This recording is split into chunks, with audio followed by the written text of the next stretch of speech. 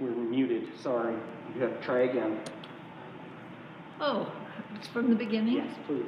Oh, well, hello everyone and welcome. Thank you for joining us again on our series of demonstrations and conversations and sale of American Indian pottery. Today is the 10th in a series of 20 of these videos, and we're having lots and lots of fun making them. It was several months ago that we decided, right after Indian Market was canceled, that we decided that we would have a little opportunity for our potters to be able to earn some money because, Indian Market was, for some, it was a substantial part of their annual income. And for some people, it was most, or if not all, of their annual income. And while there is a virtual market going on with Swaya, some people live in areas where it's impossible to be able to join with a computer, and some people are not computer literate. So what we decided to do instead was to do an in-depth interview with each one of these potters so that you have the ability to get to know them as well as we know them. And in fact, I'm getting to know them a little bit more. And so not only are our potters showing you their wares and talking about their culture and their lives on the Native American reservations, but we have their pieces for sale here, and you'll be able to take a look at them. Now, we've been doing, this is our 10th one in a series of 20, and the first 9 are already available on YouTube. And if you go to YouTube, we have our own channel, youtube.com, and search for Andrea Fisher Pottery. You can watch the ones that you have missed. And the one we have today will be on YouTube a couple hours after we finish. And if you like what you see, would you please tell your friends, because I think this is a real unusual experience for most of the audience, having real insight into the Native American community. And also it will broaden their range of possible buyers for their pieces. And we thank you very much for joining us. Let me tell you, first of all, I'm Andrea Fisher, and I have been in business for 27 years here in Santa Fe. My son, Derek, and I are putting on these videos. He is my partner, and he's also the director. So don't be surprised if you see someone with a dress shirt, a pair of shorts, and no shoes trotting around here in the background. Also, don't be surprised because we have 2 gallery dogs, and they go wandering around, and if some other dog should walk by or stick their nose close to our doorway, Honey, the long-haired one, will start barking because she is our protector. But anyway, we want to keep this just as informal as possible. Now, if you look at our schedule that we printed and mailed to you, we've had to make some changes. Our governor requires people who come from out of state to self-quarantine for 2 weeks. And Richard Zane Smith, who was on the schedule for 2 days, appeared yesterday, and only yesterday. He lives in Oklahoma, and so it made it very, very difficult for him to sequester and to be part of this program as well. But we have someone today that is really, really quite wonderful. You know, most of the galleries are doing all the super decorative pieces by a lot of the very, very famous potters whose pots, range in the $20,000 to $30,000 range. But today we have someone who is doing something completely different. And as far as I know, he is really the only Native American who is making pots that you can actually use. You can put them on your stove, you can put them in your oven, you can put them in a fire outside, you can cook in them, you can bake in them. And they're beautiful and gorgeous, or you can use them as decorative pieces because they are so lovely to look at. As far as Richard is concerned, all of his pieces that he brought us, his year's work, is on our website. And if you go to our website and click on artists and then on S for Smith, all of his pieces will come up just in descending order of price. Now the same thing is true of Clarence Cruz, who is our honored guest today. And you can go on our website. The measurements will be there, the description, and the prices as well. Again, on our website, go to artists, click on the C for Cruz, and his pieces will appear in descending order of cost down to the least expensive of all of them. So, without further ado, I am honored to introduce Clarence.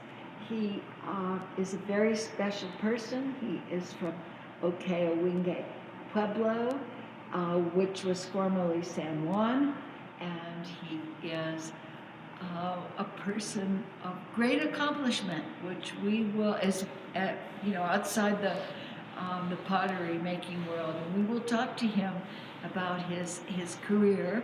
And I am extremely pleased to introduce you to Clarence Cruz. Clarence, you want to say hello? Hi, good morning. People,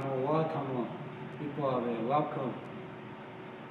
In what language were you speaking? Tewa. Okay. Tewa. Yeah, From Ohkay Owingeh. From Ohkay Owingeh. What I said was good morning and welcome. Well, would you say it again? Sengitamu, good morning. Watamu, the breath of life. And people, welcome. Wonderful. What are you going to do for us today? Well, many things. I like to do a simple pot, hand building coiling using micaceous clay. And what kind of clay? Micaceous, mica. It's functional clay. It's utilitarian ware. You can use it for cooking. What is mica? What is mica? Good question. Mica is a form of stone. It reflects heat. It retains the heat, and it also, the clay itself doesn't need anything else. It's temper. It's all in it. So it's a good cooking utilitarian ware. And where do you get mica?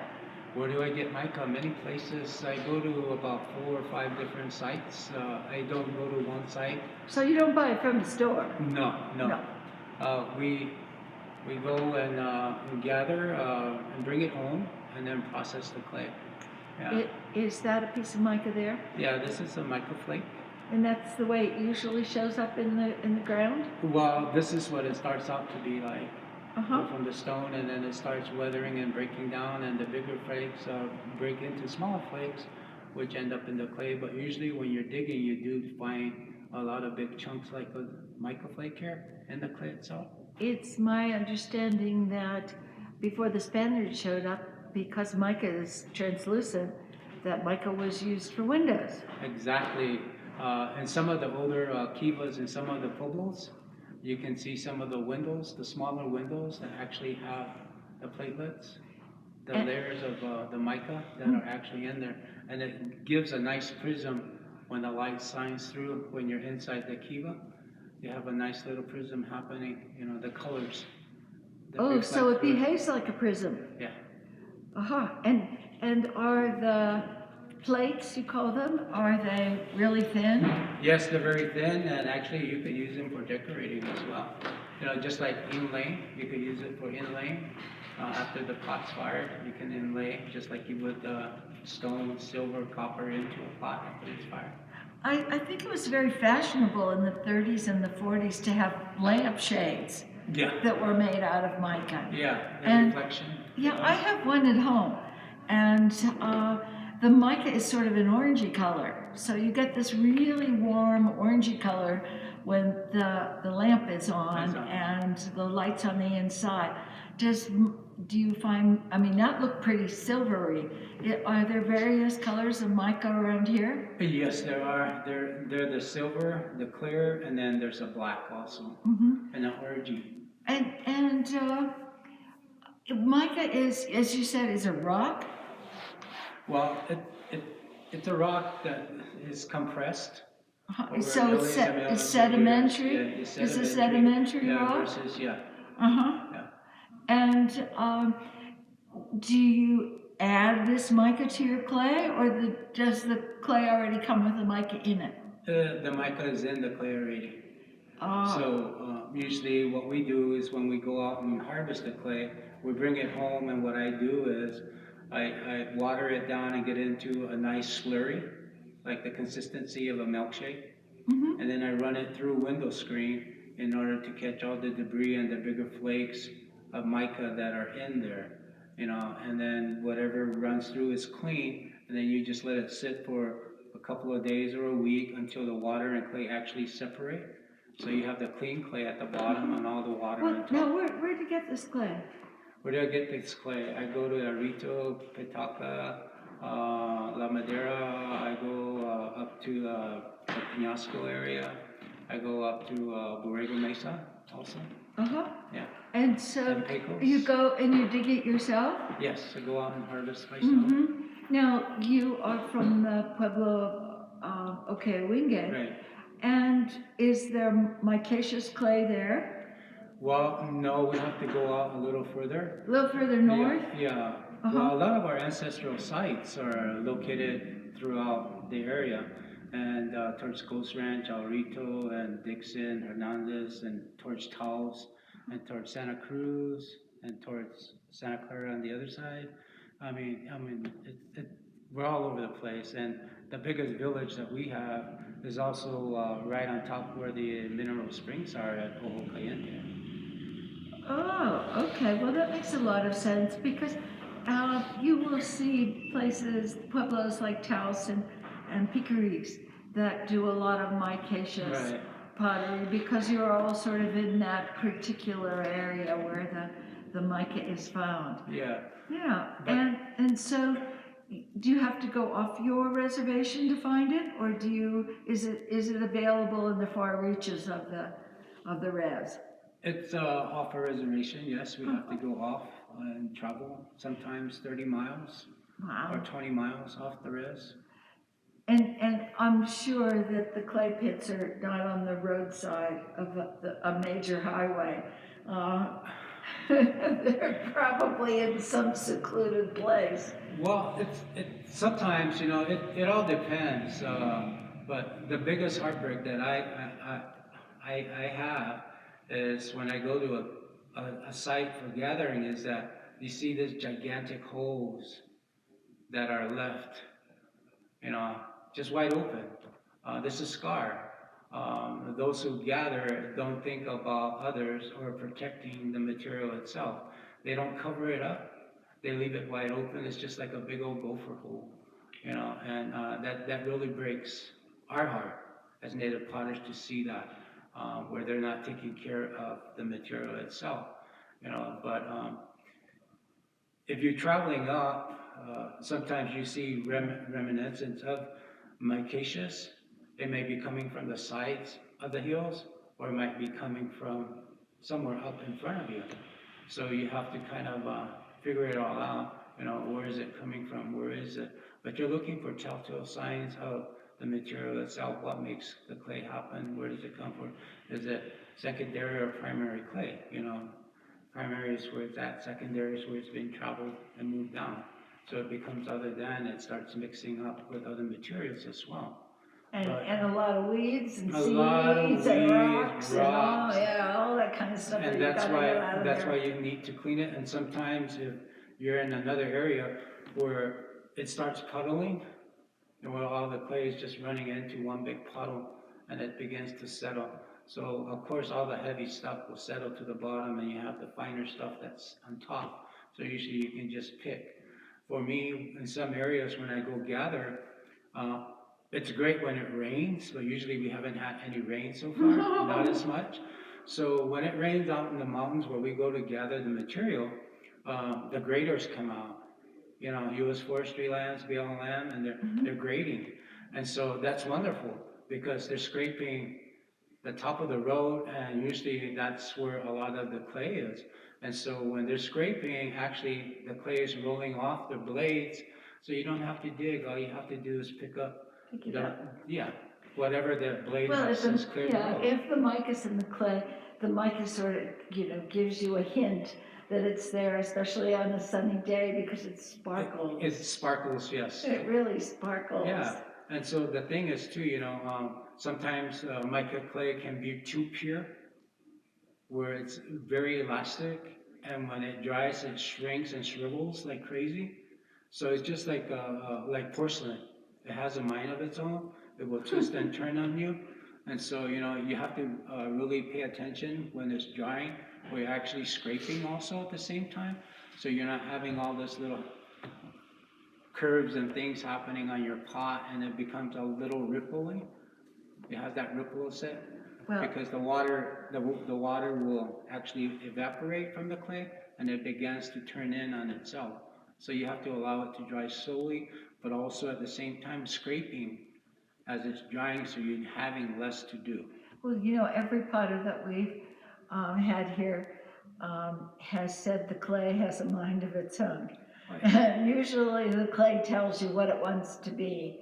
That's so and true. you are merely the vehicle to form it rather than the creative person that makes it. But, that's, I think it's a little of both, but not everyone was willing to admit that. So, well, yeah. I mean, it's true because as the material, you need to learn to understand what the possibilities are with that material, but it also makes you humble at the same time and lets you gives you that respect to the material itself. It's it's the instructor, it's the teacher. You're the learner, and so it's not like putting yourself before the horse or the horse before or the cart before. no. So you need to learn those lessons, and that's what I keep telling some of my students. It's just that learn to understand and be humble, and learn the lesson from the clay itself. Well, tell me about students. How do you come about students? Oh, students! Well, there's many thousands. You have many thousands of students? That I've taught. Yes, And where do you teach? I teach at the University of New Mexico. I used to also teach at the Poe Center in Ohkay Pueblo for quite some time. And then, I mean, all students, come from different cultural backgrounds.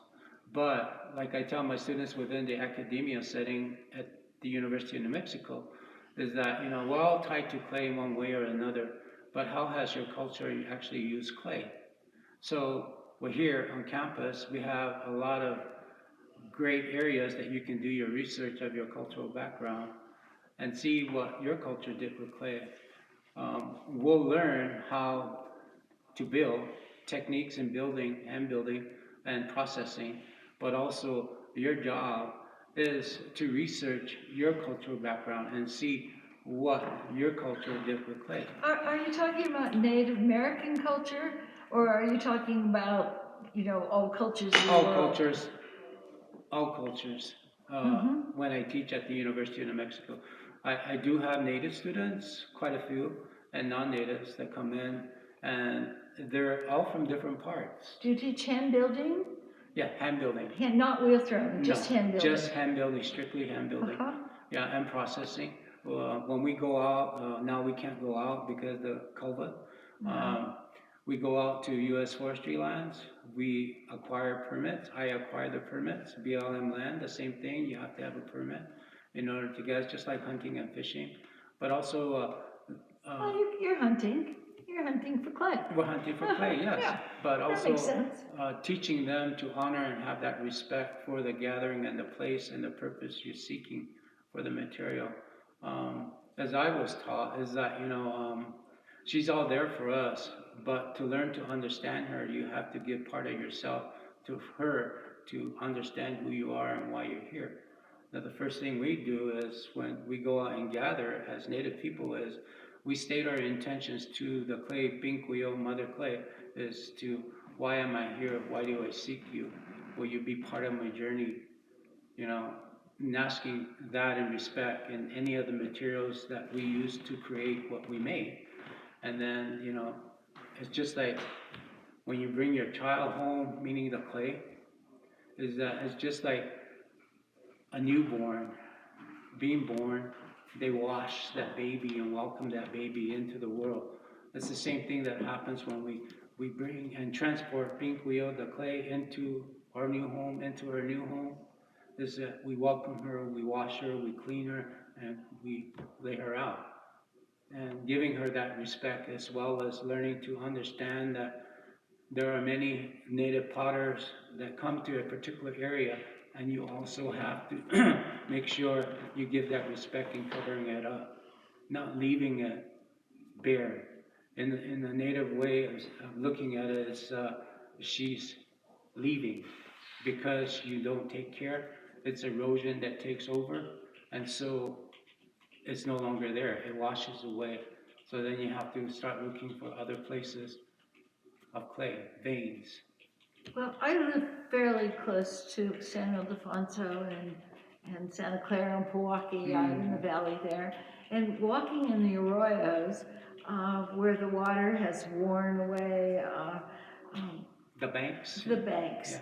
there oftentimes are just seams of clay. You can just see them. Yeah. They're just, tumbling out of the bank. Yeah. Chunks. Chunks and Yeah. big chunks. Yeah. But and so the students are from all different backgrounds, and do they get to learn about the native way of treating Mother Earth? And even though they might be from New Jersey. Well, yeah. Well, we all have different ways of respecting one another, as well as material itself. We all come from different cultural backgrounds, religious backgrounds. So, it's saying your prayer in your own way and giving thanks in how you feel and what you need to offer to the material, and saying it in your own simple way of thank you, whether it be within your own language, within a prayer itself, not just natives, but in your own way of giving thanks. Like you go to church, you say a Hail Mary or Our Father or whatever prayer you may do, you're asking for guidance, or you're giving thanks in that manner in the same way.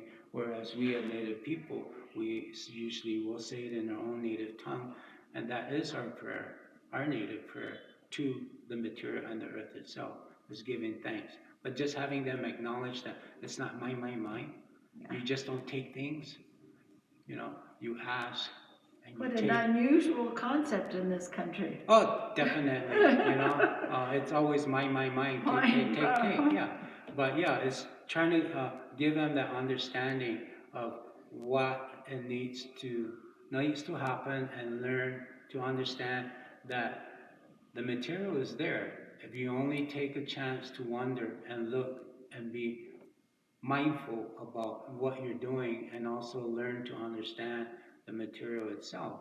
It's all out there, but it is you that need to do the experimenting and learning to understand what the possibilities are with this newfound material, or what is out there.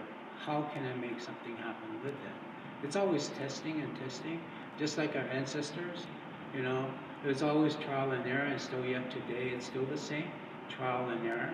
And like I always tell my students and native students, is that when our ancestors moved from one side to another, they couldn't take the whole clay pit with them, or all the materials. So when they moved to another site, they had to relearn the new area they're at. What are the possibilities of materials that might exist within our new place from where we moved from. And maybe, yes, they do travel back, maybe 50, 60, 20 miles back to from the site they moved from in order to gather material or trading. You know, today, some native peoples, potters, artists, still trade with material, but we will not venture into their own clay pits. We all have our own areas. Well, it was interesting you said that the clay was like a child, that you're giving birth to a piece of pottery, and like some children who turn out really bad, are there clay areas that aren't so hot either? Well, there are, but the thing is, you have to learn to understand the material also. Maybe it just needs a little help. Like a little counseling, you know? Yeah, a little counseling. Yeah, a little counseling, a little love. Yeah. And so maybe it just needs a little more clay in it. Yeah. Maybe it needs that. It needs that. So you're adding. And you said that mica was the temper in your clay. Do you ever have to add another type of temper to it? No. No, not at all. It's all there. You know, Uh-huh. it's just a matter of learning how to work it. Well, you know, some people add volcanic ash, some For people shrinkage, add yes. sand, some people add ground up pottery shards for their temper, but micaceous clay, Micaceous, that is the mica is the temper. The mica is the temper because it has sand already too, which is the temper itself. So you know, you just have to learn to work and see how the clay will react or how you react to the clay, basically. So you have, I mean, there's trial and error always when you're working with clay, with natural clays. You're testing and seeing the results, as well as now that you've found, like say, I'm driving down the road and all of a sudden DOT decides to cut through this hill and make it a 4-lane. Yeah, that's Which the Department of Transportation. Yes. Yeah, state And so, of New Mexico. And so when they cut through this hill that you've been traveling down for 50 years or 30 years, and you see all this beautiful stuff that's being revealed in between the cut. And being a potter or a painter that uses all the natural pigments, it's like, oh my God, what are the possibilities? So you're naturally going to grab a little and see what can happen with this. And so it's the same thing. You're finding new spots of clay. As I would do is, I don't take much. I just take a sampling to test and see the possibilities. You know, clean it, make a pot, and dry it, and fire it, and see what happens. And if it holds together during the drying and the building stage without cracking so much, when clay cracks so much when you're building, it's got too much sand in it. It doesn't have clay at all. Less clay, more sand, more grit. So it begins to, a good example will be like a sugar cookie dough, where it crumbles so much. Sometimes that will happen, so it's short. And so it needs clay. You need some clay in there. And usually you will find that out when you're testing in the field. Is when I usually carry a bottle of water and I'll grab a handful of the material and pour it in there and move it around to see if it becomes very plastic. And if I can do a pinch pot without it tearing and falling apart, or roll out coil and bending it without it cracking like crazy, then the possibilities are there. And then the next step is actually building something bigger from that, maybe a pinch pot like 2, 3, 4 inches high. Let it dry, sand it, fix it, you know, finish it all up, then fire it, and see what the possibilities are, if it will hold during that firing. Well, it's really interesting how important the clay pits and clay sources are in New Mexico. Oh. I can't imagine anywhere else where they would be as important as they are here. In fact, it's my understanding when they were widening the road to go between Milwaukee and Los Alamos, that they were going to be interfering with San Ildefonso's clay pits. And guess what? The clay pits stayed the same and they moved the highway, which I thought was really sort of a wonderful thing to be doing. How long have you been, before I go on, anybody who's out there watching or listening, if you have a question, You can ask us a question either on YouTube, or you can give us a phone call and we will put you on speakerphone, and you can talk to Clarence directly if you like. But please feel free to ask any questions, because we're going to just talk up a storm here. Anyway, how long have you been teaching at UNM? Oh God, maybe. Were there dinosaurs around when you started? Almost. Almost. About 24, 25. 20 years? Yeah.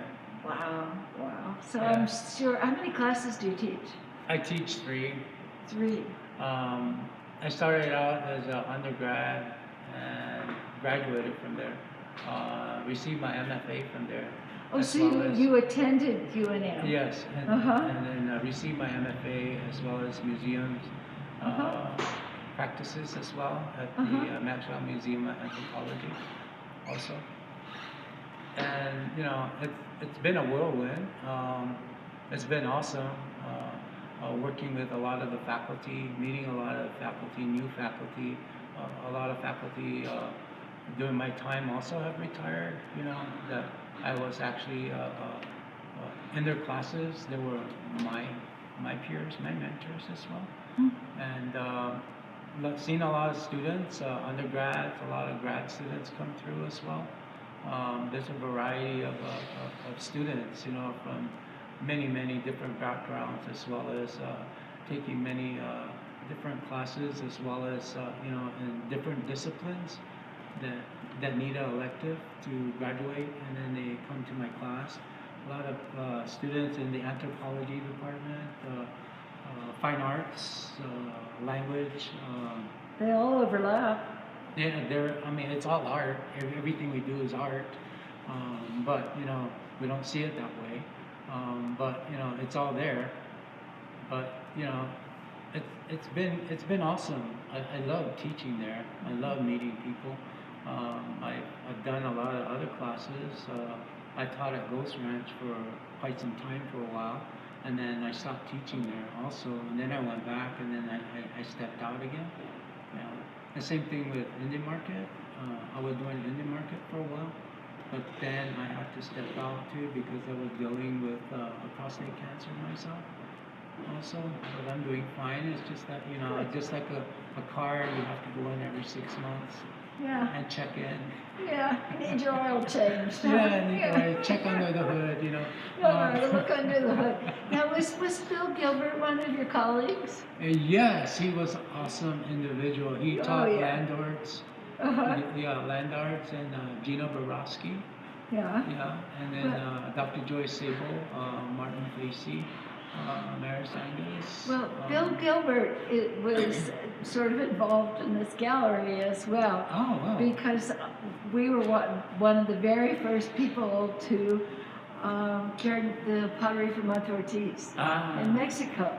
And it just made a lot of sense because that boundary between the U.S. and Mexico is a political line.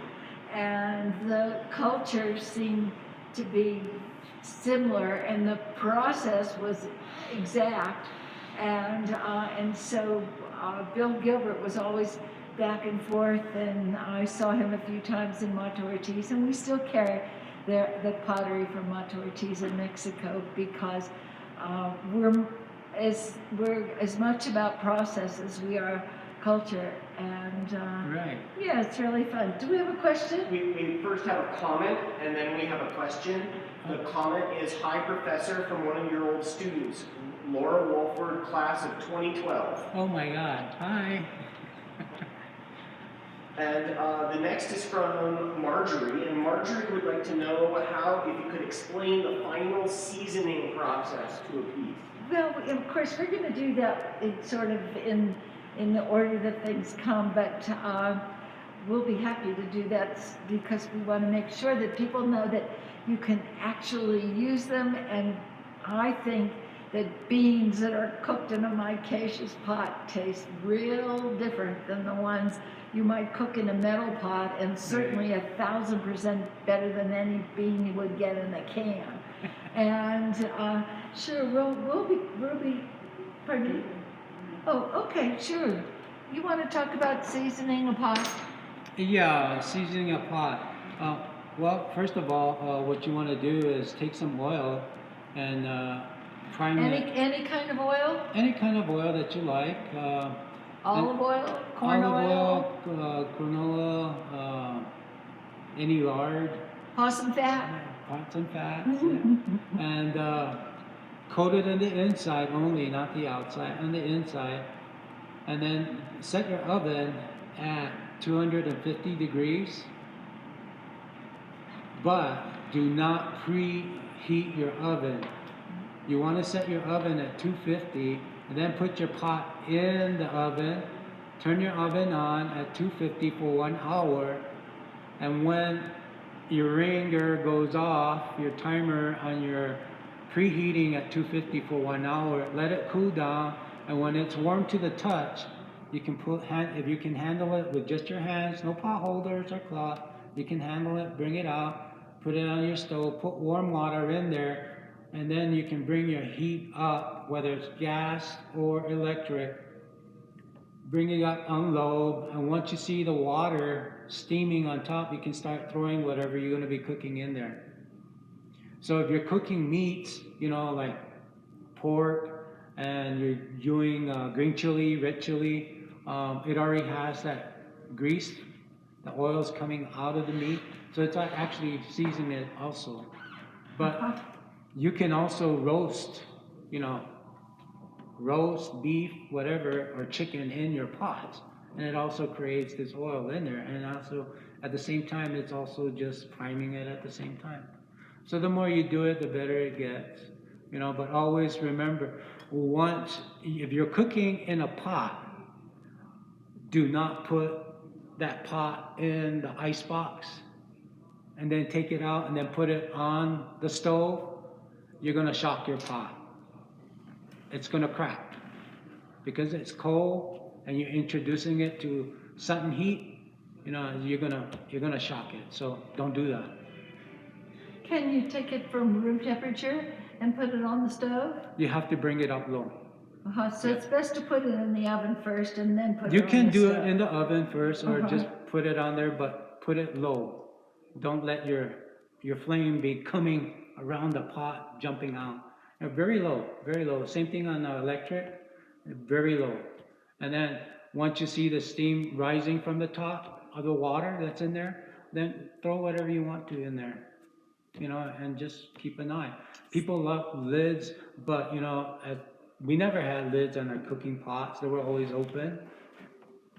You know, if you want a lid, just take one of your serving plates, put it on top, you got a lid. There you go. Yeah. So it's real simple. So you oil the inside, you put it in the oven for 250 for an hour. You let the pot Do not preheat your oven first. Put your pot in the oven on, then set it at 250, then turn it on and set it for 1 hour. After 1 hour, after the timer goes off, let it cool down, turn it off, let it cool down, and if you can handle it with your hands, it's nice and warm, take it out, put it on the stove, put warm water in there first, and then turn your heat on. On low. On low. So in other words, you need to not be shocking or doing drastic temperature changes to the peas. Right, exactly. Well, that makes sense. I mean, that happens with, you know, stoneware casserole dishes too. Yeah. If you take it from the freezer and put it in a really hot oven, It's going to crack. it's going to break. Yeah. I hope that answered the question. Marjorie said, thank you. I've made many pots I can now use. Good. There we go. There we go. That's great. Sounds like we have lots of potters looking in today. Oh, that's wonderful. This is, you know, like for you an M class, except you don't get to handle the material. You have to do that on your own. And so you were teaching people. Who did you learn from? Well, I've learned from my sisters, my aunties, my godmothers, and other potters. One important individual within my life also, which I will always mention, is Mary Lewis Garcia, who was the daughter of Lucy Lewis. She taught with under the guidance of Professor Bill Gilbert, who did land arts also. Uh-huh. And so I was taking classes at the time. She happened to be there. I didn't even know she was on campus, and then I ran into her, and then I started taking classes and then going to Acoma also with them. And then she fell ill at some point within her teaching part with Professor Bill Gilbert's, and I didn't know this. And so when he told me that Mary was in the hospital and wanted to see me, I didn't know what was happening. So I went to go see her, and then I said, "Oh, Mary, you're here. Are you okay?" She goes, "Oh, he didn't tell you, huh?" I said, "No, he didn't say anything. He said that he just wanted me to be here. Come, you wanted to talk." So I said, "Okay." And so I'm here. And she goes, "Well, I hate to tell you this, but I'm partially paralyzed." And I said, "Oh my God." And she goes, "Sit down and I need to talk to you." So I said, "Okay." And we had a conversation. And then she goes, "From today on, you will be teaching my classes. No one else." Wow. And I said, "Mary, no." That's short notice. Yeah. And so ever since then, I have been teaching as an undergrad and a grad student and till today. So I stepped into her shoes, and she has been always part of that journey.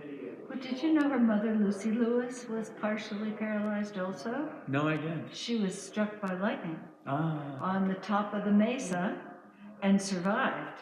And it was, a clear day like it is today. And a bolt of lightning came down, and apparently the right side of her face and her shoulder and arm, she had great difficulties after that. But the fact that she actually survived is amazing. On one of those perfectly blue sky days, this lightning bolt hit her. And the mesa's about 350 feet high above a very, very flat plain. Right. And if there's going to be any lightning, that's the target. yeah. But that's where the expression "out of the blue" comes from, where there's a bolt of lightning that comes out of a perfectly blue sky. And I don't know if it's a good omen or a bad omen or a neutral omen, but the fact that she survived was probably a miracle. Yeah. So So all those people taught you. Yeah, a lot of people, a lot of faculty. I've taken a lot of their classes as well, and in pottery, on the reservation and off the reservation from other potters as So well. were you an learning active potter before you started at UNM? Yes, I was doing pottery as well. My sister and I, Bernadette Owingeh Cruz, she was doing pottery, and I stepped into, and we used to go gather a lot of the material on our reservation. The shugyan, meaning the volcanic ash, and then the clay itself, not too far from where my village is. Now the pieces that you make are completely undecorated. Is that by tradition or by choice? Well, it's by tradition. I do have, like within the micaceous pieces, I do the Poshu'wi insides, which is line drawing. Yeah, and I always described it as if you take a look at a manta, a sash, you see all the designs happening, and if you take away the color, you see lines. The color is only filling in those line designs that are created, like the Potsuwi incising design, line drawing. So those are seen on a lot of the utilitarian ware, older pots, and a lot of the ancestral sites of Ohkay Owingeh and other particular sites as well. You'll see a lot of the Potsuwi incising, line drawing designs, as well as just the plain or the corrugated itself. Part of man's desperate urge to create. Yeah. Yeah. Well, that's And why did you choose to do utilitarian pots instead of, some of the other traditional pieces that come from your village? well, there was always a need for functional ware, though a lot of the table pots aren't functional. But yeah, but a lot of they were used for ceremonial purposes and still are, and in and out of the sacred realm, traditional places within the villages, different villages for cooking, initiations, and stuff like that. Preparing meals for a special occasion, and that's one thing they've always wanted and used. But I also do the other traditional San Juan wear too. But when I do them, it's very seldom that they will come out of the house or into the public. But when I do make them available to the public, they're all gone. They don't stick around for a while. Yeah, they're the red on tan and the card and the polychrome. I do those too, and a lot of folks didn't understand that San Juan did a lot of black pots too, a lot of black pottery, So from the clay you 1500s use with the mica in it will fire black as well? Oh yeah, if you do a reduction firing, yeah. it will be black. It will be just like I explain it to my students. It will be just like on a dark, starry night. That's the effect you would have in a reduction firing. Is the pot, the surface is black, but the flakes will be sparkling. Just like a dark, starry night. Mr. Derek, oh, he'll be back. I wanted him to show an example of a black micaceous pot. Okay. And perhaps in a few minutes, even before you start making a pot, that you might be able to go over and talk a little bit about some of the pieces you have, because here we are talking about mica and the various colorations and the uses of these pieces. But it would be really nice for you to hold something in your hand and be able to tell us a little bit about it. But that's what black micaceous pottery looks like. Yeah. Yeah, it is a starry night. They just glow. It's glow, yes. really wonderful the way they just glow. It's nice when you see them in the firing. When they turn orange. From the heat itself. Yeah. But so you've been doing this for 25 years. Why did you choose utilitarian pots rather than decorative ones? I mean, they both take a tremendous amount of work. I mean, after all, most of the work is digging that clay and cleaning that clay. Well, for me, I just with all the different villages that I visit and also do contact, they ask for a lot of the functional micaceous wear. So I do a lot of those pieces for a lot of the different villages for particular purposes, their needs, and so I do a lot of that. But I also, like I stated earlier, I do the San Juan style too. But it's very seldom that they will get out, But as soon as they're done, they're somewhere else already. Well, Clarence, Derek, you ready? Yep, I'm ready. Okay. Clarence, why don't you wander over there, and I'm just going to talk for a few minutes about what's going to be happening in the next few demonstrations / conversations. If you want to wander to your pots, that would be great. Great. Well, coming up, let me put my glasses on. Getting blind in my old age. But on Tuesday, on our conversations / demonstrations and sales are done on Tuesday through Saturday. And on Tuesday, we're going to have some very special people. Joe and Eunice Naranjo. Joe and Eunice are husband and wife. They do the black pottery from Santa Clara, mostly plain, mostly polished, beautifully polished, with a little bit of sgraffito to scratch into the surface. And then there's Kevin Naranjo, and Kevin does sgraffito pieces also with the most beautifully etched animals. So realistic, you think they're going to jump right off the pot at you. They're really, really incredible. And so all three Naranjos will be here on Tuesday. You should check the schedule on our website because they start at slightly different times, mainly because people come from different places and some far away.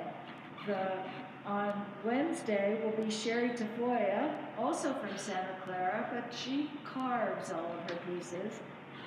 And on Thursday, Jackie Shativa will be here. Jackie is from Ohkay Pueblo, and she does corrugated ware, and which were traditionally used for cooking pots, but they've been taken to another level now. And so that's what's sort of coming up, and now I have Clarence talk to you a little bit about what he does. So I'm over here with Clarence in the display of his work. And so Clarence, what do you have there? This is a cooking pot or a water bowl or anything you might want to use it for.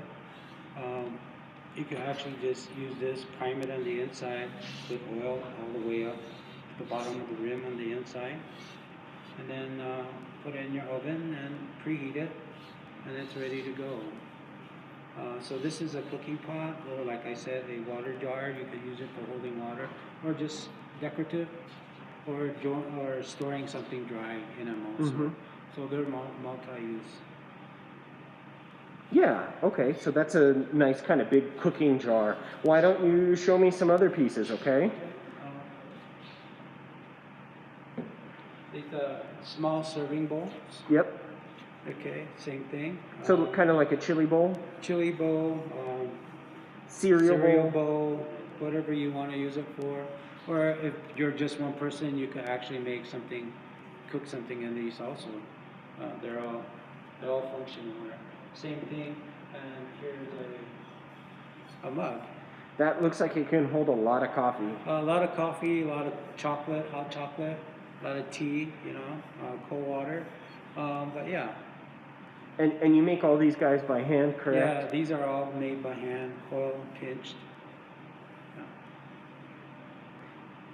Yeah. And this one here, also, this one has little handles on the side.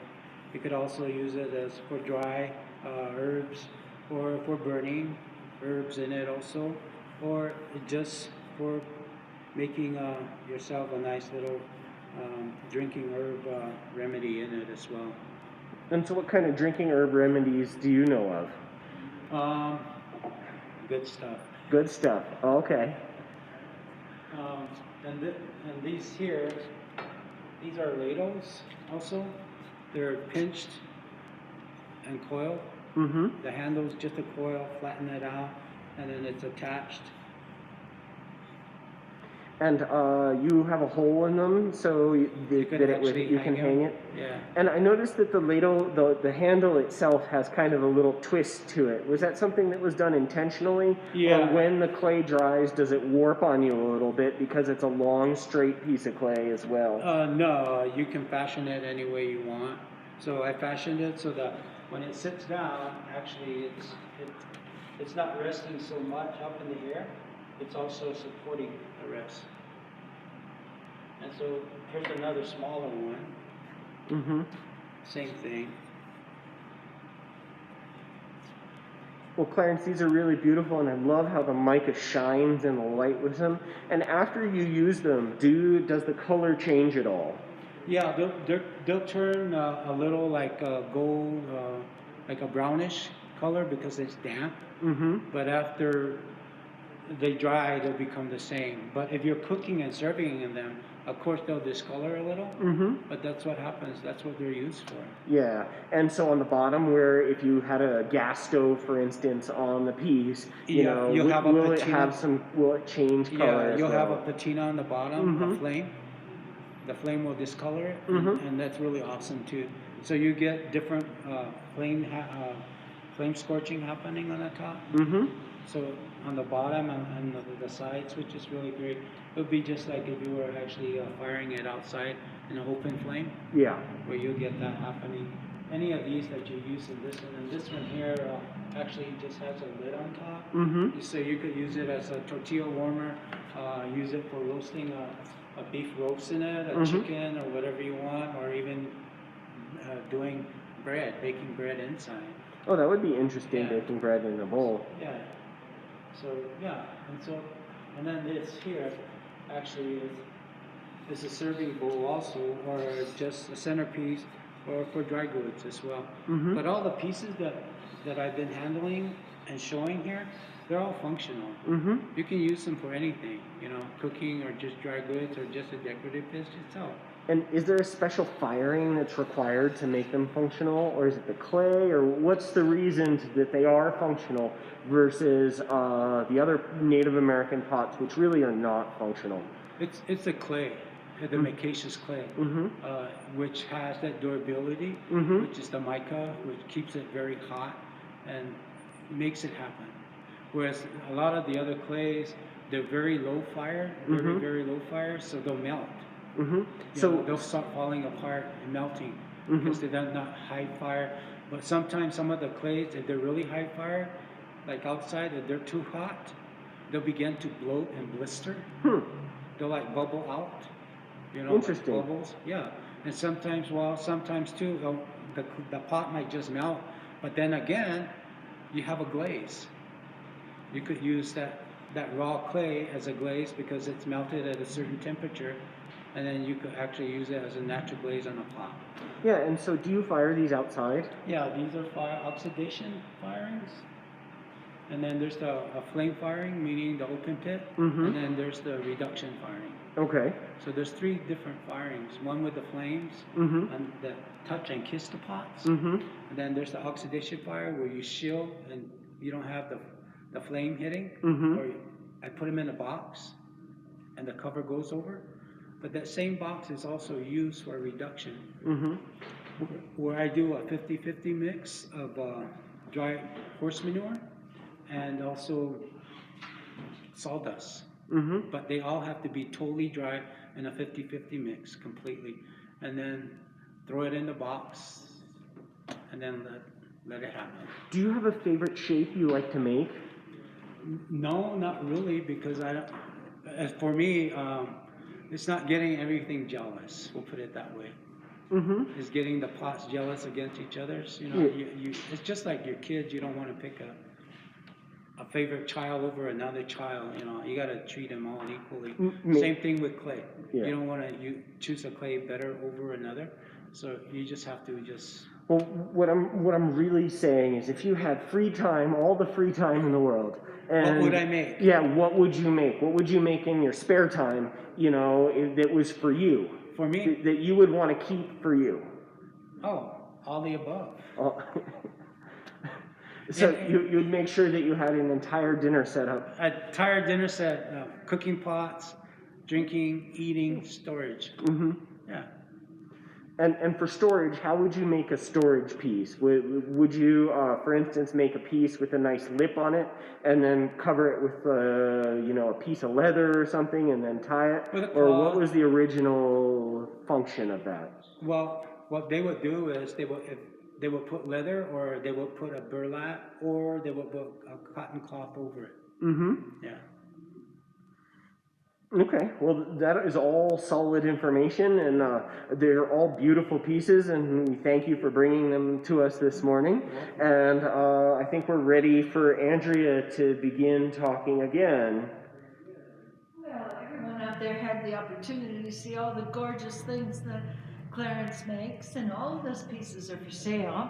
If you wish to purchase one, you can check on measurements and sizes if you go to our website, go to artists, click on C for Cruz, look for Clarence. All the pieces are listed there in descending order of cost.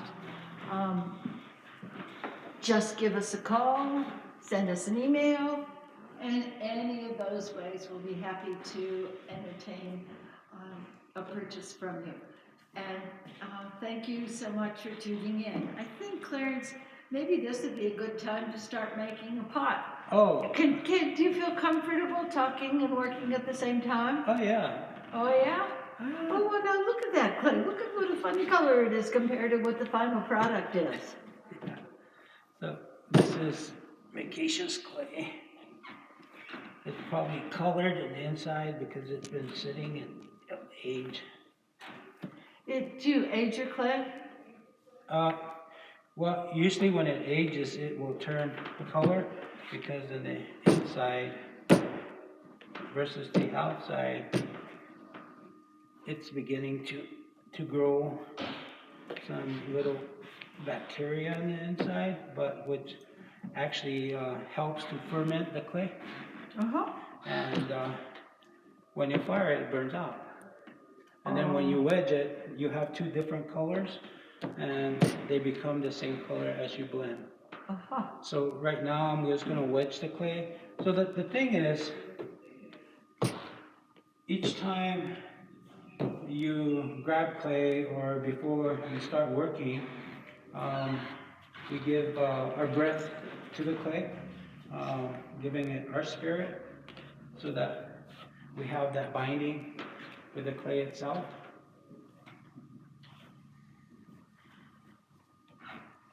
So what I'm going to do right now is just wedge the clay.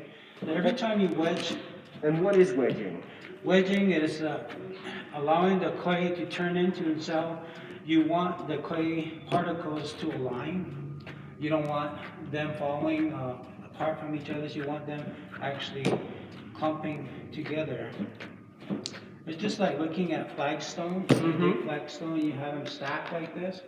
And that's what you want the clay particles to do, is actually stack on top of each other. You don't want them going in many different directions. You want to compress.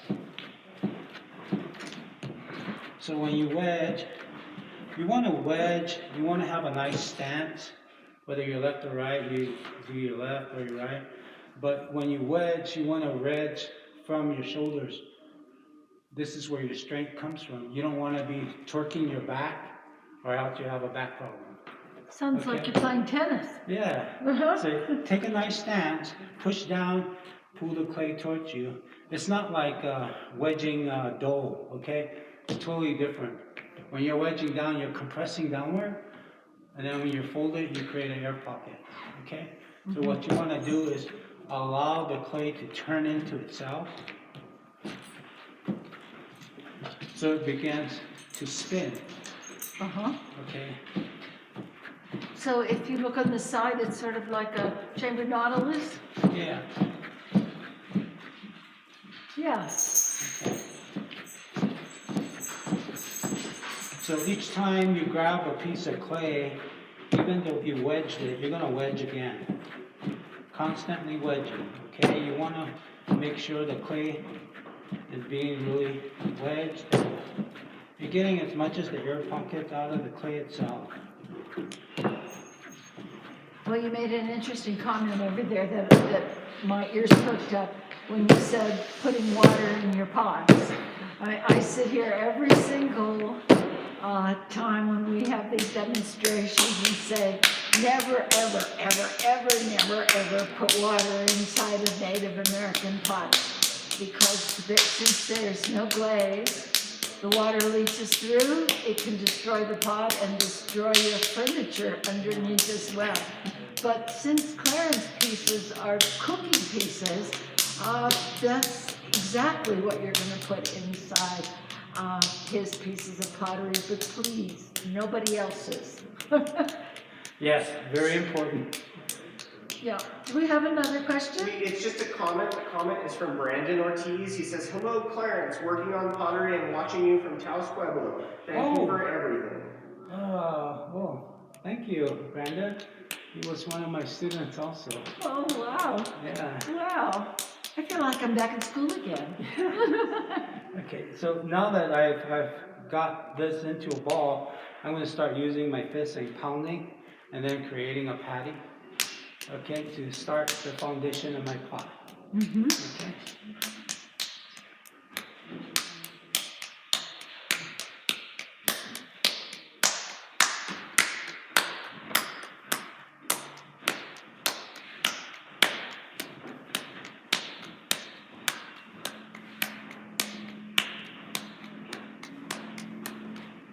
Now I'm gonna flatten it out.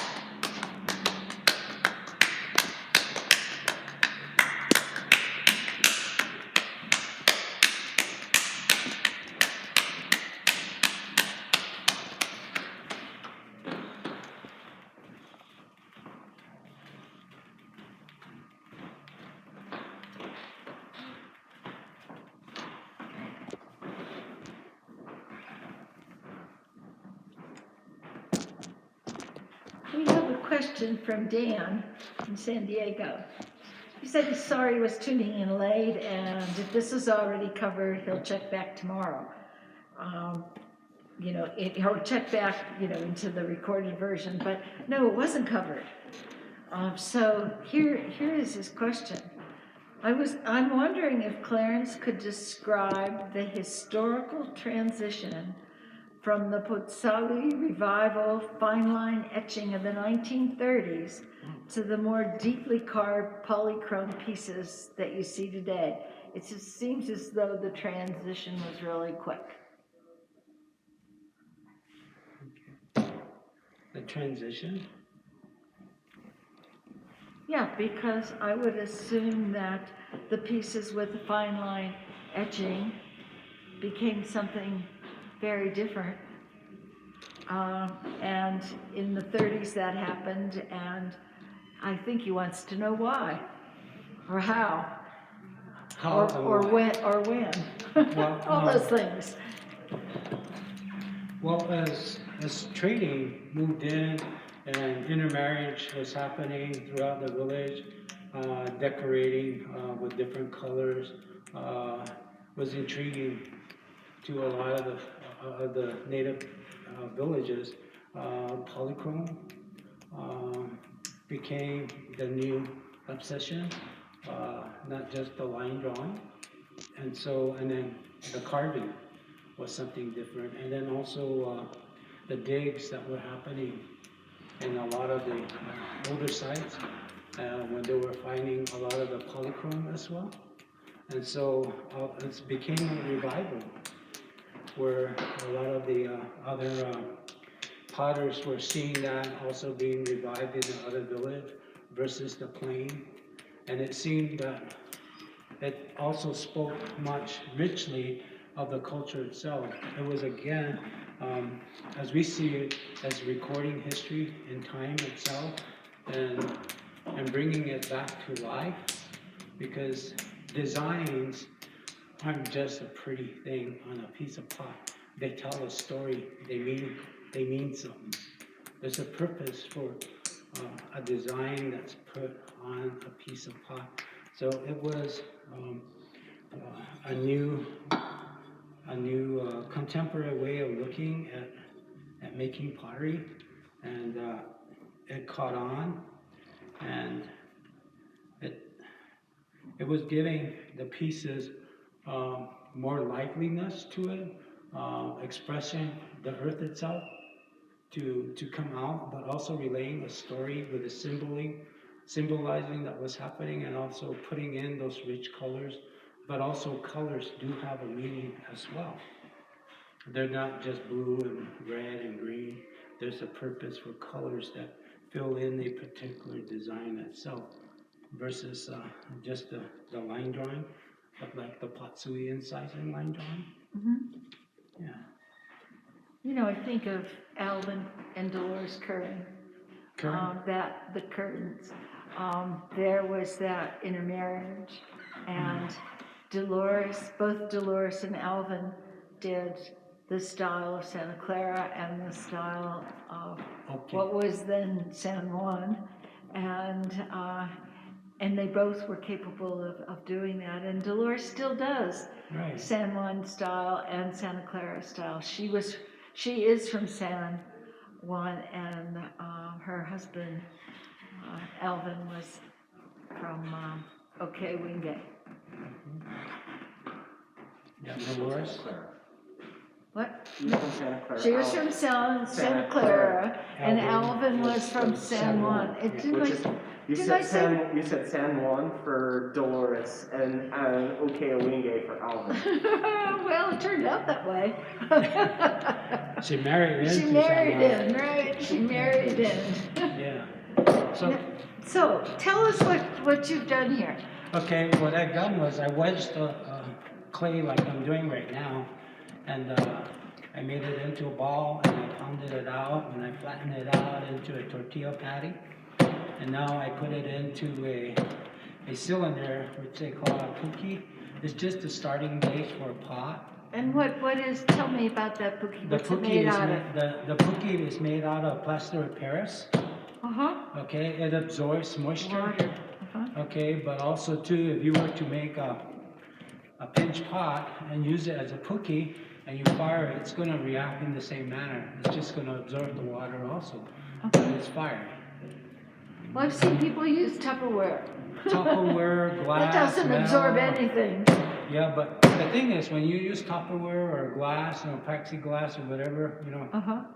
you need to, if it's glass or plastic, you need to coat it or put a cloth in it, because if you don't, your piece that you just built and you want to get it out, it's not going to come out. It's stuck. It's stuck. Yeah, Uh-huh. and so that beautiful piece you just finished won't be able to come out unless you just fire it with a container. Whoops. Yeah, and if it's plastic, it'll melt, but what kind of texturing will it give it? Yeah. But yeah. And so what happens is the puki absorbs some water and the clay clay- shrinks away from it a little bit Yeah, so that you can remove it. You can remove it. Uh-huh. Yeah, so it doesn't stick. So, I mean, there's different ways of making things, that are available to you, But in the older days, they used to just do pinch potting and then grow the pot from there by adding the coils also, which is still done in some areas, pinching, making your bowl, and then adding and stretching. So when I start coiling, you want to do is press the clay together and then start rolling it out, compressing so that you're beginning to make a coil or a rope. Now, are you pushing the air bubbles out as well? At the same time, I'm compressing the clay so that it also is assisting in that, just like when you're wedging the clay as well. What happens if you accidentally leave an air bubble in there? Well, doing your firing, or while you're building, you may see it protrude outward like a bubble. Yeah. Okay, and if you're seeing that before you actually fire it, you want to poke with a sharp tool where that bubble is, not just where it is, but all the way around it. And then use your tool and smooth it out so that you're allowing the air to come out. Now, if you don't do that and you fire it, you're going to have 4th of July. Popcorn. Popcorn, Popcorn. basically, yeah. So when you wedge clay, the coil, you want to use this part of your hand here. You don't want to use your fingers, because if you're using your fingers to roll, you're going to have these little ruts happening. Just imagine or visualize an old washboard, okay, or a bad dirt road on the rads. Bad dirt road, there you go. Yeah. Or that corrugated metal roofing material. Yeah, there you go. Yeah. So now what I'm going to do here is I'm going to cut the edges of the coil here, because we have these. So if you push this two together, you have air pockets in between. You sure do. And if you don't press them, you're still going to have that. So the best thing to do is cut the ends off. Okay? And that way they're flat against each Yeah, other. they're flat. And so the next step that we're going to do is we're going to put the coil halfway in, halfway out. Okay? Halfway in, halfway out. Now the most important thing too when you're hand building and coiling it is making sure that you push the two ends together so that they actually stick. You have to push them together. Okay? And then you're going to blend them and then return it back. How'd you make that just the right size? Oh, How'd you do that? Practice? Practice, I guess. Maybe I've been doing this for quite some time. Yeah, maybe, huh? Yeah. So what I'm gonna do is, I'm gonna take the coil that's sitting in the inside of the pot. I'm gonna use my thumb, okay? Say,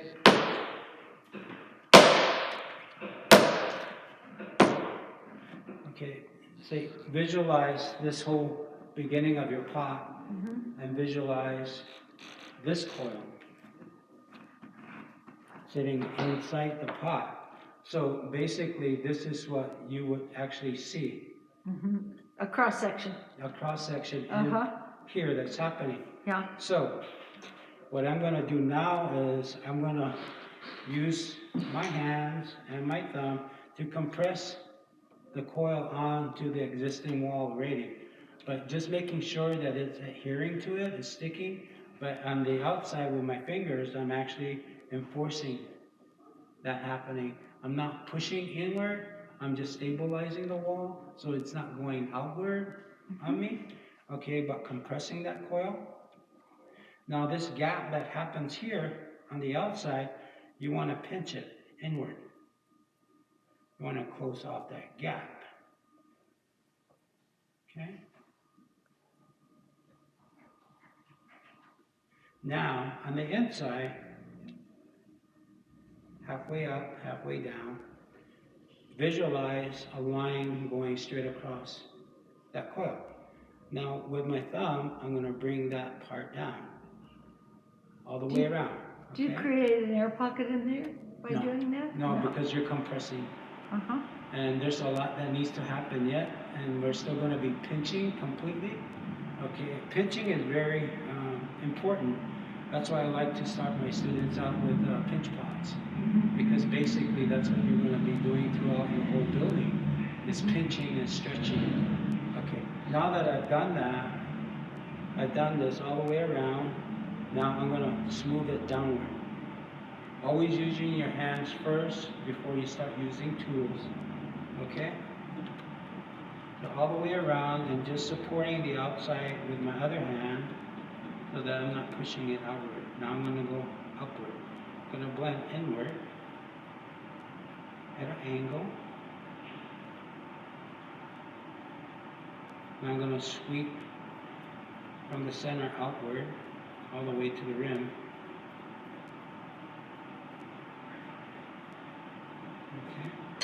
Okay. Now, What I think is really interesting is, before I could say, well, you know, they dig the clay, they clean the clay, they try to they age the clay by getting air bubbles out of it, they coil the clay, they scrape the clay, they polish the clay, they paint the clay, they fire the clay, and that's it. Every single person that has been here doing this, and you're number 10, every single person does it slightly differently. yes, exactly. And you have your own tools that, whether they came through tradition of your village, or whether you invented them yourself, or whether you went to the craft store and bought them, everybody does it just differently. It's fascinating. But the product. Exactly, exactly. So now this area here that I did the seam with, I'm going to do it again, okay? But starting downward, okay? Because it's thicker up here, thinner down here. So now what I'm going to do is I'm going to start pinching. I'm going to start pinching here at the base of the edge of the puki here. So one thing one needs to remember is also when you start pinching, you want to maintain the many times you go around and then come up. If you're going twice around and you move up, that's going to have to be your pattern. Twice around, up, twice around, up, twice around, up, twice around. Pinching twice, then moving up, pinching twice, then moving up, making 2 rounds, pinching, up, 2 rounds, pinching, up. So you have consistency and thickness throughout your building. So that's going to be your pattern in building throughout the whole pot until you decide you come to the height and it's ready to push out. We'll talk about that more as we go. And you do that to have a uniform thickness? Yes, throughout consistency. And what if you don't have a uniform thickness? Well, when you're sanding and scraping, you're just going to burst right through the wall. Then you have a hole in your pot. Then you have to be very creative of how you're going to... Or start over again. or start all over again. Or you think of ways of how you can incorporate that into designing and finishing your pot. Mm-hmm.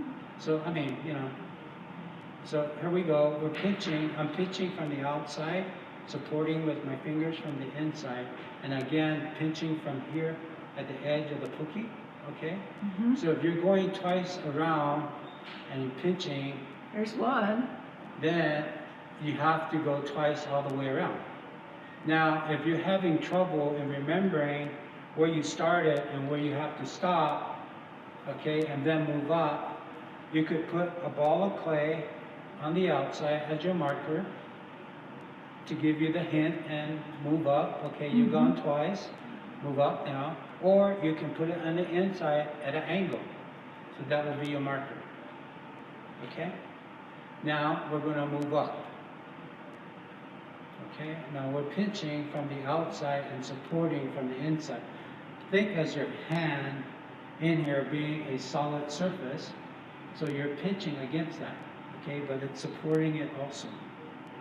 So you're not pushing inward, you want to maintain the wall You want a cylinder. Yes. Mm-hmm. So as I always talk to my students, particularly in the academia world, who are doing ceramics and throwing on the wheel, visualize a wheel potter. What does the wheel potter do on a wheel with clay? Of course, make a pot. Yeah, But- you make a cylinder first. Yeah, but what else is the potter doing on the wheel? The potter on the wheel is wedging their clay, his or her clay on the wheel, compressing, pulling, pushing, pushing, pulling, pushing, stretching. That's wedging. But we as hand builders, potters, we're physically engaging more so on a solid surface with the clay itself. Physically engaging. So those are the things one needs to always keep in mind.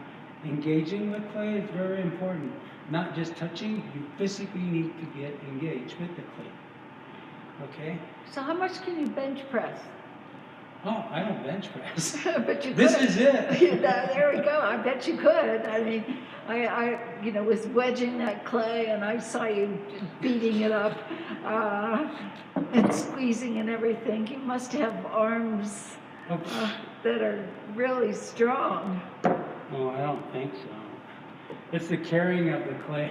And the carrying of the clay. There we go. Yeah. So I mean. So when you go and do clay, how much do you normally get? Well, for myself, for the whole year, I will usually gather around 16 buckets, 5-gallon buckets. 16 buckets? Yeah, 5-gallon buckets. And how many pots will that produce, more or less, roughly? Well, I know it out of the size. 16 buckets, and you divide it into half because you have to clean it. So 16 times 2 is 32 buckets. Yeah. You end up with 32 buckets, halfway clay, halfway water, so that you can make it the consistency of a milkshake before you clean it. So out of all that, you have 32, but then it becomes 16 again. Mm-hmm. So out of the 16 buckets of clay, I usually will get anywhere from 350 to about 450 pounds of micaceous clay. Wow. Wow. Yeah. But it also depends on the size of the piece you're actually going to be making, or if someone asks you to make a particular piece, like they usually ask you to make certain pieces for certain purposes. How would you describe the weight of your pieces? Excuse me? How would you describe the weight of your pieces? I mean, Yep. some people say, oh, they're paper thin, and other people say they're a doorstop. Well, let's say a soccer ball. A soccer ball. Okay. Okay. Well, that'll give people an idea that are looking at your pieces that, they are not doorstops. They're not doorstops and they're not paper thin either, but somewhere in between, because they have to be sturdy enough to fill To them take the full, heat, yeah. to take the heat and to take the weight of whatever's inside of them as well. Well, yeah, volume. They're anywhere from about a quarter inch or sometimes less than that, you know. Is So that what they originally started out, or do they shrink substantially? they shrink depending on how much moisture the clay has as you're building. You know, because clay loves water. Wow. And so that's why when clay is really, really pure, it maintains a lot of water in it. And so as it starts to dry, it starts to shrivel. It gets all this little ripples happening on the outside. When that starts happening, it may start twisting in on you, just like porcelain clay does. It has a memory of its own. Yeah. And so you have to start scraping.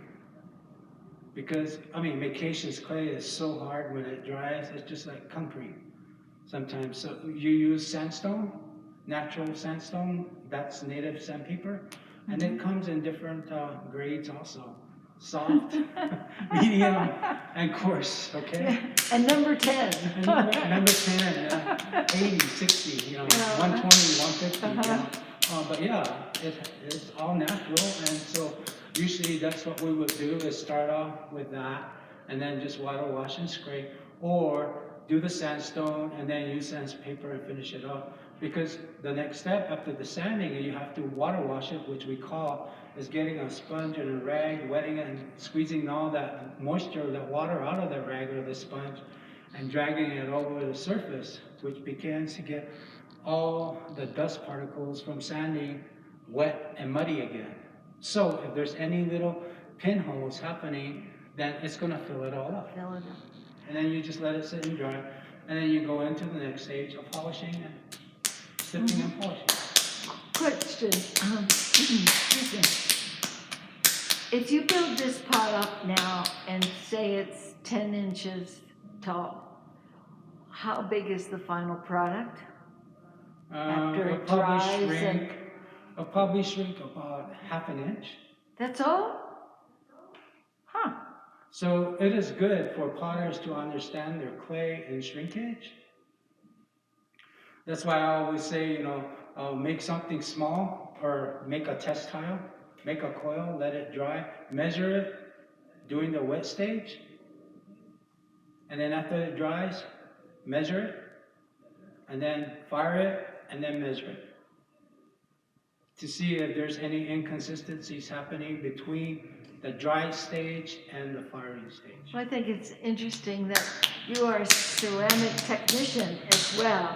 I mean, I'm sure in the village where mama's teaching their daughter how to make pots, she just says, make it bigger. And there's no measurement involved at all, because that's something that becomes innate after a while. Well, that's what I always tell some of my natives, if you're getting commissioned to make a piece, certain height, certain width, and you know, so on and so forth. Yeah, it's got to fit on the mantle, huh? Yeah, so you need to understand the shrinkage of your clay. So once you understand that, you know how much you can give. You can make it ½ an inch more wider. But all clay shrinks totally different. Yeah. You know, so. Oh, yeah. I mean, what Thomas Tenorio said, 20%, which is A lot. a lot, because that 10-inch pot will go to 8 inches. Yeah. Mm-hmm. And and your 10-inch pot goes to 9.5. Yeah. That makes all the difference. Yeah. And that was the largest percentage of shrinking of all the people that we've had here. Yeah, so you just have to learn to understand the shrinkage. And again, you know, is being knowledgeable about your clay. After working with it so long, you learn to understand the growth within yourself and the understanding, and the clay itself that's giving you the understanding of the material itself, what it has to offer you in learning and understanding that part. Well, you know, it's like every profession. You have to learn the process and the possibilities and and all those things that can stand in your way. Well, I look at it as life itself. you have to overcome those hurdles within anything you do, such as art. You have to learn that and understand it and be humble and appreciative. That's why, like, when we lose things, we're not angry, we're not mad, we're not sad. We're lucky we got everything else that came out, but in a traditional manner is that the spirits wanted that peace, and they didn't want you to have it. They wanted it. So they took it. And be honored, be happy. Because if you're going to be negative all the time of things don't make it, you're putting the energy into whatever you're doing. You don't want that. Yeah, into You just wanna throw it those back. ulcers and into that blood pressure. Yeah. Yeah. You just want to let it go, let it go, let it go. Such is life, like I always say. Learn from those mistakes. Learn to understand why it happened and why you can't do that again because it happens. Do all the people in your village practice that? I wish. Yeah. Everywhere else, yeah. Yeah, how about in the whole world? In Wouldn't the that whole be world, nice? yeah. What a That would be nice. Then we surprise. won't be in the place we're at right Oh, now. no kidding. Oh, I'm sorry I said that. No, you're not. But And I'm anyway, not sorry you said it either. but you know, it's just learning to understand the material. Like I always tell my students, native students and non-natives, is that learning to understand the shrinkage. Well, of course, if you're working with man-made clay, commercial clay, they tell you the shrinkage already. Yeah. But if you're working with natural materials, you have to learn to work with that and understand shrinkage rate, you know, what it needs, you know. And so I always tell my students that work with the natural material is, you know, get a handbook, get a notebook, write down how you do things. Because, you know, we tend to forget how we got to where we gotten with the material and processing, you know. Hey, when you get to be my age, you forget your children's names. Well, my mom calls us the same name, you know, and we just say, "Yeah, mom, okay."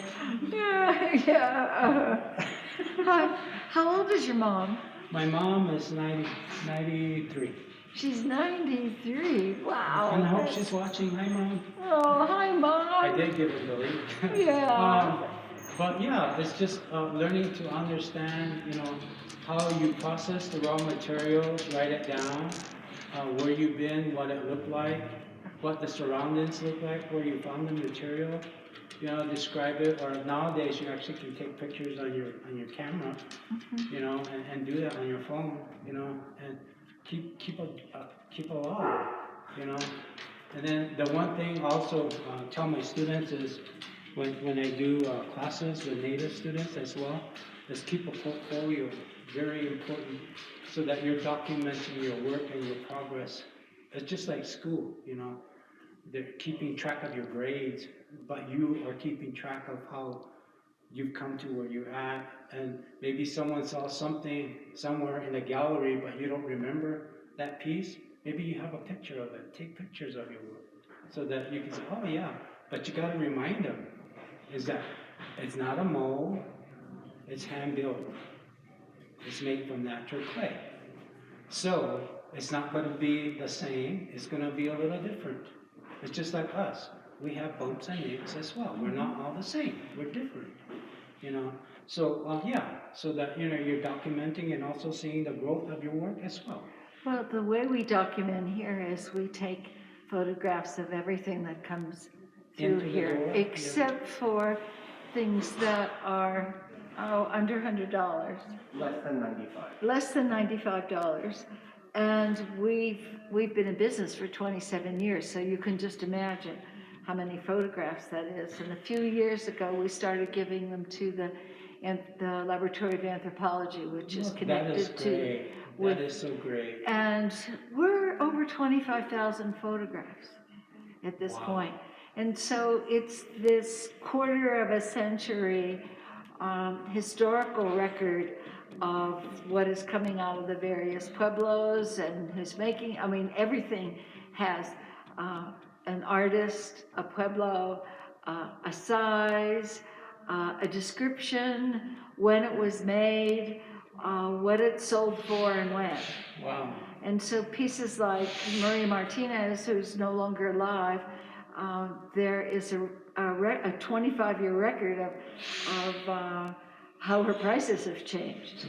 And, you know, all the other information that goes with it. And so, you know, we're going to continue to do that until, you know, they have by far, but it may even happen now, the greatest collection of Native American pottery anywhere. And That is great. yeah, well, and it's fun too. It's really fun. In the beginning, I took Polaroids because this was my little marketing task. If someone can come in and say, oh, I really like this piece, but, you know, I have to show my husband, or I need to think about it, or I don't know if I can afford that much. I need to go home and look at my finances. So what I do is take a Polaroid picture, and I had a little sticker printed up that I slapped on the back and wrote all the information on it, and I would hand it to them and say, put it under your pillow. And you know, if you dream about it, it should be yours. Yeah. And we would do that on everything that came in here. And, you know, sometimes people would just say, you know, I would like to buy that piece, and that was it. And I wound up with lots of photographs. Wow. Well, when we first moved into our first location, we painted the gallery part, but in my office in the back we didn't. And it was a gallery before, and they stored paintings in that room. Oh. And the walls were all scratched up because, you know, all the stretcher boards and everything scraped against it, but we never got around to painting it. So I started scotch taping the pictures to the wall. And pretty soon the pictures went from floor to ceiling. Oh, no. The whole room was covered with pictures, floor to ceiling. And then I put them in a drawer, and that drawer got full. And then I used another drawer, and all of a sudden I just had pictures coming out my ears. Oh, no. And so and we were doing them on a regular camera at that point. Wow. You have a helper. Yeah. Excuse me. So what I did with the pictures is I got some mylar sleeves, and I put them in mylar sleeves and started sort of filing them in shoe boxes. Oh. And so I had a shoe box for Santa Clara and a shoe box for Acoma and so on down the line. And it turns out that there were too many pieces, too many photographs for one shoebox for Acoma. So I started dividing them by potters and making these little filing systems. I'm a Virgo, so, you know, I do that kind of stuff. And when I got to the point where in one room where I have a big long counter that I could not fit one more shoebox, that's when I called called MIAC, the Museum of Indian Arts and Culture, and said, would you like these? And they were just thrilled to get them. And now we do everything digitally, and they are in the process of scanning all the ones that came in, the 16 or 17,000 photographs that came in mylar sleeves. And so at some point there's going to be a database there that will have examples of, you know, maybe 50 of your pieces. You know what would be nice is actually to host a little show when things actually calm down, get back to normal, of all the images throughout your entire career here at the gallery is to display. Well, if we put them, you know, if we use the 4x6 photographs, we don't have enough wall space for all the photographs. Museum of Indian Arts has space. Yeah. Why not? Yeah, why not? Yeah. They should honor that. It's not much to ask. But Pardon me? Oh, I just got a new count because, you know, we just keep giving them, and we usually sort of do that near the end of the year. We're up to 40,000 pictures. oh my God. Wow. Well, you know, a lot of pots go through here. This is what we do, and this is all that we do. There's no jewelry, no drums, no paintings, nothing. It's pots. And for the most part, 99% of it is containers, because I just happen to like containers.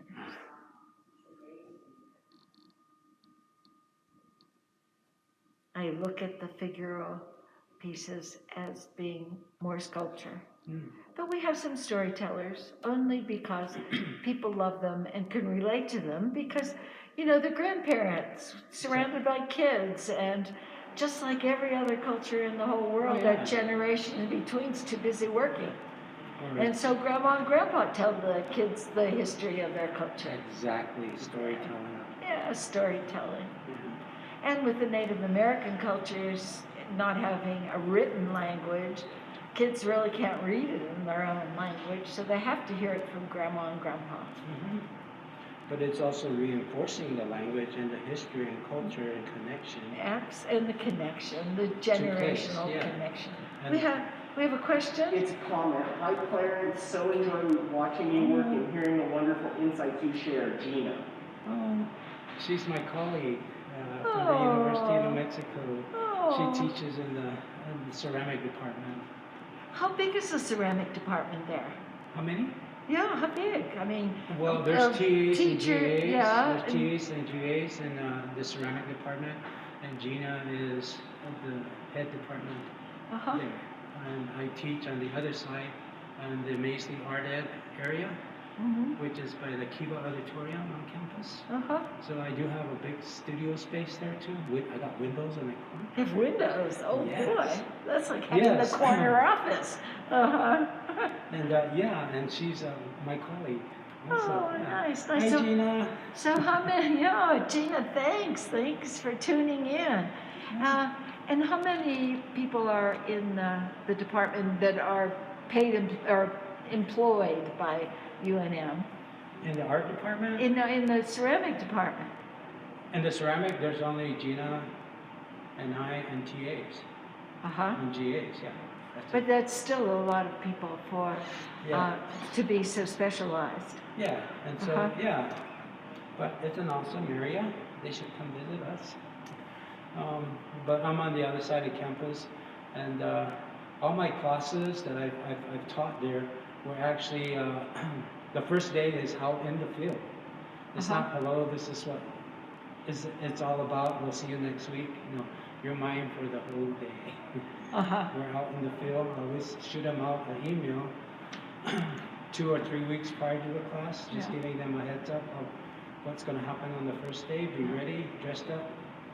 And how many students attend your class? I mean, how many ceramic students are there? And is ceramics a major?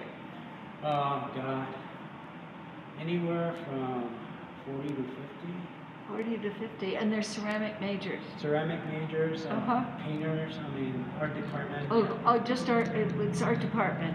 Yeah, students. And, but a lot of ceramicists, and we love that. Yeah. Well, there is a guy at San Ildefonso, Kevin Gonzalez, who is Maria's great-grandson. He went to Alfred, which has a big ceramics department. So here I am with a cylinder, okay? So now what I'm going to do here is, now that I make my cylinder, just like I said, visualize ceramists throwing on a wheel. They do a cylinder. So when they get to a certain point, height-wise, with the cylinder, then they decide when they start motioning with the body and the hands to do the creating and the shape and the form. Here, we're physically engaging. We're actually working with the clay, with tools, forcefully, to do that. So what I'm going to do here is start scraping. And so what are you scraping with? This is a serrated tool. It has teeth with a metal rib. You could make one, use a comb, use a credit card, cut little teeth into it, or use a fork. Also, at Monte Ortiz, they use a broken hacksaw blade. Yeah, that's true. It has the little teeth. You don't have to do anything. The teeth are already there. Yeah. And besides, it's dual edged, because the one side of the a hacksaw blade has teeth and the other The side other is straight, smooth. yeah. Right, so you got a twofer. Yeah, I was there with Bill Gilbert Uh-huh. also. Went to Mother Cheese. And did you see their clay? Their Yeah. clay is the grittiest stuff in the universe. Well, actually, we got to see different sites Uh-huh. of the clay pit that we got to visit, and we actually camped out way in the middle of nowhere. Yeah. Out by one of the ancestral ruins. Huh? Where the cave is? Yeah, With the oil. big pot? Yeah. Yes, yes. Uh-huh. We camped out there, did our building and whatnot, came back down to his area, his Uh-huh. studio, and finished off the painting and then Yeah. the firing, and then we came home. We're out there for about 3-4 weeks. Yeah. Yeah. Did you meet Wankasada? Yeah. Of course. And actually, before we left, he actually had one of his nephews come after me and actually tell me to go back to his house. Nice. He gave me some paint and some clay. Oh, great, Yeah. great. Well, you know that he met Maria Martinez at Idlewild before Maria died in Yeah. 1980. And he was here doing a demonstration here in the gallery, which was really fun. And we had a big crowd of people, and he coiled this pot. I mean, that thing just sort of rose from the table. It was all on its own. It was amazing. And he was so funny because he held it up, and he held it, at eye level and looked at it longingly as though it was the most beautiful thing that ever existed in the planet. And he took his other hand and went squish, and just squished the thing, and everybody in the audience just sighed. I mean, they gasped because of what he had done. And, he said, "Oh, just make another one." Sounds like me. Yeah. But yeah, we were there, and it was awesome to see the liveliness of potting from the young generation. Oh, yeah. Yeah. Well, that village really depends upon their pottery industry. Otherwise, I mean, they're in the middle of nowhere. And some of the reason that village even exists is because there was a lumber mill there, and the lumber mill came in and chopped down every tree. Yeah. Not most of the trees or some of the trees, but every single tree. And the people who had lived there, that was the end of their economy. It was gone because the lumber mill just picked up and moved out. The train that used to pick up the it was logs just and right everything. in front of his house. Right in front of his house, and now that if the train goes through, it doesn't even stop there anymore. Yeah. And it was the main source of the outside world. Look at how beautiful and even and smooth that is. Amazing. But Mata Ortiz is really interesting because I always tell people that on our side of the border, the driving force is tradition. Mm. And the driving force in Mata Ortiz is dollars. Because if, someone is doing a special design on their pot and they sell it right away, you can bet the neighbor next door is doing it before the sun goes down. Because they are so, that is really the industry of that village. So now what I'm going to do, now that I've worked on the outside before I actually start on the inside, I'm going to take a little ball of clay. I'm going to use this tool. It's called a needle nose tool. Just like a needle, but it has a handle. So I'm going to take this, put it in a solid surface, put the ball, and put the needle nose in there. I'm going to go down into the middle of the clay pot itself. So as potters, we're always looking at cardinal directions and looking at things in a traditional manner. So I'm going to go in north, east, south, and west, center being I, the maker, and check for thickness with this. Mm-hmm. So it's not coming through, so when I push it down into the center, that's my thickness. Uh-huh. Okay, now I'm going to go east, south, west, north. okay? Center was me first.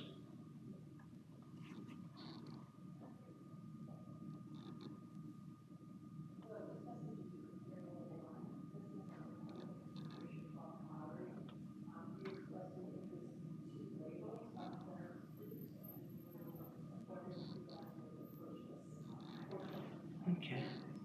So now. So it looks good? It's even? Yeah. Roughly? As Yeah. even as it can be? Yeah, well, that's what I usually will. Yeah. I think Close it's okay. enough. It's good for me. Yeah. So I don't know, if, Yeah. you know, people work differently thickness-wise, but Uh-huh. I feel comfortable with that. So now I'm gonna use this tool again, the one with the teeth, the serrated tool. I'm gonna work in the inside. I'm not working this way with the tool, always on the inside. You're working at an angle. You wanna compress the clay so that it hugs the bottom of the plate or the cylinder you use to build it. You want it to actually mash out evenly and flatten. So therefore doing this, think of a shovel. If you're using it at this angle, you step on the shovel, you take out a big chunk. You're using it at an angle, you're actually flattening and compressing the clay.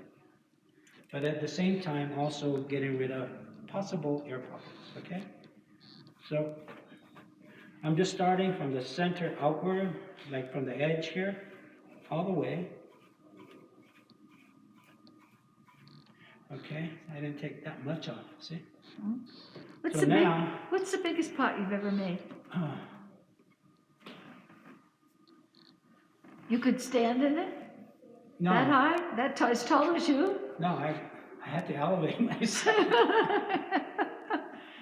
Yeah, on a chair, and You did? do coils, and then first I started like this, and then I had to lower it.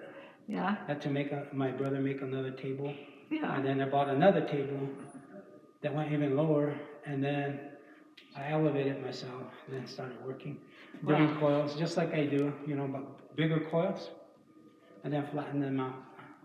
That must have taken forever.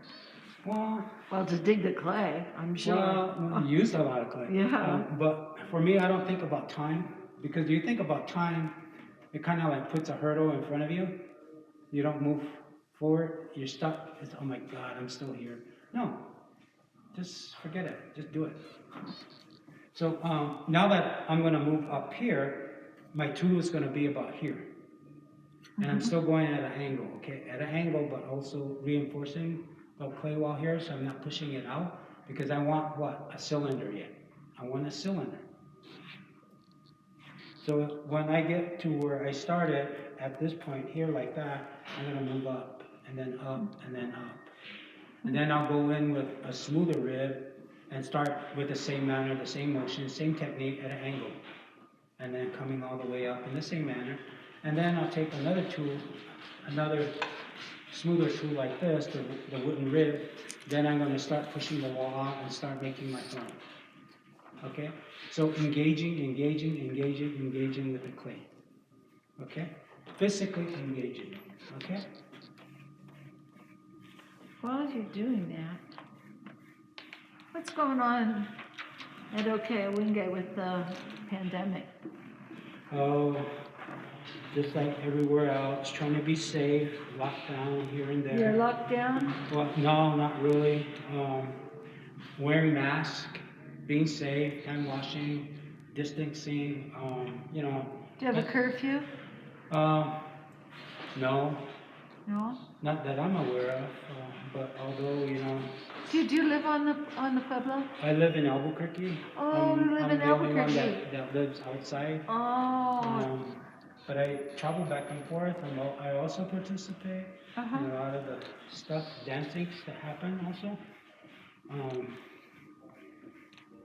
But in time of need of other things. Have many people tested positive? Not many that I know of, Yeah, I mean, if you look from at, what they tell us. yeah, if you look at some of the statistics, you know, by area, like Espanola, which is right nearby, not many cases at all. Well, the thing is, you know, there's a lot of folks that live within the surrounding area of Ohkay Owingeh, and they use our post office and our address as being from Ohkay Owingeh. So like if someone creates a horrible crime or something happens that's bad, they put Ohkay Owingeh, but they're not from Ohkay Owingeh. They just received their mail at Ohkay Owingeh, so that puts another. Well, for now. Yeah. Right, maybe there won't be any mail at all. And so, yeah, and so that puts another negative thing on Ohkay Owingeh. Like if they're from outside of Ohkay Owingeh, like Chamita, Hernandez, you know, wherever, Espanola, but they receive their mail at our area, in our village, at our post Yeah. office. So you then- get their negative statistics. Yeah. Yeah. Uh-huh. Okay.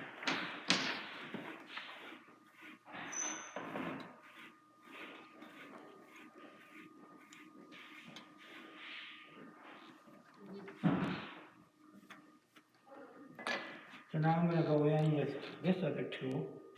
We have a question here Uh-oh. from Gay from Missouri. Oh, And Missouri. she wants to know about your cups. Do they need to be prepared before receiving hot drinks? Also, please thank him for all his shared knowledge and experience. Thank you for all your shared knowledge and experience. Oh, From Gay. welcome. So tell us about the cups and what needs to be done with them before you, do they have to be seasoned? They don't have to be seasoned if they're not gonna be used for just drinking, no. And you just, if you're using them for drinking, tea, coffee, whatever, any of the pots made out of mica, whether it's the bowls or cups, serving or whatever, you wash them only with hot water. No soap, manual labor. Forget your dishwashing, okay? You're gonna hand wash them, hot water, soft cloth or a sponge, let them air dry. So can you pour boiling water into them? You Like can. for tea? Yeah. And they're Yeah. not gonna break or They crack? won't break. No? Coffee. Yeah. Mhm. Yeah. But just wash them with hot water. Hot toddies. Hot toddy. Let's talk about the real world. Normal. Just hand washing. No soap, hot water, warm water, soft cloth or a sponge. After you wash them, let them air dry for a day at least. A day, Yeah. and then you can have, they'll be ready for your cup of coffee the next morning. They'll be ready. Or if you like your cup to age as well, to take on more coffee stain, then that's fine. You know? Yeah. Because I usually do that in my own cup. Well, you know, it's really kind of nice because I think it's called patina. Yeah. Yeah. I'm getting Yeah. patina. Yeah. Oh, aren't we all getting patinas? Okay. Especially after, you know, the availability of the refrigerator while you are at home and not out and about. Oh, boy. Not burning those calories.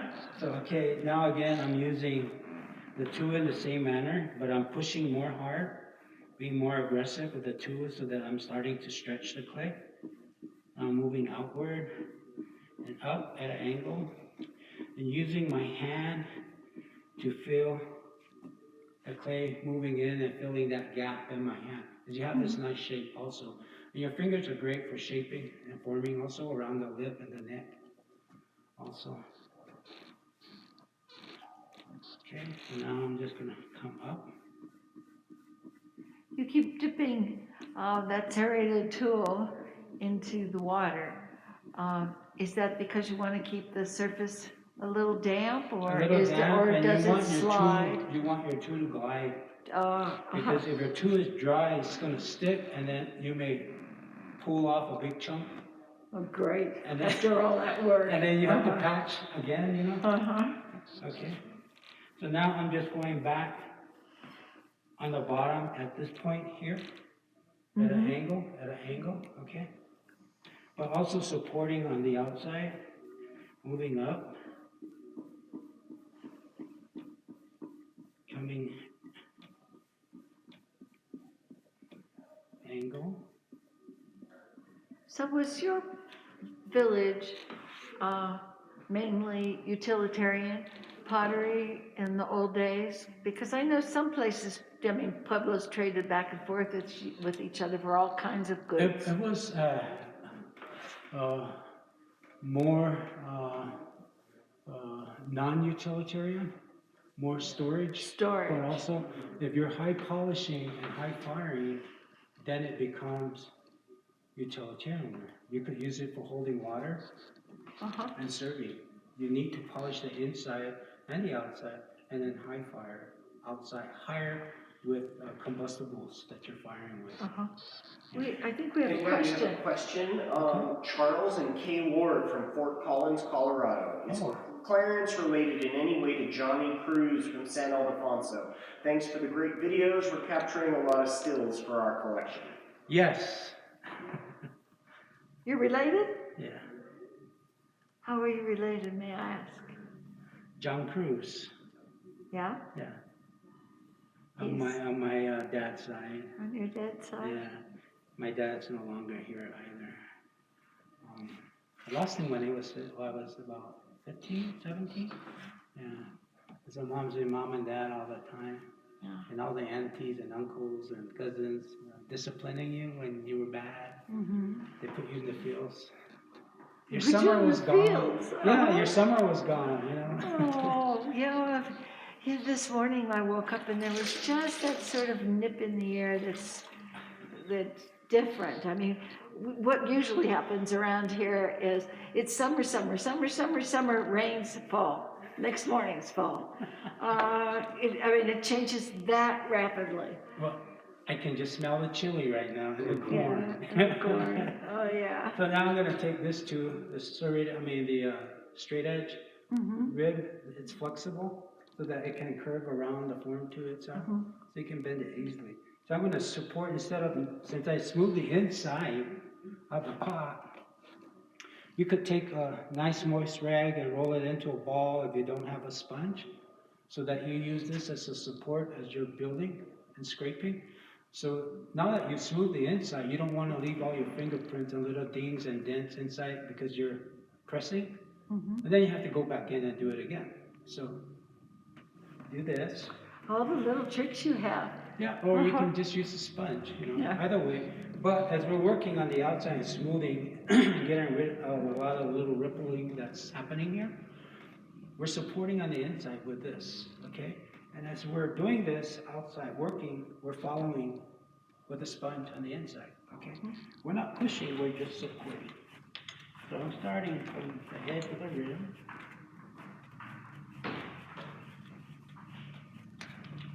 When is Ohkay Owingeh's feast day?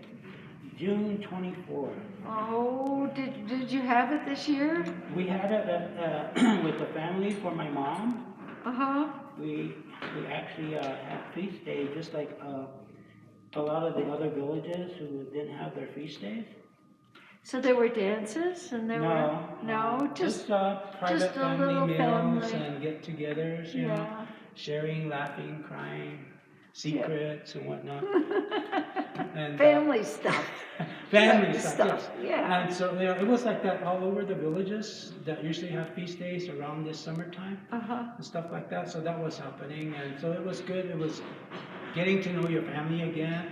So the other outside community that usually engages, wasn't there this year. So it was a lot different, very silent, but almost like a moment for yourself in time, just to remember and gather and think of all the things that were good and that you can still do better, and doing things. So Can you remember in your lifetime the feast day being canceled like this year? no, No. not at all. But what I've learned to do on my bucket list was learn how to make my mom's cookies with my niece, Andrea Cruz.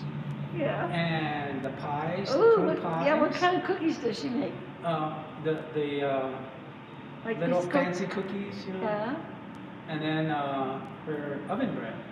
Yeah. My niece and I did all that, and my sister helped out with I believe it was the cookies, Bernadette Avino Cruz. Yeah, and that was my bucket list. And she said, okay, I'm giving you a list. You buy all this and you bring, and that's what we did. Nice. So we did all that before the feast days. St. And so Anthony's was she feast the day. supervisor? Well, yeah, she Yeah. always has been. Yeah, that's what moms are for. Yeah. And she still gets up early, like she's going to her job. She used to be a cook. Oh, yeah? And she Where did she cook? At the high school, Espanola, Uh-huh. and John F. Kennedy High School, Uh-huh. when it was there. And she retired, but when being a cook, she's always cooking. She was always cooking and always making a lot. Yeah, I would imagine to feed a bunch of high school kids, you need a giant amount of food. But the thing too, you know, we're 7 brothers Wow. and 3 sisters. Ooh, 10 So, kids. yeah. Where do you fit in the lineup? 1, 2, 3, 4. You're fourth? Yeah, we lost our oldest brother, and then there's Leroy, then we lost Beanie, Elvin, Cruz, and then there's me, there's Clifford, there's Martin, there's Hummingbird, Lawrence Anthony, we lost him also, and then Bernie, Johnny, and Elaine. Well, no wonder your mom got confused. I mean, I only have 2 names to remember and I can't do it. She had 10. Yeah, but we all answered. You all answered, right? Yeah, it does sound like she ran the show, huh? But yeah, we all celebrated just like all the other villages with their families. Uh-huh. Yeah. So here I'm gonna come inward. I'm gonna come up a little more, and then I'm gonna create the shoulder, and then I'm gonna create a neck. Just by using my hand as enforcing the shoulder and the neck, but not really pushing against the wall. I'm just gonna be holding it lightly. Okay.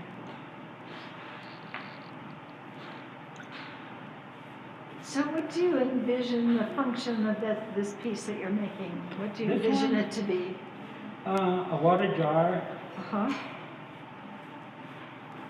or something they can use for kombucha. Kombucha, wheat pudding that they actually cook in the Ornos on special occasions. Oh, I'm not familiar with that. Yeah. Tell me. Um, What's it made of? Wheat Wheat? and flour, Uh-huh. a little bit of love, sugar, Lots of sugar, little sugar? a little. A little? And then, you know, it's stirred up. It's just like a sweet rice pudding. Oh, but it's wheat. Yeah, well, it's, think of the pudding they make in Hawaii. I don't know what it's called. In Hawaii, they make a pudding similar to that. Well, they make poi, but So- poi doesn't have any sugar in it. Yeah, it's similar to their pudding. Uh-huh. So now I'm going to start here, and I'm going to start making this come into a neck. Upward, okay? So I'm just going to use my fingers because I have this nice little curve to support while I am making this. Now, you put all the ingredients in a pot like that and put it in the Orno in the front yard?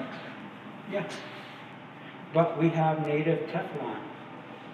Native Teflon? Yeah. Oh yeah? What's that? Corn husk. Oh. You line it on the inside, and then you pour your stuff in there so it doesn't stick to the pot. Oh, do you unmold it or do you serve from the pot itself? You serve from the pot itself, or you can just, Uh-huh. you know, empty it. Uh-huh. Because I have an Orno in my backyard. Oh. What I like to do in the summertime is I like to cook turkeys in it. Ah. Because that way the house doesn't heat up. And boy, you know, with that nice smoky flavor, it's really good. But unstuffed turkeys and small birds, because the radiating heat doesn't last long enough for a really big bird, and you know, I don't want it to be a salmonella oven. Okay. So now I'm using a straight edge to actually smooth it all out.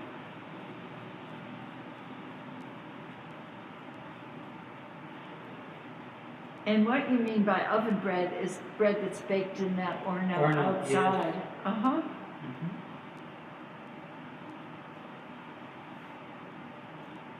And so for those of you who aren't used to that word oven bread, if you see that at any of the Native American art shows or on the side of the road driving through a village and you see a sign that says oven bread, That's what it is. It's baked outside in an outside oven, horno, made out of adobe.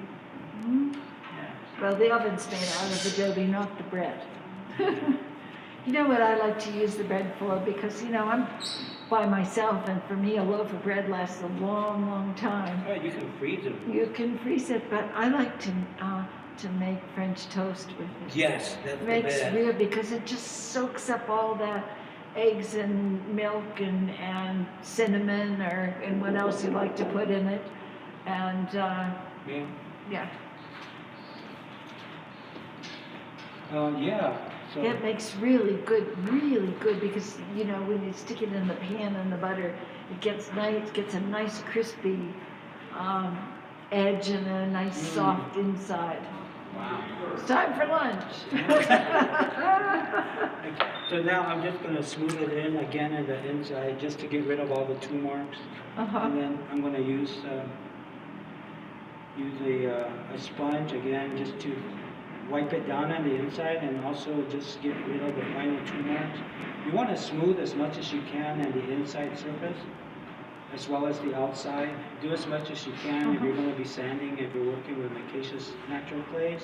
You want to do all the smoothing as much as you can so you're not having to do so much labor later after it dries. So most of it is already taken care of.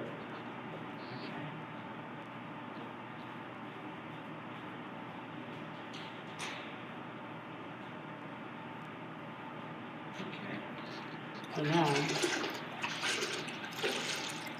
what I do is, I'll do next is actually cut it.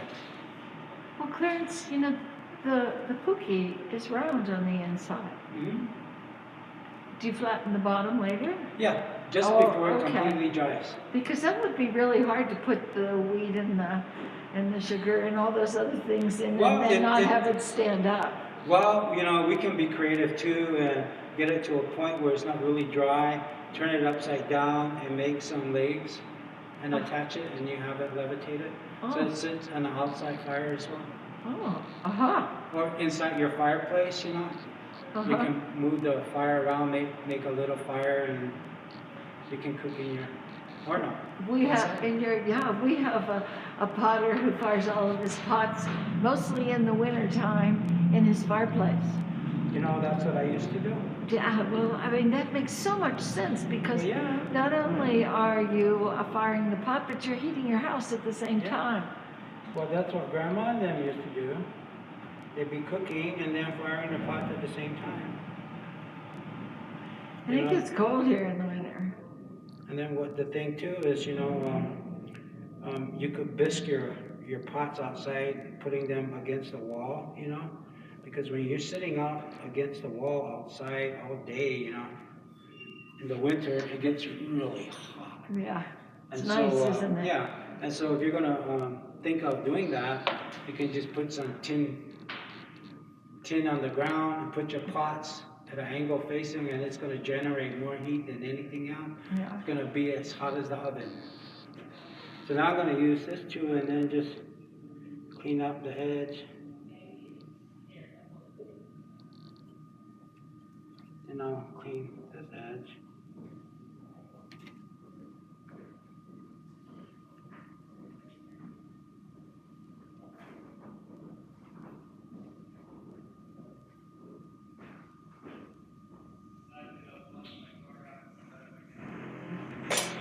Now I'm gonna,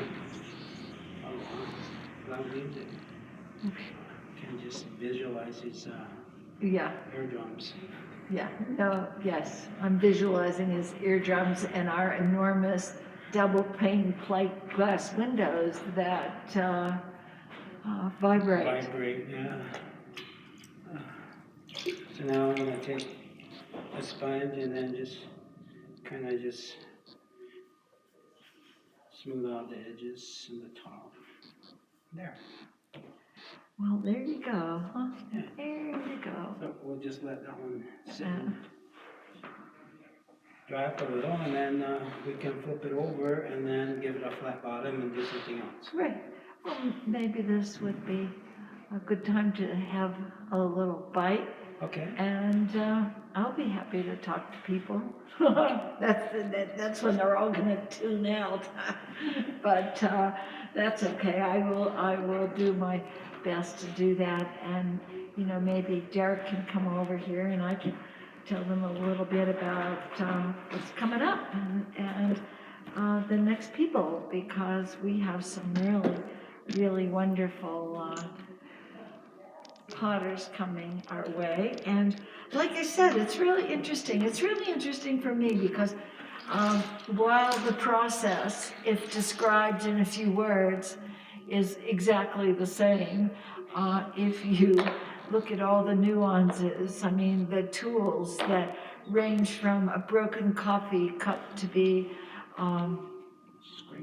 a scraper, a pizza pan to do all the leveling, and kitchen knives, and I mean, all kinds of creative things. Oh, another scraper was a tin can lid.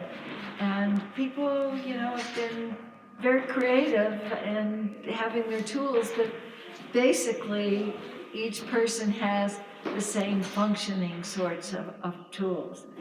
Anyway, we're really glad to have Clarence here because he makes functional pieces, ones that are really hard to come by these days because most of the pieces that you see now are decorative. And while they originate from functional uses, the pieces that, you know, you can use are, you know, they're so rare that it's really nice to have them here. And we want to make sure that we showed everyone those pieces as well because, you know, they're just a very extremely important part of the tradition. But we will resume on Tuesday and our demonstration / conversation / sales go from Tuesday to Saturday, and beginning next Tuesday, it will be our third week, and we'll be doing this for the entire month of August. So 4 weeks, 20 sessions, and approximately 30 potters, 30 different potters. And when husbands and wives work together, we make sure we have them. We had Sandra Victorino and her son. We had Rebecca Lucario and her daughter. And it's pottery making, you know, has always been a family affair, and so you know, we want to make sure that you get to see a family in action, and to get to know the potters and their culture a little bit more. But anyway, on Tuesday we're going to have Kevin Naranjo, and let me see if I can find one of his incredible animals. Here's a buffalo. Oh gosh, look at this buffalo.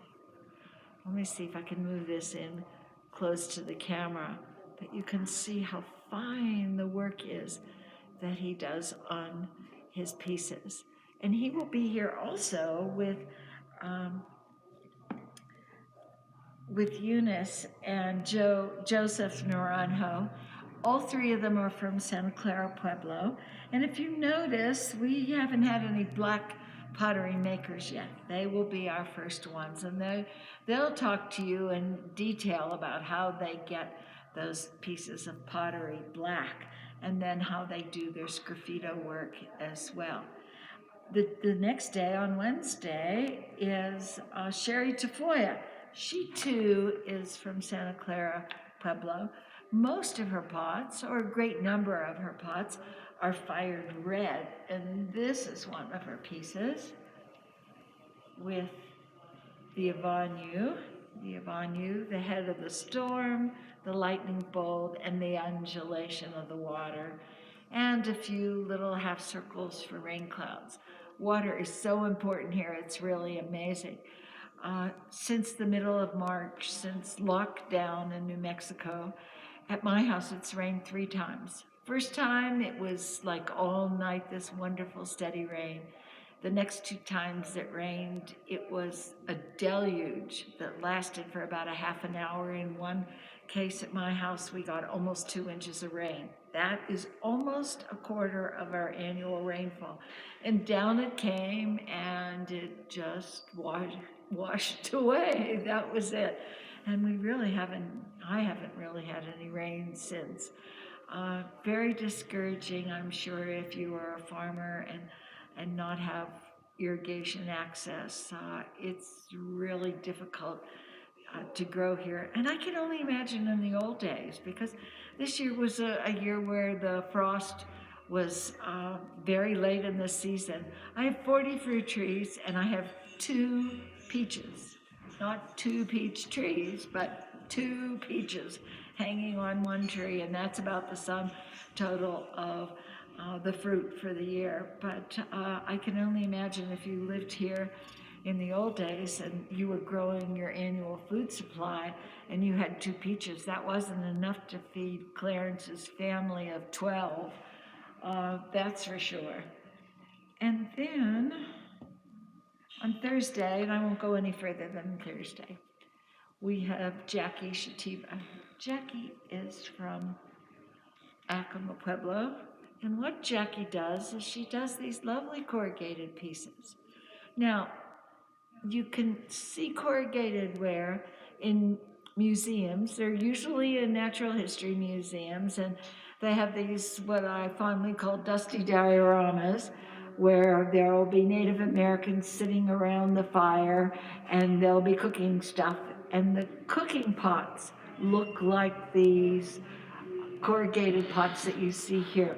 It was Jackie's mother, Stella Shativa, who decided to make these cooking pots and not use them for cooking, but instead as pieces of art, because the texture is so beautiful. And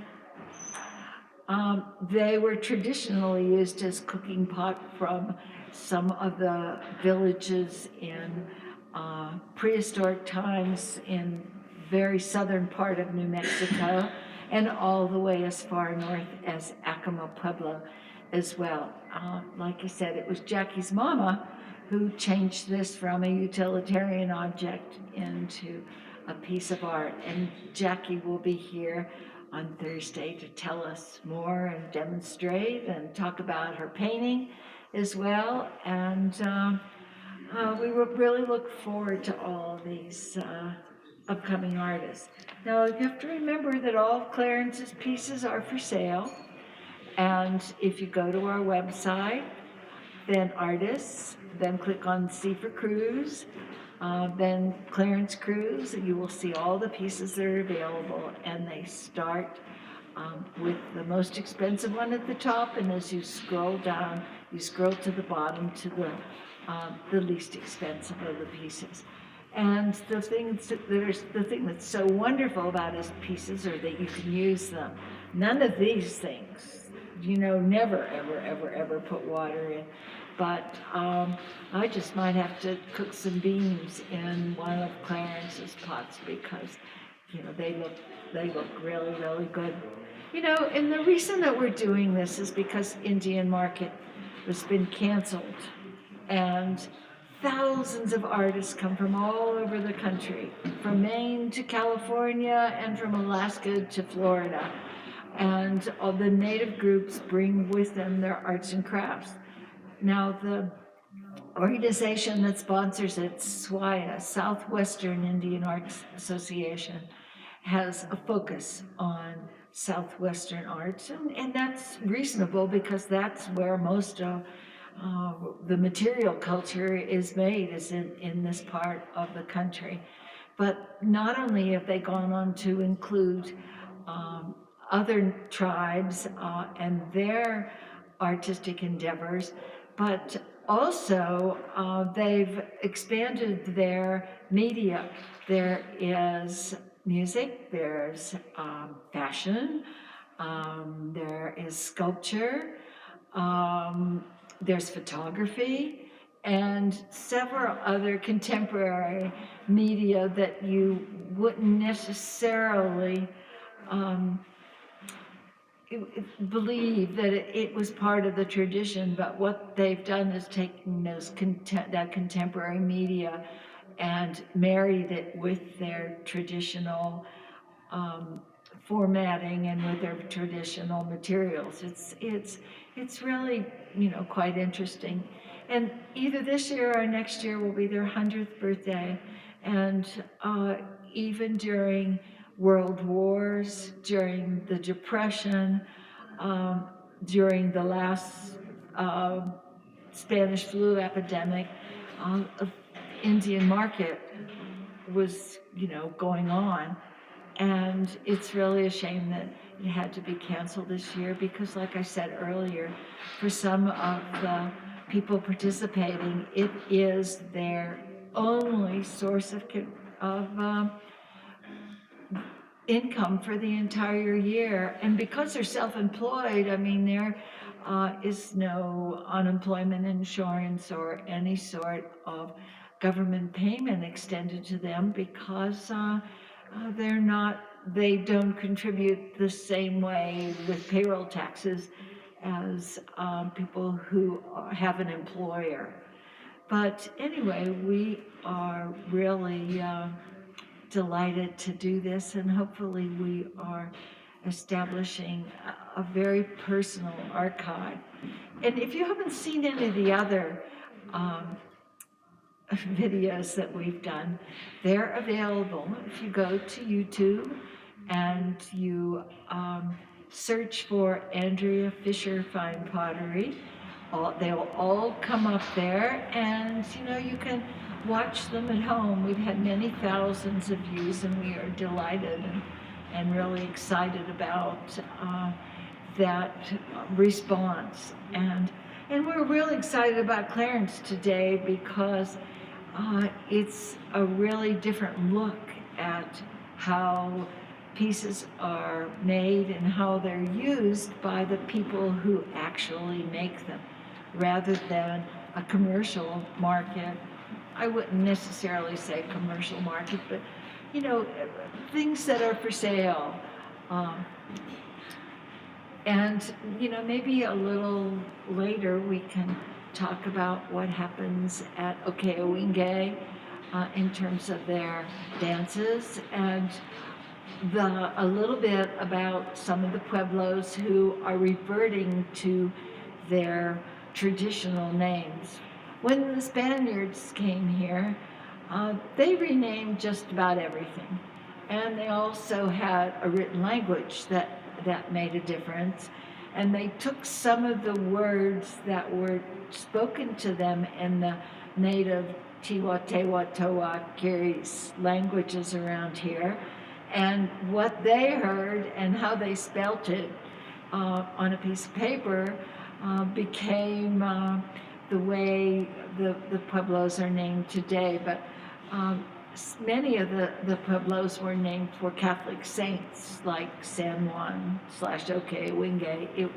San Juan was St. John, and Ohkay Owingeh is one of the Pueblos that have gone back to their original, the name that the actual people who lived there gave their village. The same is true for what was Santo Domingo Pueblo. It is now Kiwa, and they too did the same thing. But maybe Clarence can tell us a little bit about the process and the thinking behind changing the name back to the original name.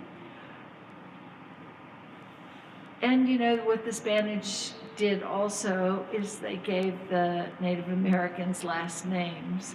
And with the Spaniards, of course, it was their last names. The most interesting one, though, is the Navajos, because the Navajos welcomed the traders. Well, okay, the Navajos had traders, let me put it that way, on their land. And the traders provided the people with a source of income by selling their wares to what became the tourist industry. And in return, the Native Americans could trade those wares for things that they might need, like foodstuffs and alike. But the traders that came, of course, gave the Navajo people a last name as well, but they didn't use their last names. Instead, they used their first names. So on the Navajo Nation, you'll find lots of Jims and Joes and Bobs and Stevens and Harrisons, and I wonder if Harrison Ford was on the well, probably not. No, I'm just joking. Anyway, it's an interesting way to see how the evolution of all of these situations, how they occurred.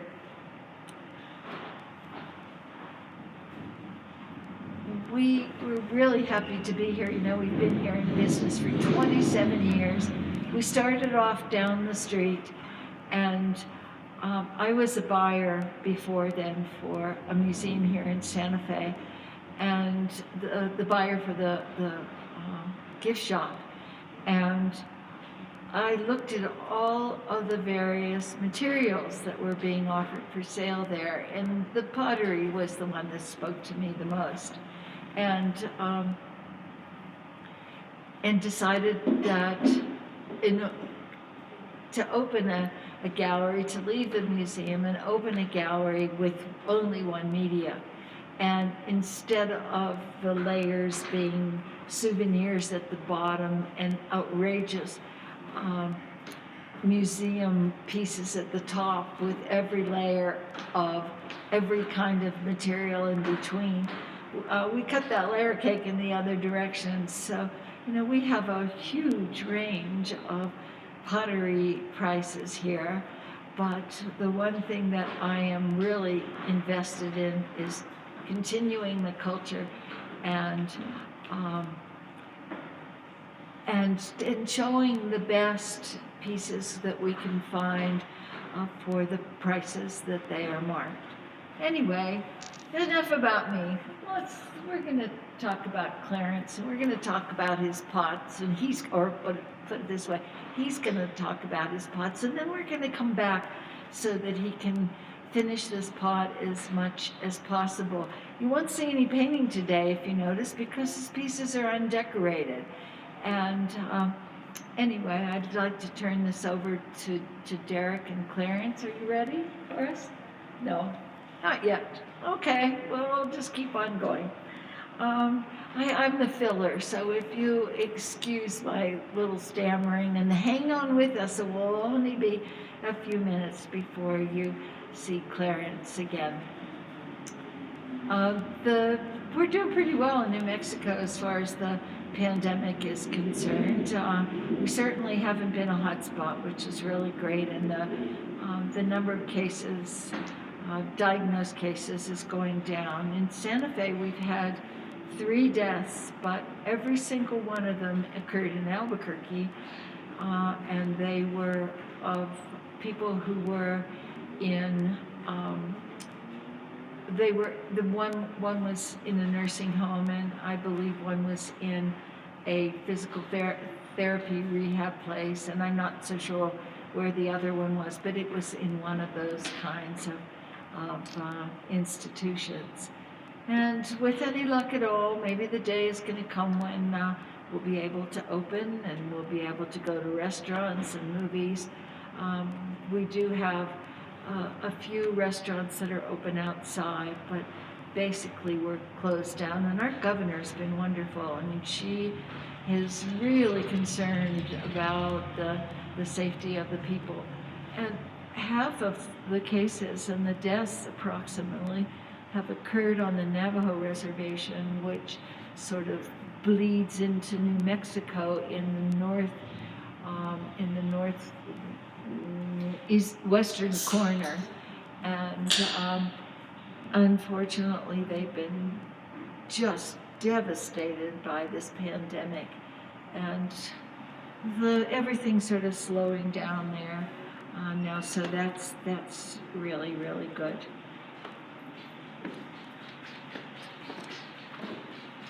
If you hear that little tinkling noise, that is one of our gallery dogs. They've been around forever, and you know, people always comment about how many pieces they break, and look at those tails wagging and all that other kind of stuff.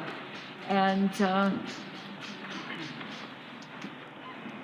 but you know, we trust them more than we trust a lot of the humans. Well, Clarence is going to be making his way over to his pieces, and he's going to talk to you a little bit about all of them. And like he said, they're all for sale, so if you're interested, I don't know.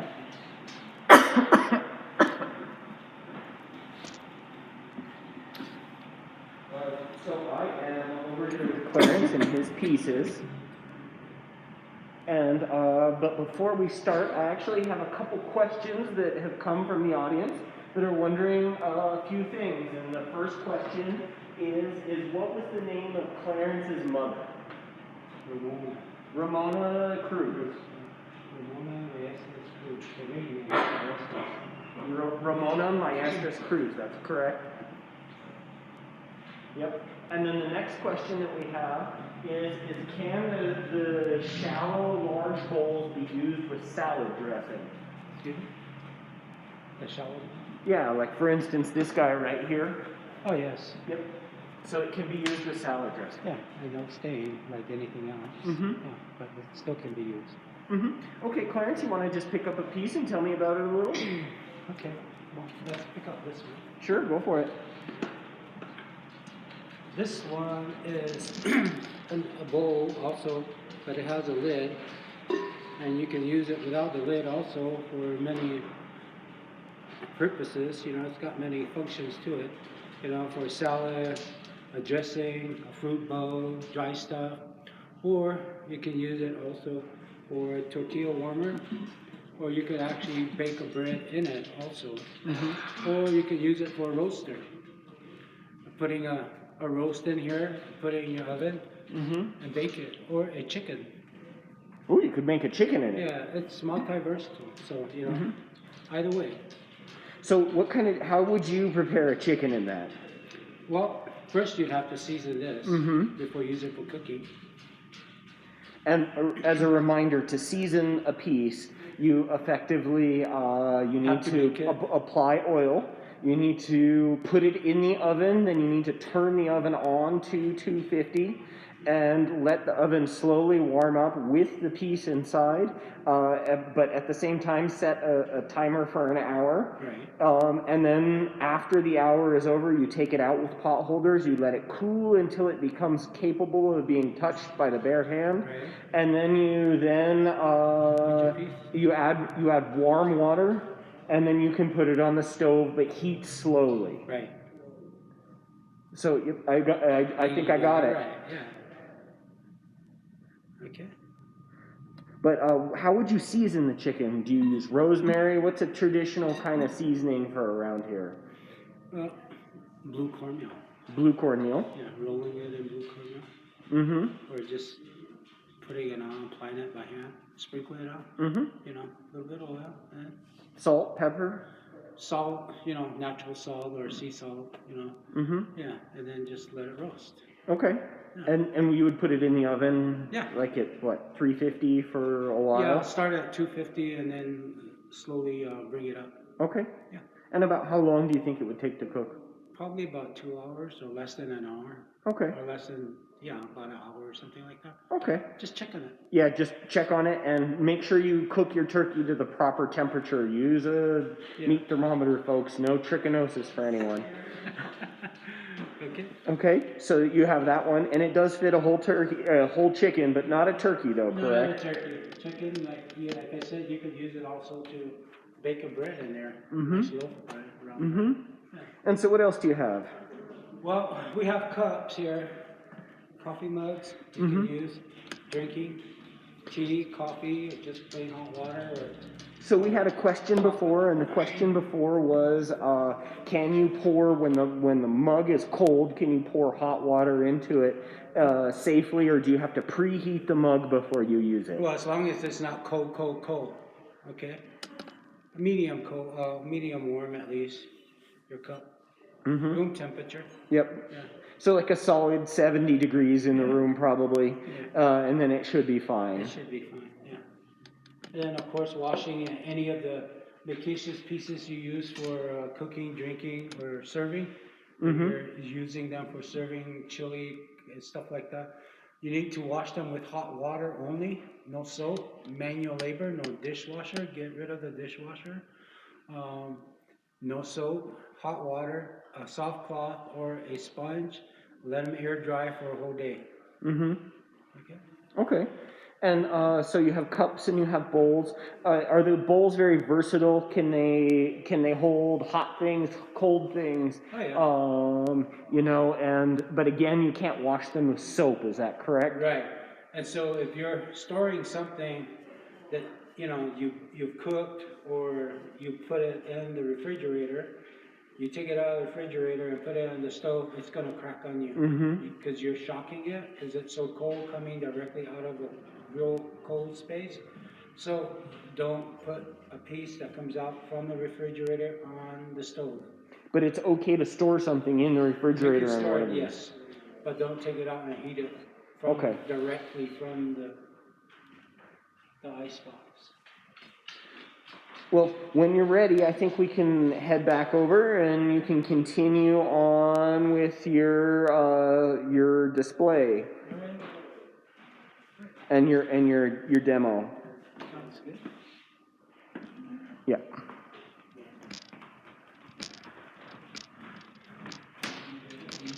So it'll just take us a second, folks, to reset all the cameras and to get Clarence back in the right location.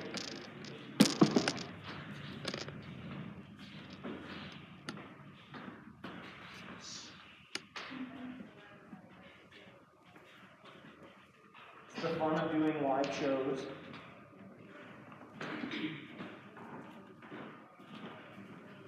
All right, so we've got Clarence. And I apologize because it is me behind the controls as well, so I'm going to be constantly looking down at the controls. But I have Clarence here in front of the piece that he's made earlier. And Clarence, what kind of stage is it in? Is it in that weather hard stage? Is it ready for scraping, or what's the next step? Well, the next step would be to turn it upside down, clean the bottom first, get rid of the hooky marks on the clay body, and then level it up, give it a flat bottom so that it sits.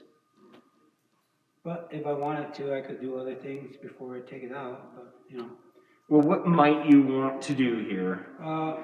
A melon bowl. Turn it into a melon pot. And does a melon bowl have any kind of significance? Well, melons. Well, some call them squash. Some we call them melon pots. And does the shape, is it better for cooking, or what's the purpose of a melon bowl, or is it just for replicating what's going on in nature? Well, it's just trying to also honor the foods that we eat, that we grow, giving honor to the melon. But it's functional. You still can use it. Yeah, of course. Cooking. Yeah. So the corrugated ware, for instance, we are having Jackie Shativa coming in, doing some corrugated ware work later this week. And from my understanding, corrugated ware was the original native cookware. Because it has a whole ton of surface area, it tends to heat up faster in the fire, because there's more surface area to absorb the heat from the fire. But also expanding and contracting at the same time. So it was a new technical advance in pottery making during that time when it came about. But there were also just the plain cookware. Yep. And then the corrugated, So, which was a new technology in pottery. Way back. But because I believe it's true that in Mesa Verde there was a whole bunch of pottery shards that were found that have the corrugated ware that were burnt and black, that were used for cooking many years ago. Oh yeah. So it's just how things evolve and still keep evolving. whether they're contemporary or decorated, Mhm. they still have a purpose and a function. Mm-hmm. You know, even if a pot sitting one way isn't fully formed and shaped and scraped, it still serves a function and a purpose within the community. Mhm. It's not the beauty of it all, it's the purpose and functionality that it serves within a tribal community, indigenous area. Yeah, and so, I mean, these pots a long time ago were all functional. They were all functional, they always had a purpose. Yeah. And so now that's kind of changed. Do you know why? Well, economy plays a big deal in it, and you know, it's keeping a roof over your head, feeding your family, sending your kids to school, plus buying new appliances for your house, and also a car to get you from 1 to 2 to 3 to 4 other areas of selling your work. Marketing is important nowadays, so it's also a good time to remember that even though we're in the 21st century and keep moving forward and expanding with many different techniques of working and displaying traditional work, is never ever lose that purpose of sense of where you belong and where your pottery belongs within a community. The purpose and the function of the pottery itself. You can expand and go beyond and push that envelope, but never ever forget the purpose and function of what you make for your people. Always. Well, wonderful. That was very well said. So, if I wanted to, I could do a melon pot out of the piece that I just made. I can start pushing out and making the ridges. And then later on, as I finish, I could turn it back upside down, and then clean for the cookie marks, and then continue the ridges where I left off, so it actually comes from the bottom all the way up. And so when you do a melon pot, do you push from the inside out? Do you push from the outside in? Or do you do a combo of both? I start with the inside first, and then I go to the outside. But before I start, what I'll do is I'll dissect, divide, and then go in those areas. So and do you just divide by eye? Do you use any tool for that? I just divide by eye. And then, I'll start here, come here, go there, and then in between, and then in between all the way around. And then I'm just going to use my finger. Some folks use gourds, spoons, whatever. I'm just using my fingers, okay? Okay. All right. So we'll start here, but when I start, I'm just going to start here at the edge of the cookie here, okay?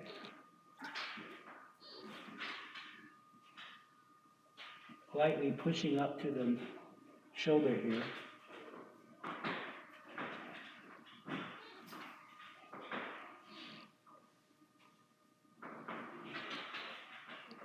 And who, Clarence, taught you how to make pots? Was it your mom?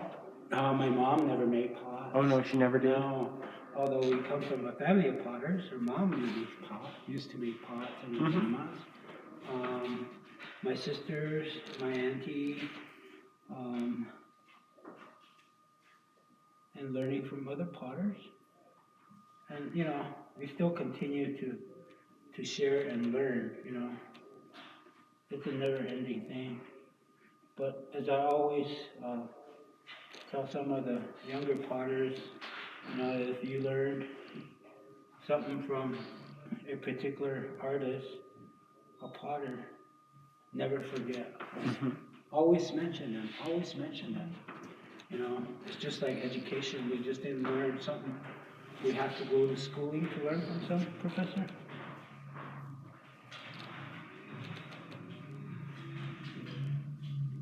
So how many years have you been teaching at UNM? For about 25, 24, something like that. And every day in your class, obviously you would do some sort of pottery making, correct? Yeah, different things, sharing, and we used to go to a lot of the museums, taking them out to take a look at prehistoric, historic, and contemporary work, and also giving them an idea of the differences of pottery from Pueblo to Pueblo, and how they've changed from time to time within different generations of potters.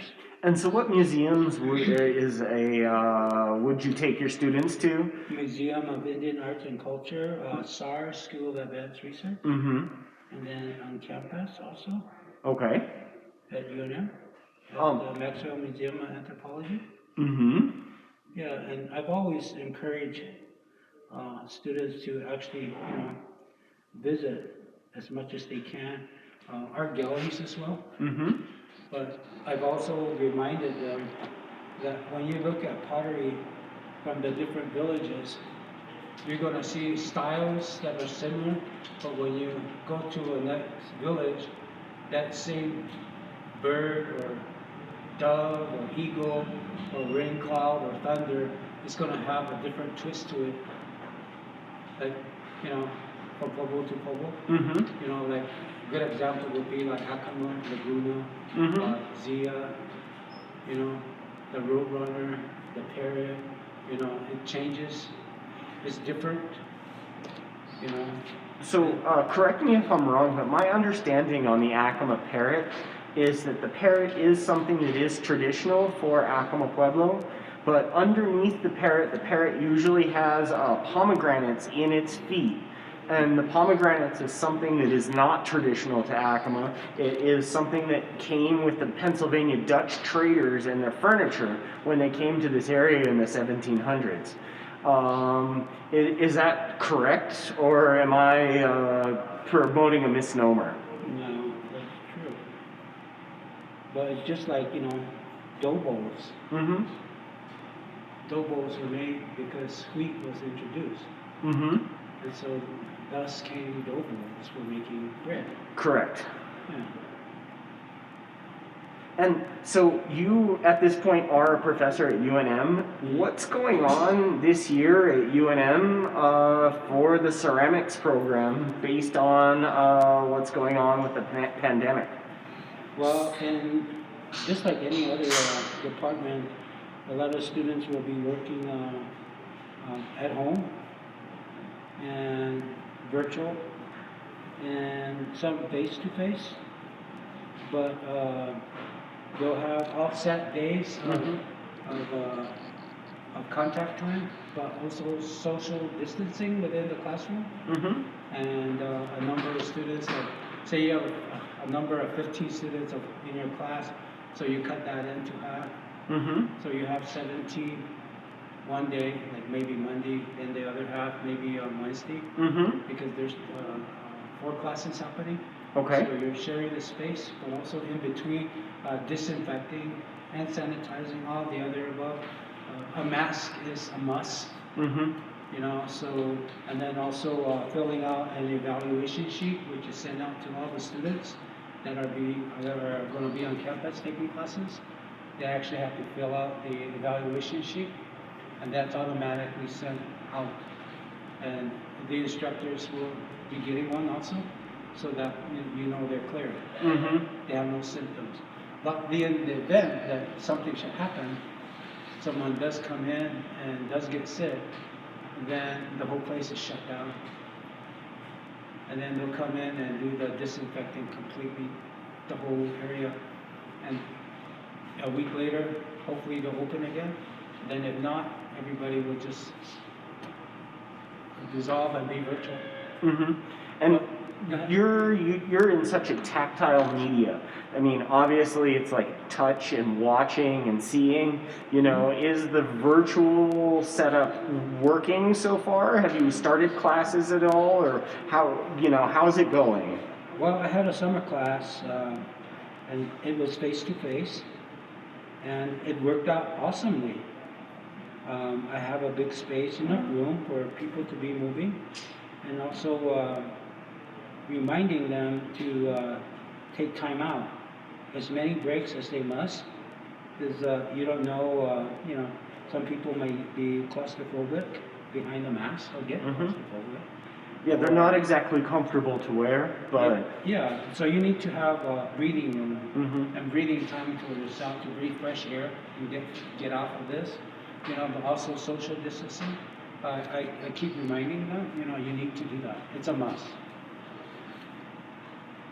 Okay. But do the students seem to still be performing at the same level as prior?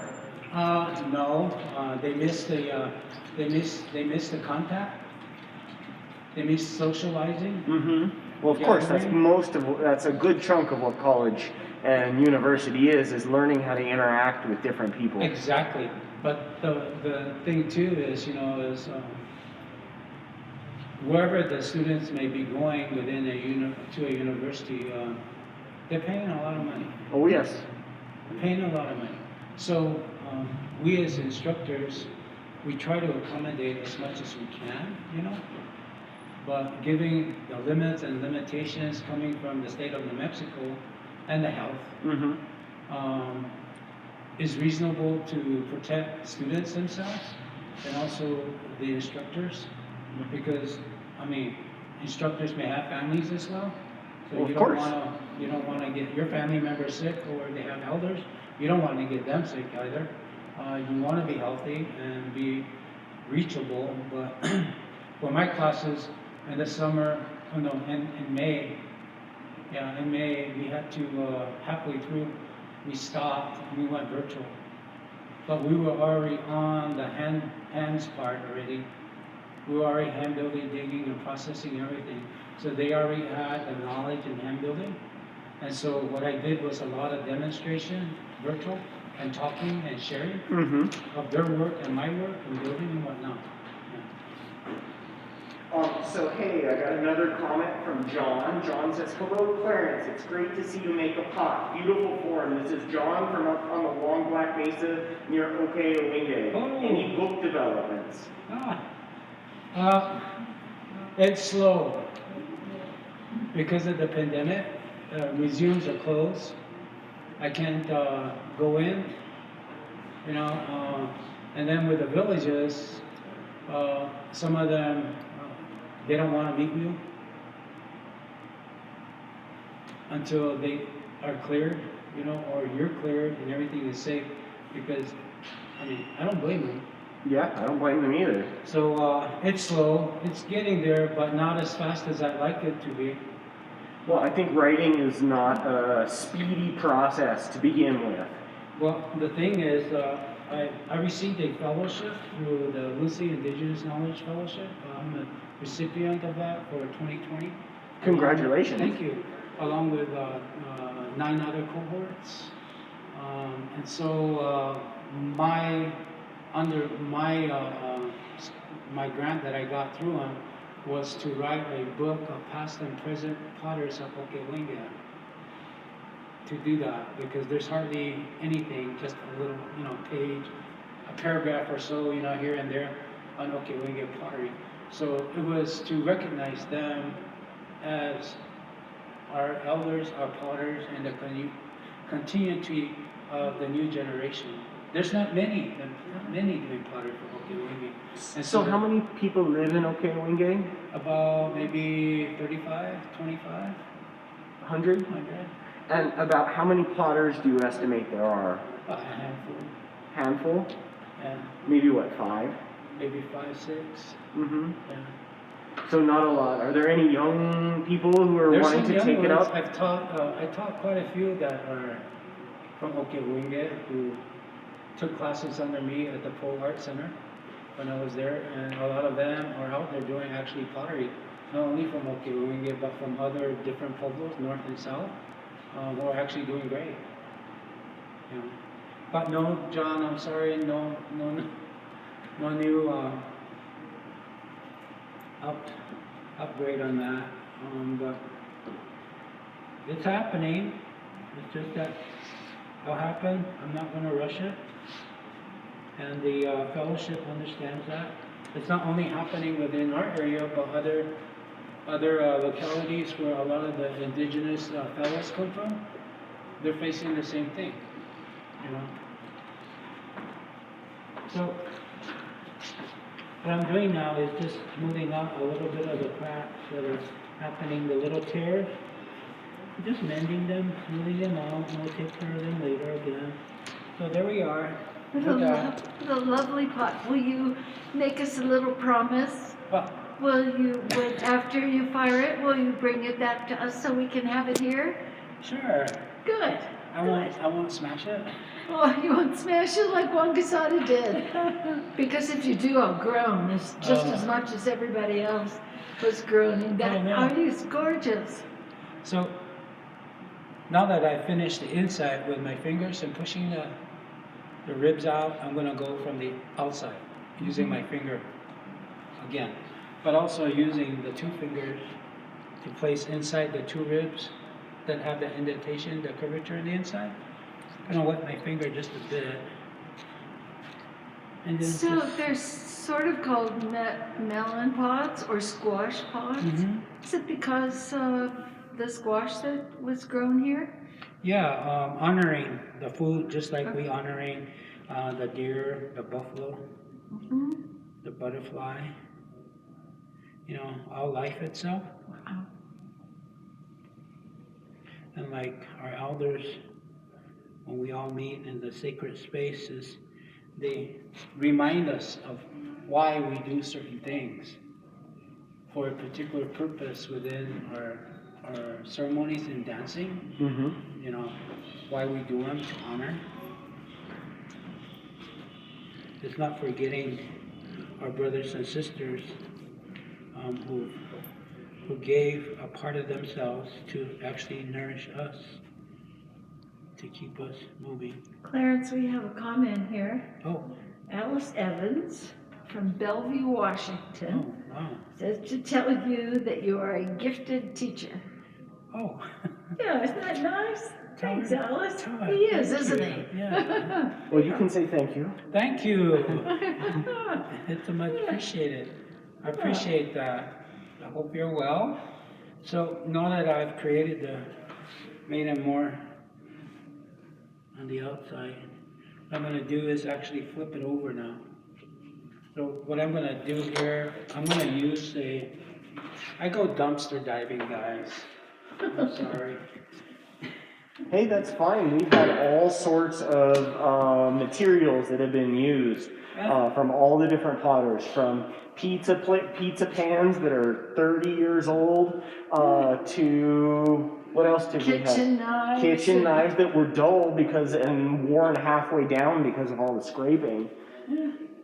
Yeah. You know, sardine cans, you know. Yeah. Yep.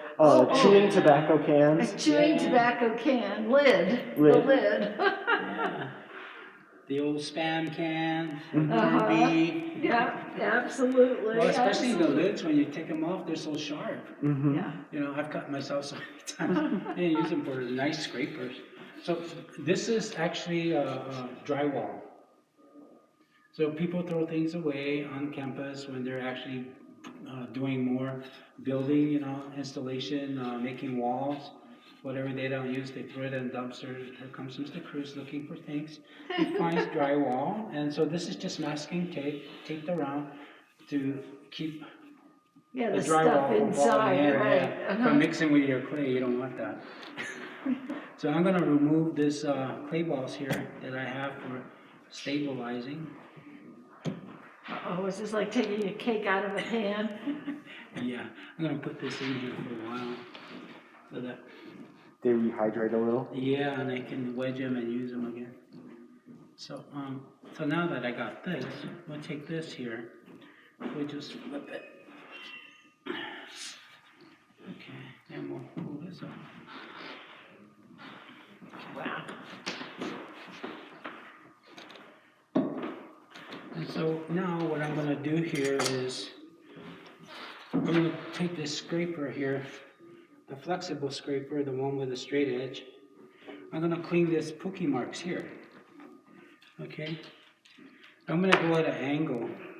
So every time you scrape, you clean, you wet, you clean, you scrape, you clean, you wet, so that you're getting a nice clean shape, we call it. Clarence, I have some questions for you. This is from Ian in Seattle, Washington. It sounds like half of Washington's watching you, but that's great. Hi. It says, hello, Clarence and Andrea. Thanks for this wonderful demo.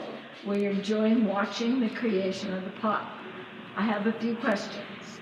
I wonder what bread tastes like when cooked in the covered dish that Clarence made. Is it crusty on the outside or is it soft? Do you soak the vessel before baking bread in it to make a crust? Can we use standard bread recipes or do you need a specific recipe? Thanks, Ian. No, you don't need a specific recipe for bread. You can use parchment paper on the inside to lay your dough so that it cooks. What you can do is bake it in there on the parchment paper. Leave it uncovered for about 45 minutes until you see it getting a little golden, and then you cover it In the oven. in the oven. Uh-huh. Yeah, with the lid. And does it get crusty or is Yeah. the outside soft? It all depends on the dough. Uh-huh. Yeah. It all depends on the dough. So the longer Yeah, the dough, so the longer, flour that you use. yes, and so it depends also. The longer you keep it in, the crustier probably you'll get because it's gonna get hard from the cook. Well, it's almost like a pizza stone. Yeah. I would imagine you would get something that would be close to a pizza crust. Well, sure. Wouldn't that be fun to try? Yeah. Well, actually, I have a picture on my phone. Oh, yeah? Yeah, with my neighbor. Her name is Sherry Holmes. She actually bought one of those for me, and she actually cooked in one of those. I have it on my phone. I'll share that with you later. Oh, good. Oh, good. Yeah, we'll put it up in And yes, the best we can. Yeah, and yes, you can. Yeah. Yeah, yes, you can use it for cooking in that way. Yeah. And do you know if she soaked the pot? Because I know in some cases you do that with crusty bread, especially in New Mexico when you want a crust because it takes some humidity to get a crust. Well, around And here, we don't have any. any recipe you get that's sent from another state into New Mexico, because of the altitude Yeah. and the attitude. And the attitude, and the altitude, and the attitude. Yeah, you just have to cook differently. Uh-huh. Yeah. Well, Ian, I hope that answered your question. And if it didn't, just email us again and we'll get it answered. Yeah, there we go. And Thank you. Yeah, also, if you have great success in making that bread, we expect a loaf. And the recipe. And, well, we expect a loaf when you come to New Mexico so we can have it here at the gallery. I'll bring the butter. I'll bring the jam. That works. Gotta invite me too. Yeah, of course. Oh, absolutely, absolutely. I'd love to eat. Well, you know, one of the things that I mentioned while you were having a little bite to eat was the fact that when I moved here 46 years ago and I drove up to Espanola and was going up to Taos, I would go through a pueblo whose name was San Juan. Oh. And it is now the signs all say Ohkay Owingeh. When did that happen? Why did that happen? How did that happen? I would love to know as much as you can tell me. Well, you know, all pueblos have known and acknowledged themselves by their native name. It's just that, you know, It's the outsiders like us that call it San Juan and San the Juan, and well, basically too, when the conquistadors, the Spanish came over during the time, you know, and so they gave us Spanish names. You know, like my last name is Cruz. I mean, it's Spanish. Cross. Yeah, Uh-huh. Cross, yeah. Mm-hmm. And, but yeah, we all knew our neighbors by their native name. You know, it's just that, you know, we got Americanized. And so that's how they knew us. And it wasn't too long ago, maybe 6, 8 years, maybe even 10, that the council and the community decided that they'll go revert back to the old name. to the original name, Ohkay Owingeh, you know. And if you listen to a lot of the songs, even before the name was changed, were always mentioned in the songs, Ohkay Owingeh, you know, in all the songs. Yeah. So yeah,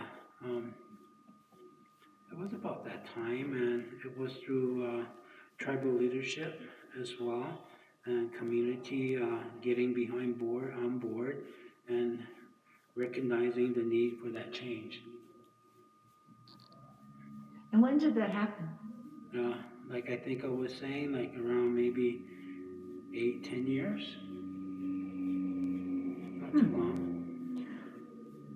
Well, I do know that Santo Domingo was in the process of attempting to do the same thing, to change their name back to Kiwa, which is their original name as well.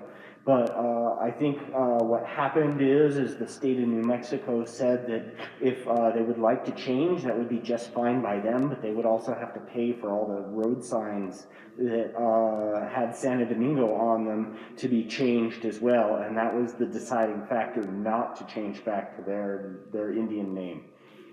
Well, the thing too is you got to remember that all Native people don't just work on the reservation; they pay taxes. Mm-hmm. Yeah. They go off-site and they have to work. You have a degree. You went to school for that particular degree for a particular purpose.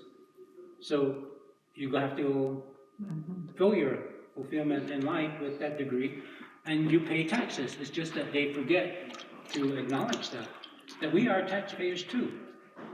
Just because we live on the reservation doesn't mean we're not paying taxes. You know, you go to the gas stations, you pay taxes. Go to a grocery store, you pay taxes. If you smoke, you buy cigarettes, you pay taxes. For anything you buy, you know, you're paying taxes. And by all rights, we all do own the driveways, you know. And so, I mean, hey. Yeah, we all want potholes filled on the roads. Yeah, but it never happens. Yeah. Around here, it never happens. Well, it's an inconvenience to them. That's the way I see it. Like, you know, it's just too much of an inconvenience, but it's not an inconvenience when they need help. But then too, I think that maybe it was within the community too. That maybe they decided that, you know, maybe not. Maybe they weren't at a time yet to change that name.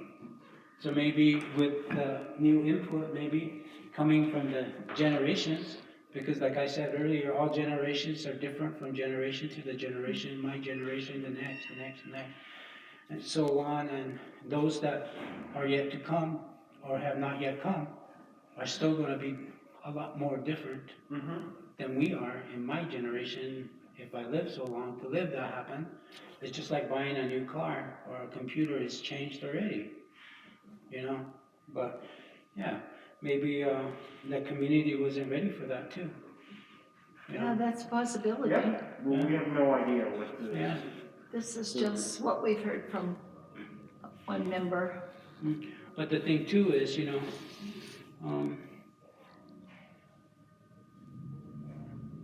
along with change comes responsibility as well. And a lot of those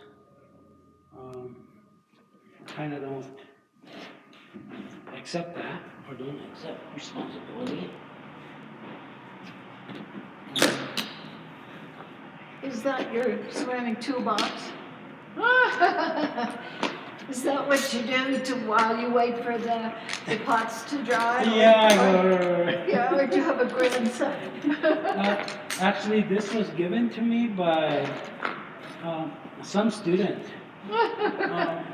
Said, Mr. Cruz, would you like a car? I said, oh, does it run good? He said, no, not that kind of car. Yeah, it does run good if you push it. Yeah, push it down the hill.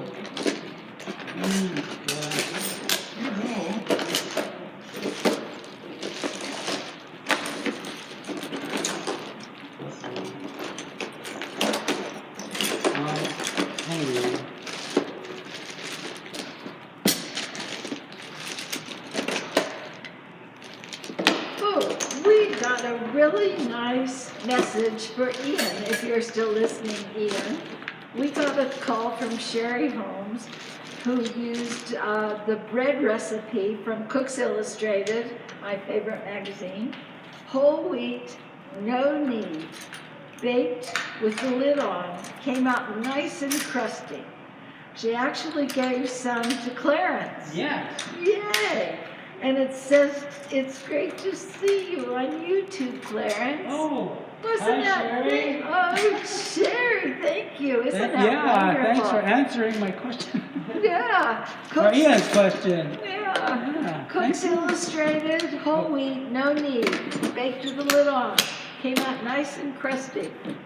Well, Ian, now you're in trouble because you're not going to be able to cross the sign that says entering Santa Fe unless you're armed with a loaf of bread to bring to us. Don't forget to invite Clarence.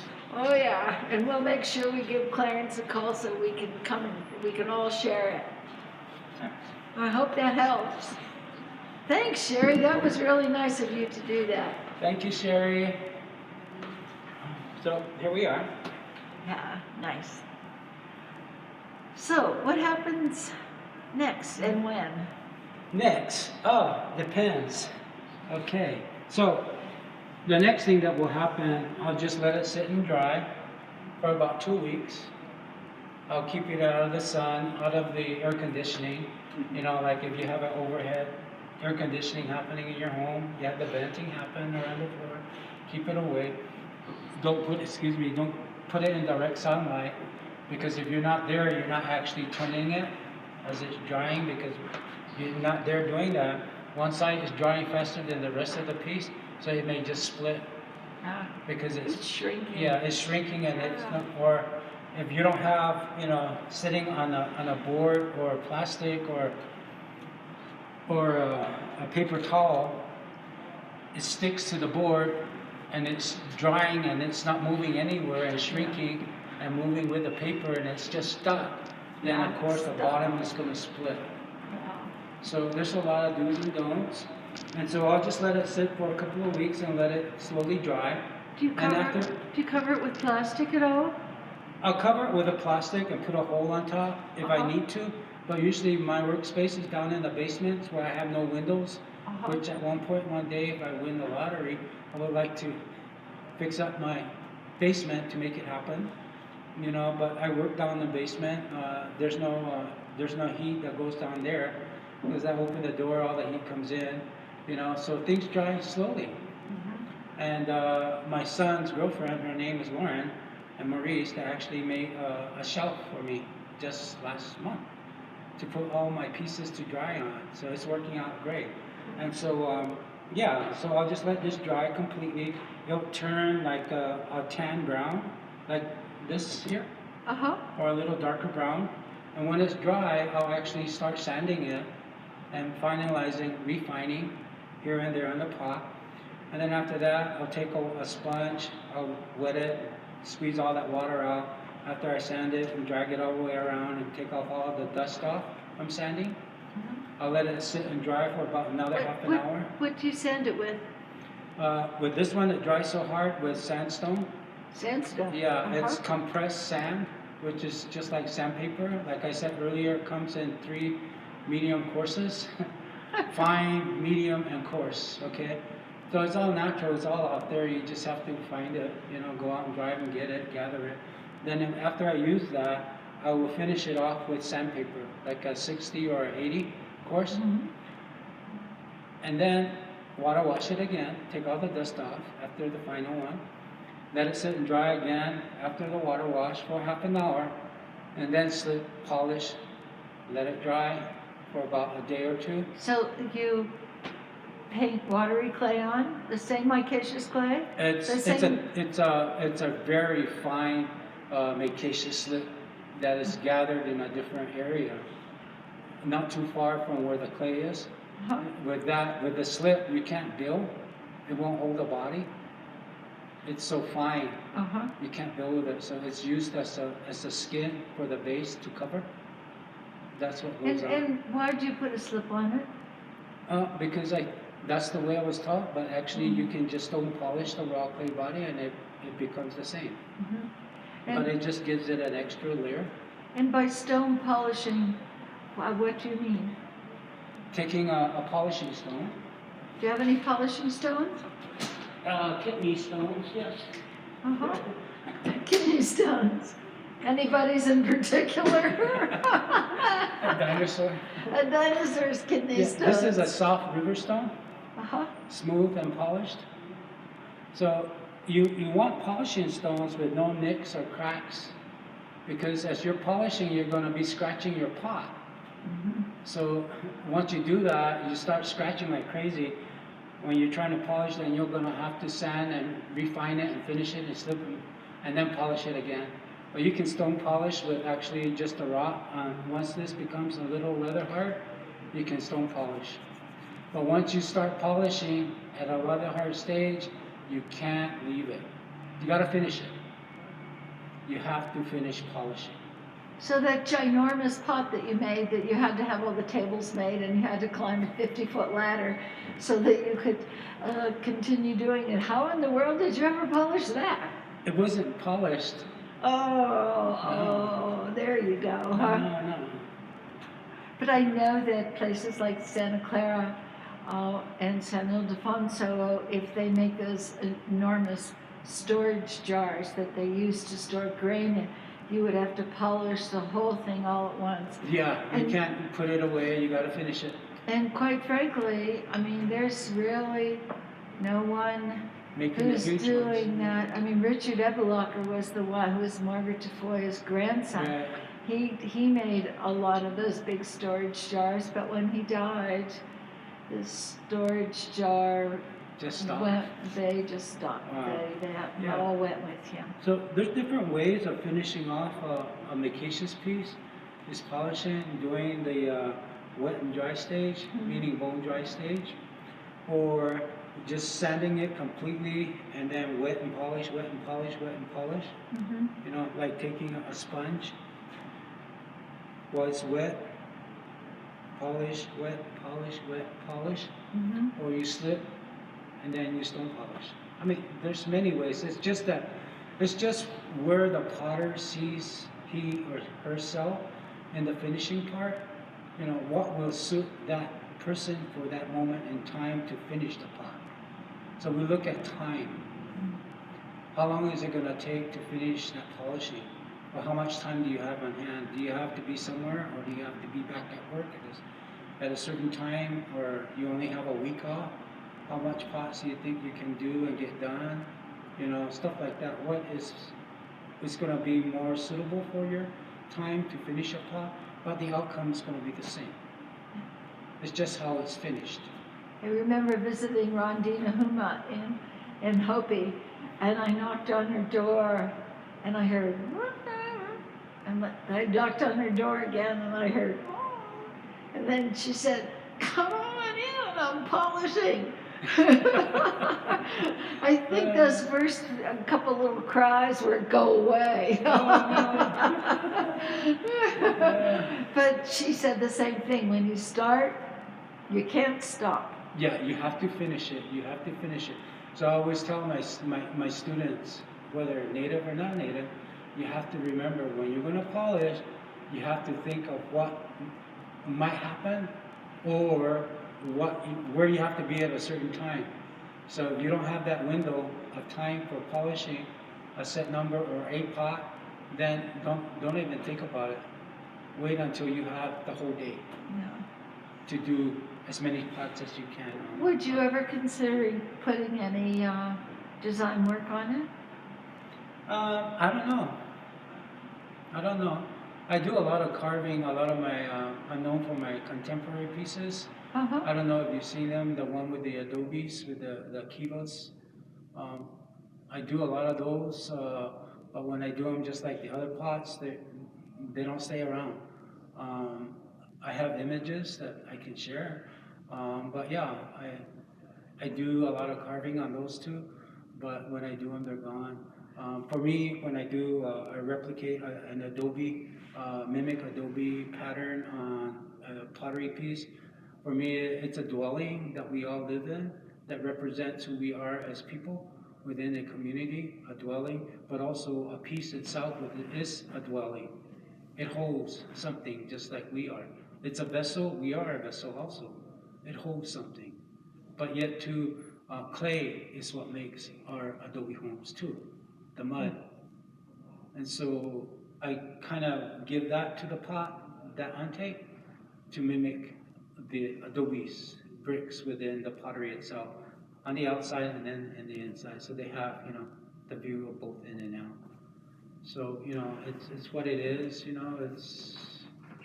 it's allowing it to speak, but you being the interpreter of the material itself. It's lending itself, it's giving herself to you within a solid form for you to articulate in a way of expressing yourself within a time frame between now and then, or expressing who you are within that moment.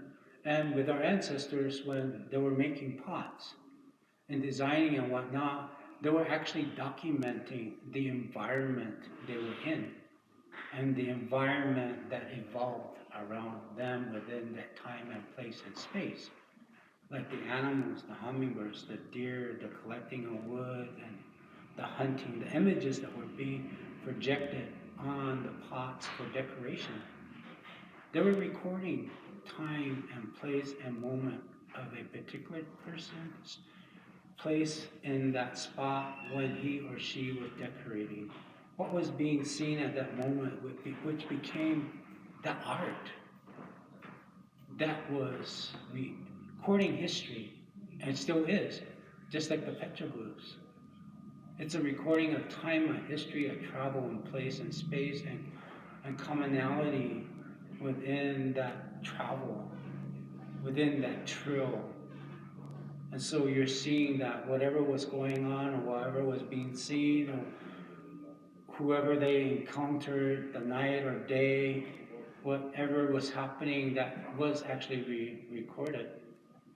It was given evidence of history within time, within the space, within the moment of a person's own place in that particular space, which still happens now as a potter within his or her own particular space, within his or her own community, is recording imagery of past and present, but also giving voice to that as well, and acknowledging one's identity within a community from where he or she may come from, whether it's in pottery and painting and embroidery or any other art that a Native person may be doing, jewelry.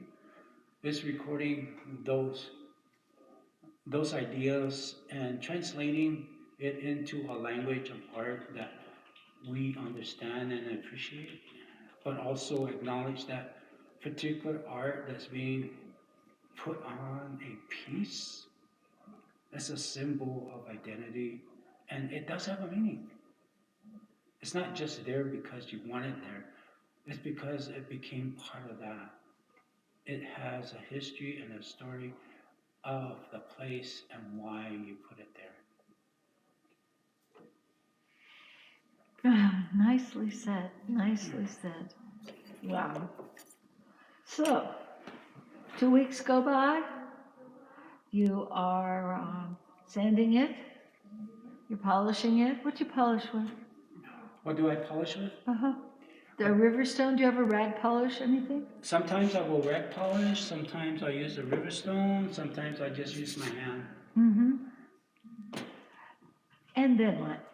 And then let it sit for a day or two or maybe a week, depending on how much time I might have, again, time. And then if I'm allowed, I can't fire in Albuquerque because I'll burn down the forest. Yeah, that's in the or the bosque. Yeah, the bosque. Yeah, so I always talk to Carl Duncan at the Pole Art Center, where I go and fire, and also with my students when we were firing, we would go to the pole center. So you can ground fire? Do outdoor fire? Yeah. So these are all outdoor fires? Yeah. All the pieces that you have? Yeah, they're in boxes, contained. Oh, that's why there are no fire clouds. There's no fire clouds. That's all I was just talking about. There's an oxidation firing, you're shielding no fire clouds. And there's the fire clouds, which is open pit firing. And then there's the reduction, which is black. Yeah. Yeah. So there's 3 times. And so when I usually teach, when we used to fire on our projects, I will give them a choice, depending on the material, either oxidation or reduction firing, or open fire and just oxidation. Because if we're looking at polychrome, then you want to do open or oxidation to get true color, claim, and pigments. Or if they want reduction, then it's just totally black. I always remind them, now if you're using all these colors on a piece and you want to put it in reduction, you're not going to see the colors. Yeah, Well, why not? It's all going to be black. Yeah. Oh. You know, they're going to be just a solid gray on a nice shiny piece. So, you know, it'll be black and gray. You know, a matte gray on a shiny black, you know. You're not going to see the color because it's oxidized, you know. So, I mean. So there are a few people at Santa Clara who are doing black pots that have a little green in them, or reduction fired pots that are sort of a dark chocolate color. How do they get that? How do they end with that result? Almost like an amber color? No, not amber. Do we have any ones, Derek, that look? Well, sure. Like Kevin Naranjo's piece right over here. No, there's no green in it. No, there's brown in it, but the green. Do we have any of like Russell Sanchez or No, Eric Fender? Maybe Eric Fender. Maybe Eric Oh, Fender. yeah, copper oxide? I mean, It's copper slip. comes It's from the slip. mine, you know, Yeah, and it's slip. It'll be green. It has to have copper in it. But if it's reduction fired, is it going to still come out green? Yeah, it'll come up green. Yeah, and then you have the new potters, the contemporary potters who are actually using oil-based paint Yeah. and stuff like that, you know, to push the envelope beyond, and that's great, you know. But I mean, yeah, copper oxide. Yeah. So you don't kiln fire at all? I kiln fire when with my students. That one was probably got a little smoke within the firing. But they're it is subtle. consistently that color all over. Yeah, it's subtle. Yeah, so they probably got a little bit of smoke in it. Yeah, because you can see the patina happening with a dark brown. Well, it looks like she polished it to here. And then this part over here is not polished. Yeah, she carved out the rest, you know, to do her design, and the other is just the clay body itself. Hey, Phil Carson's. You have a fan club, Clarence. Yeah. Yes, just knocking on the windows, dying to come in here. Yeah. So yeah, it looks like it got a little smoke. You know? But it was intentional. Yeah. Because this is what this is Jody Naranjo. Well, And that's what she does consistently. Well, she has control over firings. She's learned how to control fire. So that's great. So, I mean, that's the whole process, is learning how to do things. And once you get it, that's what I always tell my students, always write it down, you know, always write it down. Yeah, here's another one. Again, that awesome. coloration. Yeah. But also, you know, you can always burn them out. Yeah. A low flame torch or putting it on hot coals, depending on how you work. It's just that your pot needs to be a little hotter than usual, because it's just like some folks that want to do horsehair on natural clay. It's just that you can't take the pots out because you'll shatter them because they'll cool down too freaking fast. But And the pot needs to be really hot. But how close are you going to be able to lay the horsehair on the pot? You know, because if it's so intense and hot, it has to be hot in order for the horsehair to actually melt. You know, because it's like nylon, you know? Yeah. It melts. You know, if the pot is not that hot, it's just gonna stay there. It's not gonna dissolve and burn and leave you a design, a Well, pattern. Thomas Tenorio, who was the second person that we had, was self-taught. And he said the most fun was learning how to fire because he thought, well, you know, there are those Ornos outside, those No, ovens. That's Hubert. That That's Hubert. Thomas caught himself on fire with his shirt. Oh, no. Yeah. Well, was it Hubert that decided to? Hubert blew up the Orno. He blew up the Orno because Oh, no. he tried to fire and he couldn't get it going, and you know, and we didn't know exactly what to do, so he got some of that charcoal lighter fluid and poured it on and lit it, and he literally blew up the Oh my Orno. God, yeah, because too much force from Uh-huh. igniting? Oh, my God. And Thomas, who was trying to lean a little too close to the fire to see what was going on because he wasn't sure how long it should stay in there. This was, you know, his first firing. He said all of a sudden he smelled something funny, and it was his shirt burning. Oh, no. And I just got a message from Thomas Tenorio saying, don't know how to ask questions live, so ask your mom what necklace she is wearing. Thomas. Actually, Thomas, this necklace is really kind of neat because it's made out of ostrich eggshells. And it's from Namibia. Wow. And I got it at the folk art market.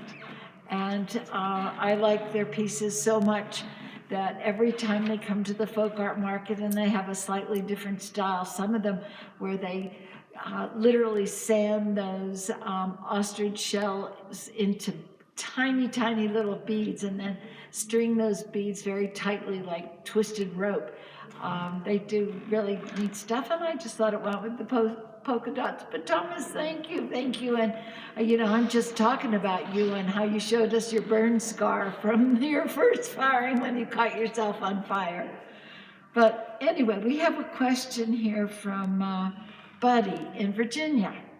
And Buddy says, thank you for the wonderful demonstration. I love the rhythm you use to create your work. When you fire, what temperature do you reach for your wear? Thank you, Buddy. Depending on the fuel, anywhere, I use cedar a lot. I use cedar for fire. Cedar? Yeah. Yeah, cedar. Anywhere from 12 to 1400. Uh-huh. And how do you know that it's between 12 and 1400? Well, you can get a cone and put it in there Yeah. when you're firing, and then, you know, depending on, usually you can do at least 3 or 4 cones, make a cone pack. Derek, will you get me one of the jars? I want to play music. Scott, will you get me one of the jars? So if you make a cone pack, you will get some clay, Uh-huh. make it like a little boat, and then you can have some cone packs, commercial cone packs that they Uh-huh. use for firing in kilns, and set at least 3 or 4 temperatures of that cone, Uh-huh. and then set it in there. And so when the first one reaches the lowest temperature, it'll bend over, and then the next, and then the next, and then that's how you get your readings. Uh-huh. Yeah. Now, I listened to this. Yeah. That's so much higher than, I don't know if this one will ring, if I can, Yeah, low. no, it's much lower, but Yeah. it should be a more of a container, a bowl or a jar that where you can hear that. And so this ring, which means it's really high fire, Yeah. and you're able to get that high of a temperature with cedar? Oh yeah. Cedar burns hot, oak burns very hot. I see people. Because they're use, hardwoods? Because they're dense hardwoods? and they have oil. Uh-huh. If for me, I don't like to use the pine if you want a clean fire because it makes a lot of smoke. Uh-huh. You know, Fire just- clouds. Well, just envision a diesel truck starting up in the morning. Yeah.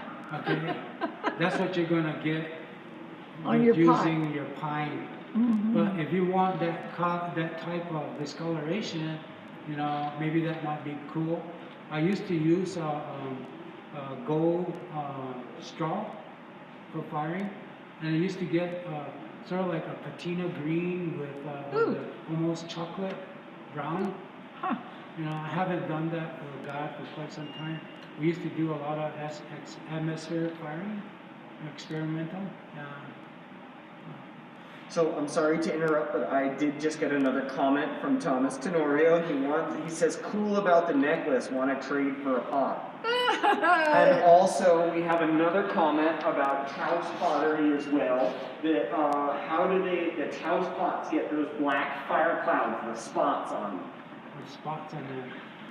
Well, you have a pit, you build a fire in the middle of the pit, and then you preheat your pots around the fire, and then once your pots are nice and hot, then you spread the coals out, and once the pots are nice and hot, then you put your pots in them on top of the charcoal, and then you put some more kindling on the fire, but not so high that the flames are leaping. You want them to get really hot.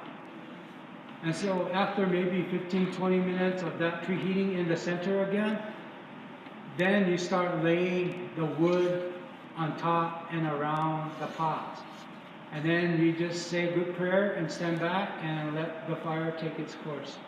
Well, this pot is not from Taos, it's from Nambe. It's one of Lonnie Vigil's pots. But I've always loved the fire clouds because I always thought that, you know, Mother Nature was participating in the creative process. I mean, not only did she give up part of herself so that this pot could be made, but, you know, she helped make it. And the fire clouds, I mean, there's beautiful color here. This is a little hard for me to balance.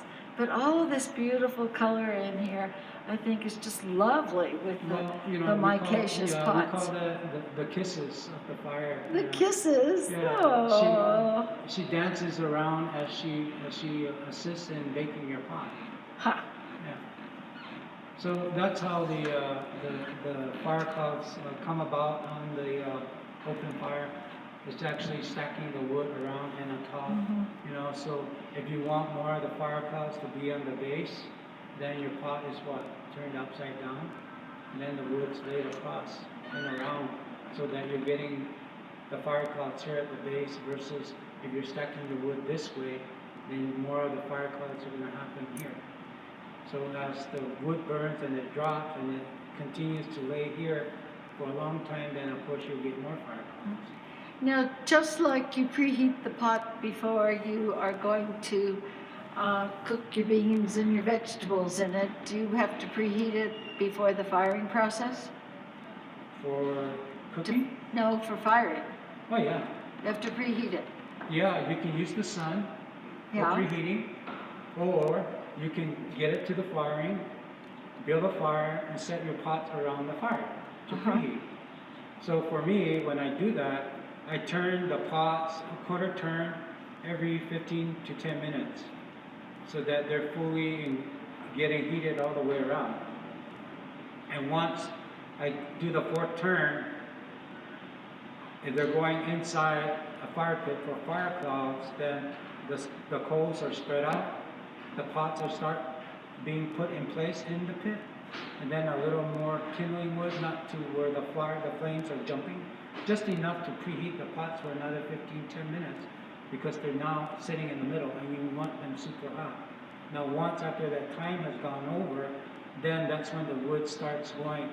So for me, when I do an open pit, I start with the top first, because if you're laying the wood on the sides, that's going to catch fire first.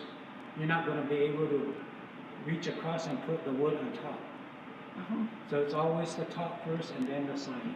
And so you obviously have to sort of begin that warming process, and then the actual firing process, and then the cooling down process, because you just can't, you know, blow the ash away and pull the pot up, because it will do exactly what it would do if you took it from the freezer and put it in your oven. Yeah.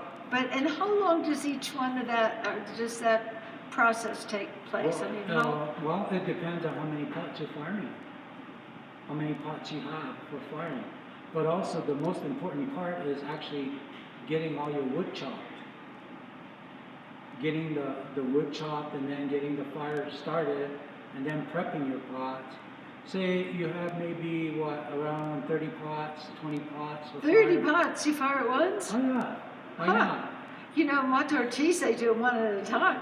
Yeah, well, yeah, each one does everything differently. Yeah, Yeah, so, but yeah, you can, depending on how much you have and depending on the different styles and types of firing you're doing, when I fire at coal, I usually will do 2 or 3 different firings. One in the back, one with the oxidation, one with reduction, and then one with the open pit. And so as the first one that you started burns down, you know, you move the coals away, you let it cool down. Next one goes down, you let it cool down. the same Next pot one, you fire 3 times? oh yeah. And so while the third one just went down, the first one's nice and cool. You dust them off, you get the soot off, you pack them, you move on to the next, and then you move on to the next. But each prep time, chopping wood, depending on the amount of pieces you're going to be firing and preheating and the amount of wood you may need, maybe about an hour to an hour and a half of chopping. And then you're preheating, so if you're preheating 15 or 10 minutes, you're looking at what? An hour and something? And then you do another 15 minutes in the center for preheating. And then after that, that's when you put your wood on. And the firing stage, when it all takes off, may be anywhere from 45 minutes to an hour, completely burned down to ash, white ash. And then you just let them cool down. Now, in the event that the wind picks up and you have no windbreak, then you're going to have to think about windbreak to shield your pots from that breeze, because it will cool them down really rapidly. So you want to have makeshift windbreak to block the wind so that your pots don't cool down too fast, or else they may start singing, ping, ping, ping, you know. Yeah. And so you have to let them. No music in there. And so you have to, you have to give that time. And I always tell my students is that, it's not about rush. It's about process and patience. Yeah. Well, I have a question from Dan from San Diego. And by the way, Dan, the euphorbia and the cubiform, I thought you might enjoy seeing them. And thanks for tuning in. It's just great. Anyway, Dan says, I am still unclear about the slip. And he asks 3 questions. Maybe you can answer each one of them, separately. Does the base clay have as much mica as the slip? Yes. Quantity-wise. Quantity. But how about the fineness of the mica? It has a little, but not as much. So which one is finer? The slip. The slip. Okay. After firing, is a slip pot shinier than an unslipped pot? Well, not really. If you're stone polish, the on-slip pot, doing the leather hard stage, stone polishing, you're polishing the pot and you give it a sheen. Mm-hmm.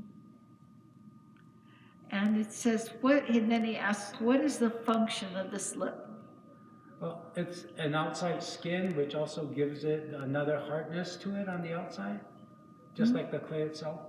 And earlier you spoke about the fact that, because we had another email from him, and I think he said he joined a little late, but apparently the mica is the temper in the clay, and it occurs naturally for the most part, and that the mica is sifted in such a way that it has tiny, tiny little pieces, and it acts as the binding that holds the clay together. And then Dan went on to say, I think micaceous pottery is as artistic as a carved or painted piece. The shininess is beautiful. It should be not thought of as a strictly utilitarian. It looks beautiful sitting on a shelf. And it's interesting because we have a potter from Nambe, a relation of Lonnie Vihill's, Robert Vihill, who carves micaceous pots. Very, very shallow carving. And mostly black micaceous pots. They're really beautiful. Mm-hmm. And do we have one downstairs, Derek? No? Nope. They're all gone. They sell as fast as we get them. That's He good. he brings them in the morning, and by the afternoon, They're gone. literally, they're gone. That's good. Yeah, it That's is good. good. Wow, we're just having too much fun, aren't we? Oh, yes, we are. Yeah. Okay. What else do you have for me? What else do I have for you? Yeah. What else do you want me to do? Well, you know, Want me to do? you said you have a son and the son's girlfriend. Is he your only child? I have two. Yeah. I have a daughter. Her name is Andrea Cruz, and Maurice Perfecto Cruz. And are they here in New Mexico? Alexandria is in Colorado, going to Colorado State, studying in psychology, child psychology. And Maurice is working with Oklahoma State University, and his office is located on campus. Uh-huh. Yeah, and my wife is Carolyn McEwen. She just retired not too long ago. She was a nurse working with PHS. Uh-huh. Yeah. Public health. Public health, yes. Uh-huh. And from Lansing, Michigan. Yes. Yeah. Yeah. Oh, nice. If you don't have to answer this, if you don't want to, may I ask how old you are? 21. That's funny, you don't look a day over 18. Are you lying about your age? Can you tell? Are my gray hairs a giveaway? Oh, yeah, my gray hairs are a giveaway too. That's why, those boxes of dye at the grocery store really work. Well, let me ask you this. How old do you think I am? Oh. Well, you've been teaching for 25 years, and you were at least 25 years when you started. I'd say 54. Thank you. Oh. Am I off by a whole lot? Oh, yes. Oh, yeah. Oh, yeah. Oh, well. You're off by about 12 years, I believe. Let's see, that would make you 30, what? 32? Yeah. Oh, well, great. And how about pottery making in your family? Pottery making, my family, just Bernie and I, Bernadette Owingeh Cruz, my sister, and I, and my mom's mom, our great grandmother and grandmothers and aunties, they're all no longer here. And their names? Reyes Cruz. Reyes Cruz. Oh, Yeah. Yeah, I know who. Yeah. And then my godmother, Felicita Garcia, the daughter of Tomasita Montoya. The daughter of Tomasita Montoya. Yeah. Yeah. Wow. And Cruzita Cruz and all Cruzita? Yeah. Oh, I knew her. You did? Yeah, I knew her when I was down at the other place. She used to come by and sell us pots. Yeah, well, I love going to, when I was young, to the co-op. That was sad that it's no longer there, Yeah. Yeah, but yeah, and growing up, we used to run around the village and see all the grandmas and aunties firing their pots in the middle of the pueblo, we live on the north side where we all grew up and still go to. In the village of Ohkay Owingeh, there used to be a community pump right there, and only the boxes there, and the rest, Gregorita and all the rest, they all lived in that area, and all the aunties, Geronimo, Beta, and all the other elders, they put fire behind there, and then in the middle of the road and the plaza area, and then way in the back, Margarita Owingeh, Pete Owingeh's Well, you know, it's barn. interesting because all of your aunties don't necessarily are your blood-related aunts. No. No. And all of your moms and all of your grandmas aren't necessarily your blood-related ones either, because community makes everybody related. Exactly. Uh-huh. You have a lot of aunties all over the Pueblos. All over the place. Oh yeah, and then they hear that you went to someone younger than them. Oh, you won't stop hearing about it. They will let you know you did wrong. You need to come here first. I'm older than them. Well, I love it with the ladies of the Pueblos. We know who rules the roost. It's great. Yeah. It's just great. Well, Clarence, you know, this has been an absolute delight. I have learned so much. I have seen so much, and I hope that all the people out there who are watching concur, because this has been a really, really great experience. And I think we're going to probably wind down a little bit because your masterpiece is over with. And I should, you know, tell people a little bit about what's coming now that I have a camera where I can actually show you. But next Tuesday is Kevin Naranjo plus Joseph and Eunice Naranjo. And, well, in Naranjo, half of Santa Clara Pueblo is named Naranjo. And they will be here demonstrating the black pots. Not firing though, because I think my landlord might be a little upset if I decided to do a firing in the building. But the full description will be there, and the polishing, the unusually beautiful, almost eggshell texture, eggshell shine that Joseph and Eunice get on their pots, and the incredible sgraffito that Kevin does. So that'll be lots of fun on Tuesday. And then on Wednesday, we have, help me out, Derek. Sherry? Oh, Sherry Tafoya. We have Sherry Tafoya. And she is also from Santa Clara Pottery, and she does a lot of redware, and she carves her pieces. So that'll be fun to see too, because that's something that we haven't shown yet. And then on Thursday, we have Jackie Shtiva. Jackie's from Acoma, and Jackie does this nice corrugated ware that in the early days was used for cookware at some of the southern areas of New Mexico. And the day after that, one more day, Carolyn Concho from Ohkay Pueblo, who does these incredible seed pots with lots of membrane designs painted on them. And, you know, seed pots were important because they were used for the storage of seeds. And if you didn't have seeds the next year, you didn't have anything to eat, because you needed to plant those seeds to grow things. But she'll tell you all about seed pots and all the wonderful membrane designs she's painted on them. And this one has a little ladybug in the back. Anyway.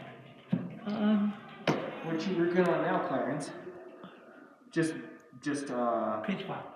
okay, just a Yeah. pinch pop. Yeah. You're gonna just do a little quick pinch little pot. pinch pot for us? Okay, and then, you know, we'll call it a day after that. How's that? Oh, okay. Well, we could go till midnight, you know. Oh, yeah. Are you kidding? With the two of us? Yeah, It would be longer than midnight, I'm afraid.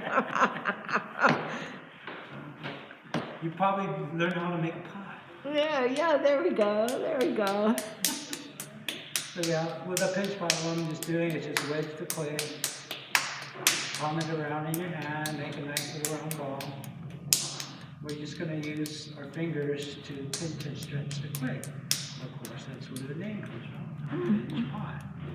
So basically, when I teach my students, I like them to start out with a pinch pot, so that they know the strength and the plasticity of the clay itself, you know, what strength they have behind their your fingers here, and basically that's exactly what they'll be using throughout the whole process of building, is actually pinching and stretching that clay continuously. So when we start a pinch pot, you know, wet your finger just a bit, damp it, set it in the middle, push your thumb straight through, don't come out on the other side.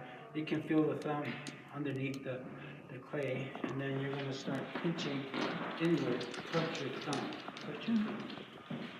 Okay, so again, just remembering how many times you go around, you can feel the stretching and the thinness starting to happen in the clay itself. As you're pinching, you're beginning to feel the thumb and your finger on both sides, and you can feel the thickness of the wall of the clay itself that's beginning to transform itself.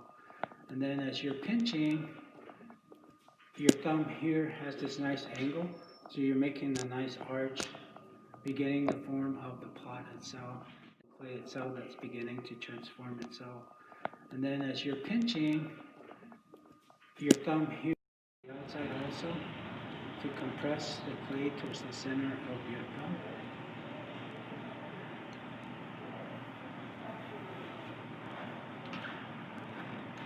And so your thumb is on the inside, Yeah, working it. yeah. Uh-huh. So if your hands get tired, you can switch to the other side with your hands and your fingers, so you can always switch. And then just continuing up.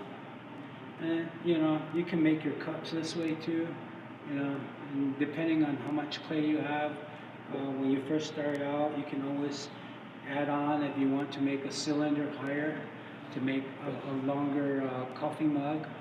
You know, when you make your handles, you can do a coil and flatten it out, you know, and do your attaching slip and paste and score.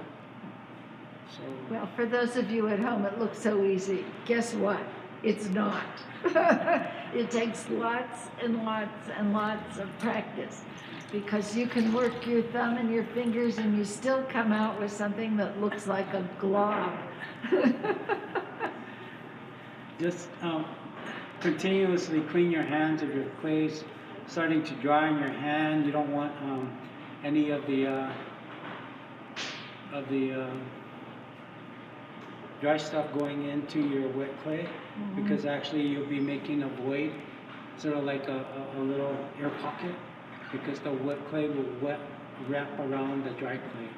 It will enclose it, and then of course when it dries, you have the little void in between the dry clay and the layer of wet clay that has just dried, which also makes it a void.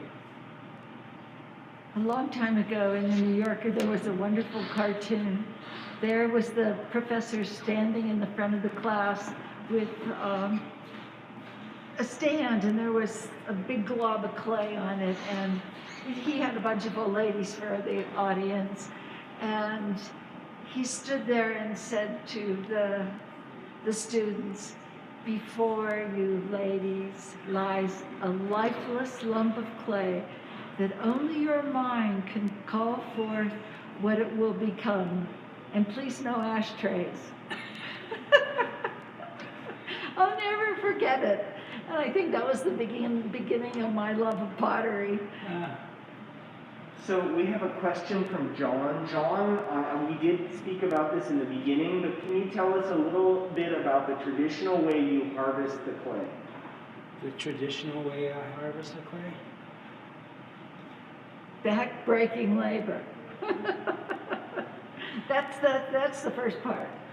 Yeah, well, the thing is knowing where you're going, and basically knowing that you're not on native land and private property, because no one might not find you again. It's recognizing and giving the thoughtfulness and the understanding and the praise, and also glorifying the space within you now stand, and giving thanks, and also just acknowledging the material, and also welcoming in the material before you actually start gathering the clay. Wow. Do those look like things to put pots on? That They just drove went by, they just drove by. Did you Yeah. see them with the curls? That's what they look like to me. Maybe they know you're here. But we don't have any of those. So, sorry. Anyway, um, It's fine, we got sorry. distracted by the traffic outside. Yeah, I'm we sorry, were but distracted. gathering and it's knowing and understanding the place and your purpose of the material you're going to be encountering, but also again giving homage to the place in harvesting. For me, in particular, I always give thanks and knowledge in reference to the clay itself that's going to be part of my journey, and allowing her to be part of your journey for that purpose is just finding a place, cleaning the spot, making sure you have a shovel, a pick. If you're going to be digging micaceous clay, a pick is a must. Is it hard? It is the clay hard when Is it it like a would- rock? Yeah, especially when there's no moisture. It is solid hard. And, in gathering, I take 5-gallon buckets with me. And depending on how much I think I will need, which is usually about 16 buckets, 5-gallon buckets, harvest it, bring it home, divide it into another 5-gallon clay bucket, and half clay, half water, stir it around, let it sit for a week, come back and start breaking it down by hand. Sort of like massaging the clay and breaking it down. And then once you get that consistency of a milkshake, after it's all broken down, I take a window screen, and usually, they come in rolls, like this, like the steel window screen, not the nylon, because the micaceous little particles will actually rip the nylon screen. So you want a little stainless steel screen. So what I do is it comes in rolls. So usually I get about the 36 inches wide, so that it can sit over a big bucket, And what I do is I'll tie a rope around that so that it's securing the screen on top.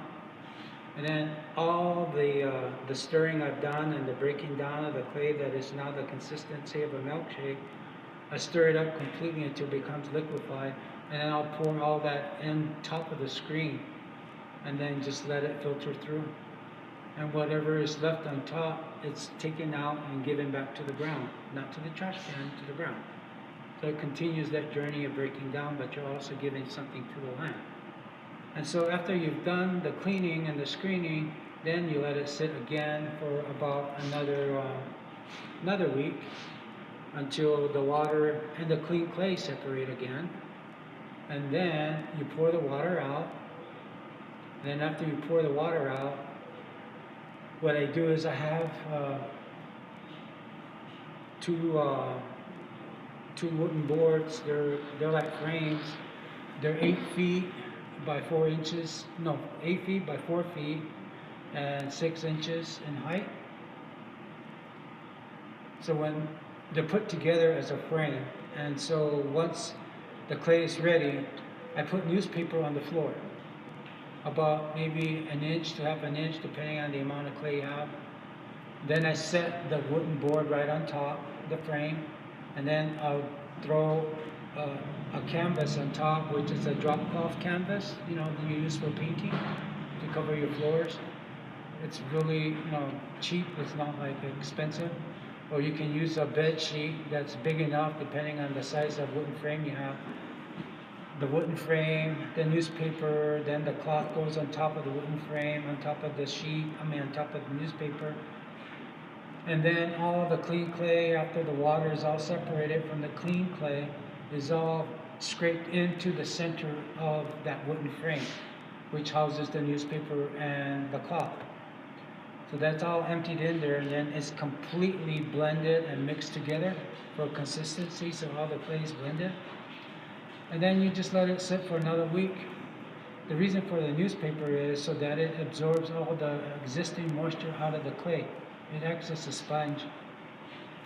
And then you let it sit until it's completely to this consistency. Then you start bagging, making into little blocks like you see here. and you bag it, and you number them if you want. Work with the latest, you date it if you want, so that you're working with the clay already that you have, and the ones will go back. You push them back, so they mature a bit, and they kind of like, age. Yeah. I heard you say something that just made me think of something. You said that the mica in the clay will tear up the nylon screen if that's what you use. How do you care for your hands?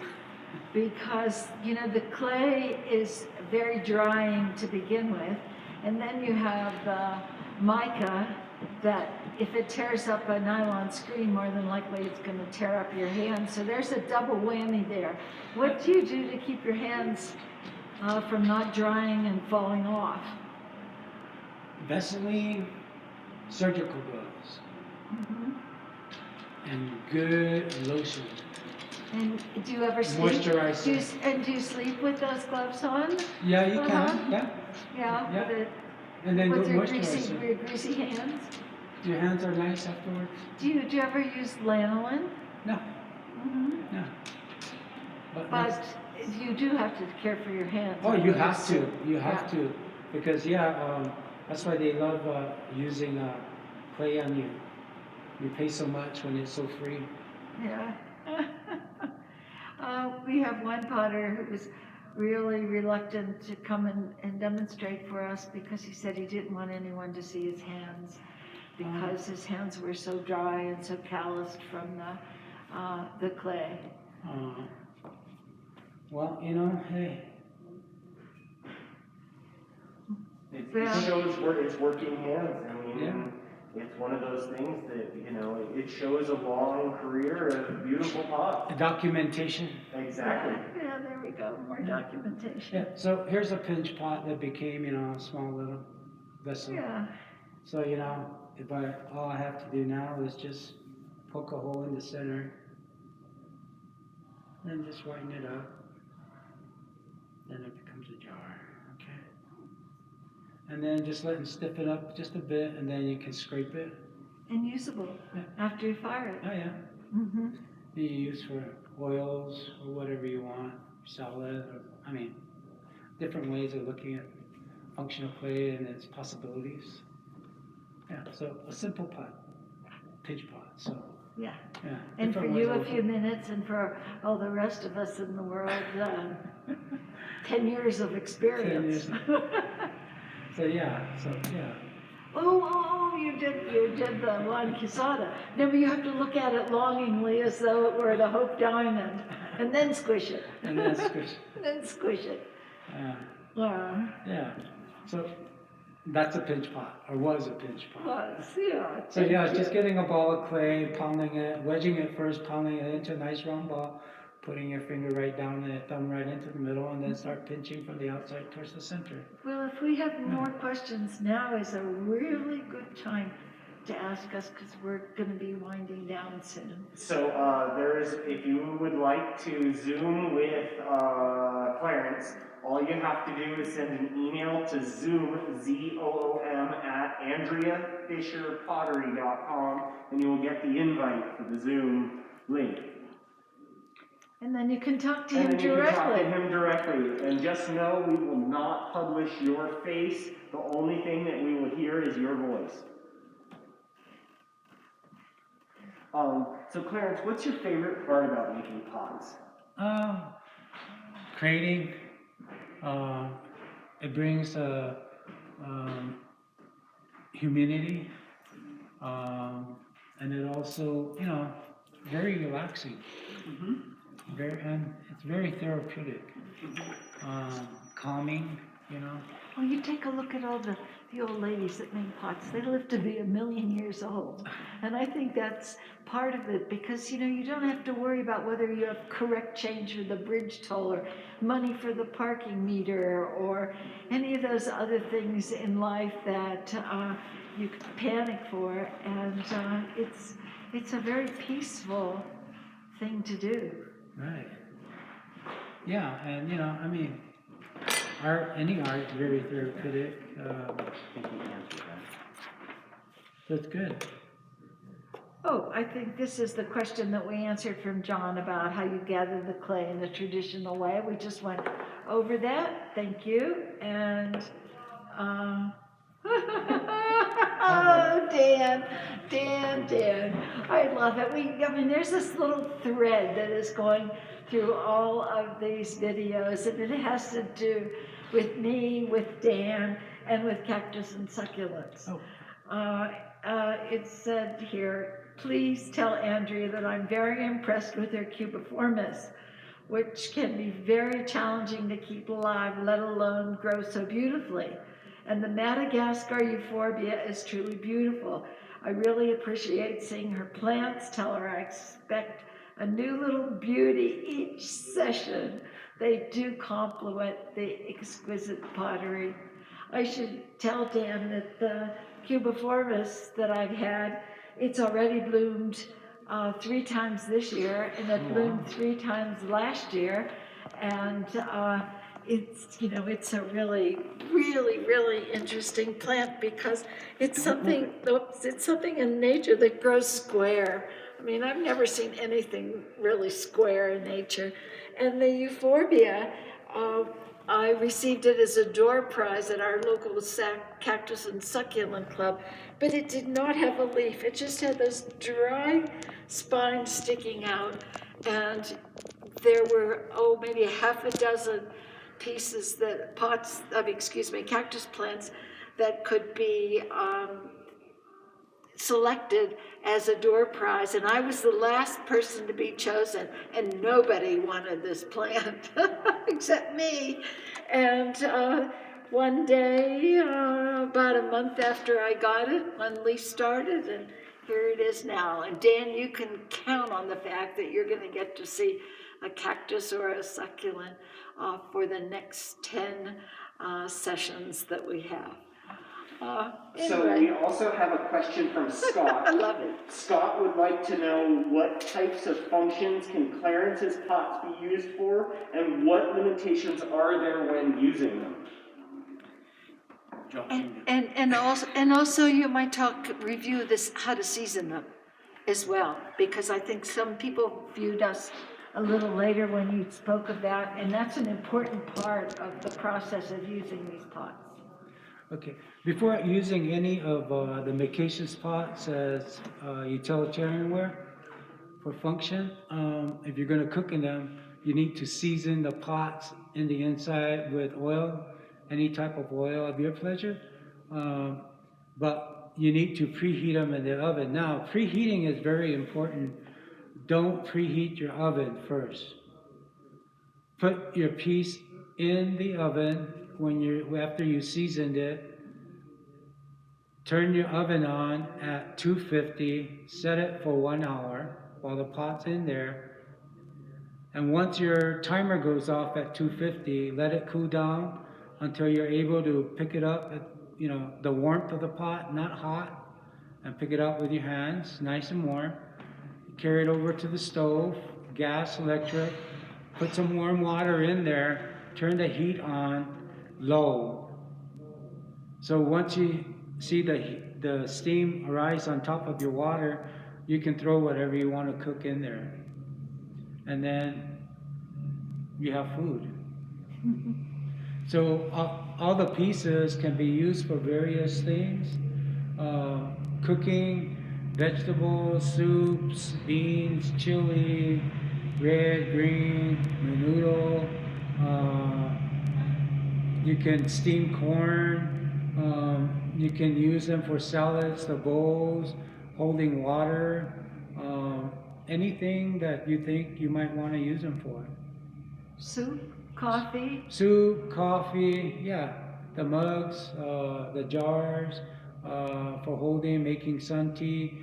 The small little bowls, you can use them for eating from, or cooking whatever you want for your own like for just one person, or warming some soup in it. And so what other types of functions can they be used for? Baking bread. Baking bread, yeah, you can bake bread in them. You could roast a chicken, or beef in them, in the bigger bowls, or just decorative. Now, if you want to put plants in them, that's totally up to you. You can actually use them for planters? Yeah, you can use them for planters. Huh. Storing water. Will water leach through the pieces? They call it sweating. Uh-huh. Yeah, it'll sweat a little. Because if you put a plant in it, you would want some sort of drainage. Yeah, you can. So that you don't overwater things. You'd like have to I use do. a diamond tip drill to put a hole in those pots. Or put a plant ahead and Yeah. make it a flower pot. Yeah. And then also, what kind of limitations are there? I mean, obviously, if you drop them, they break. Yeah.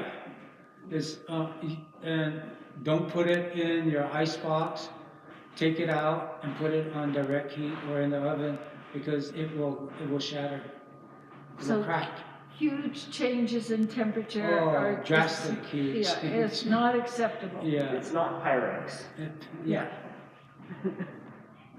Okay. Do we have any other questions out there? We'll leave it for a few minutes. Hey, we're protected, aren't we? Yes. Yeah, that was Honey protecting us. She's one of our 2 gallery dogs here. Anyway, are we just about ready to sign off? I think so. I'm going to put the... Well, first of all, I want to say, Clarence, you're a joy to have around. You're a great teacher. You are a font of inspiration and knowledge. And it's been a lovely, wonderful, fun, time-flying afternoon. Thank you so much. Oh, thank you. I'm honored. Thank you, Andrea. Thank Wow, you. my pleasure. This has been just great. Yeah, I hope you have more of these.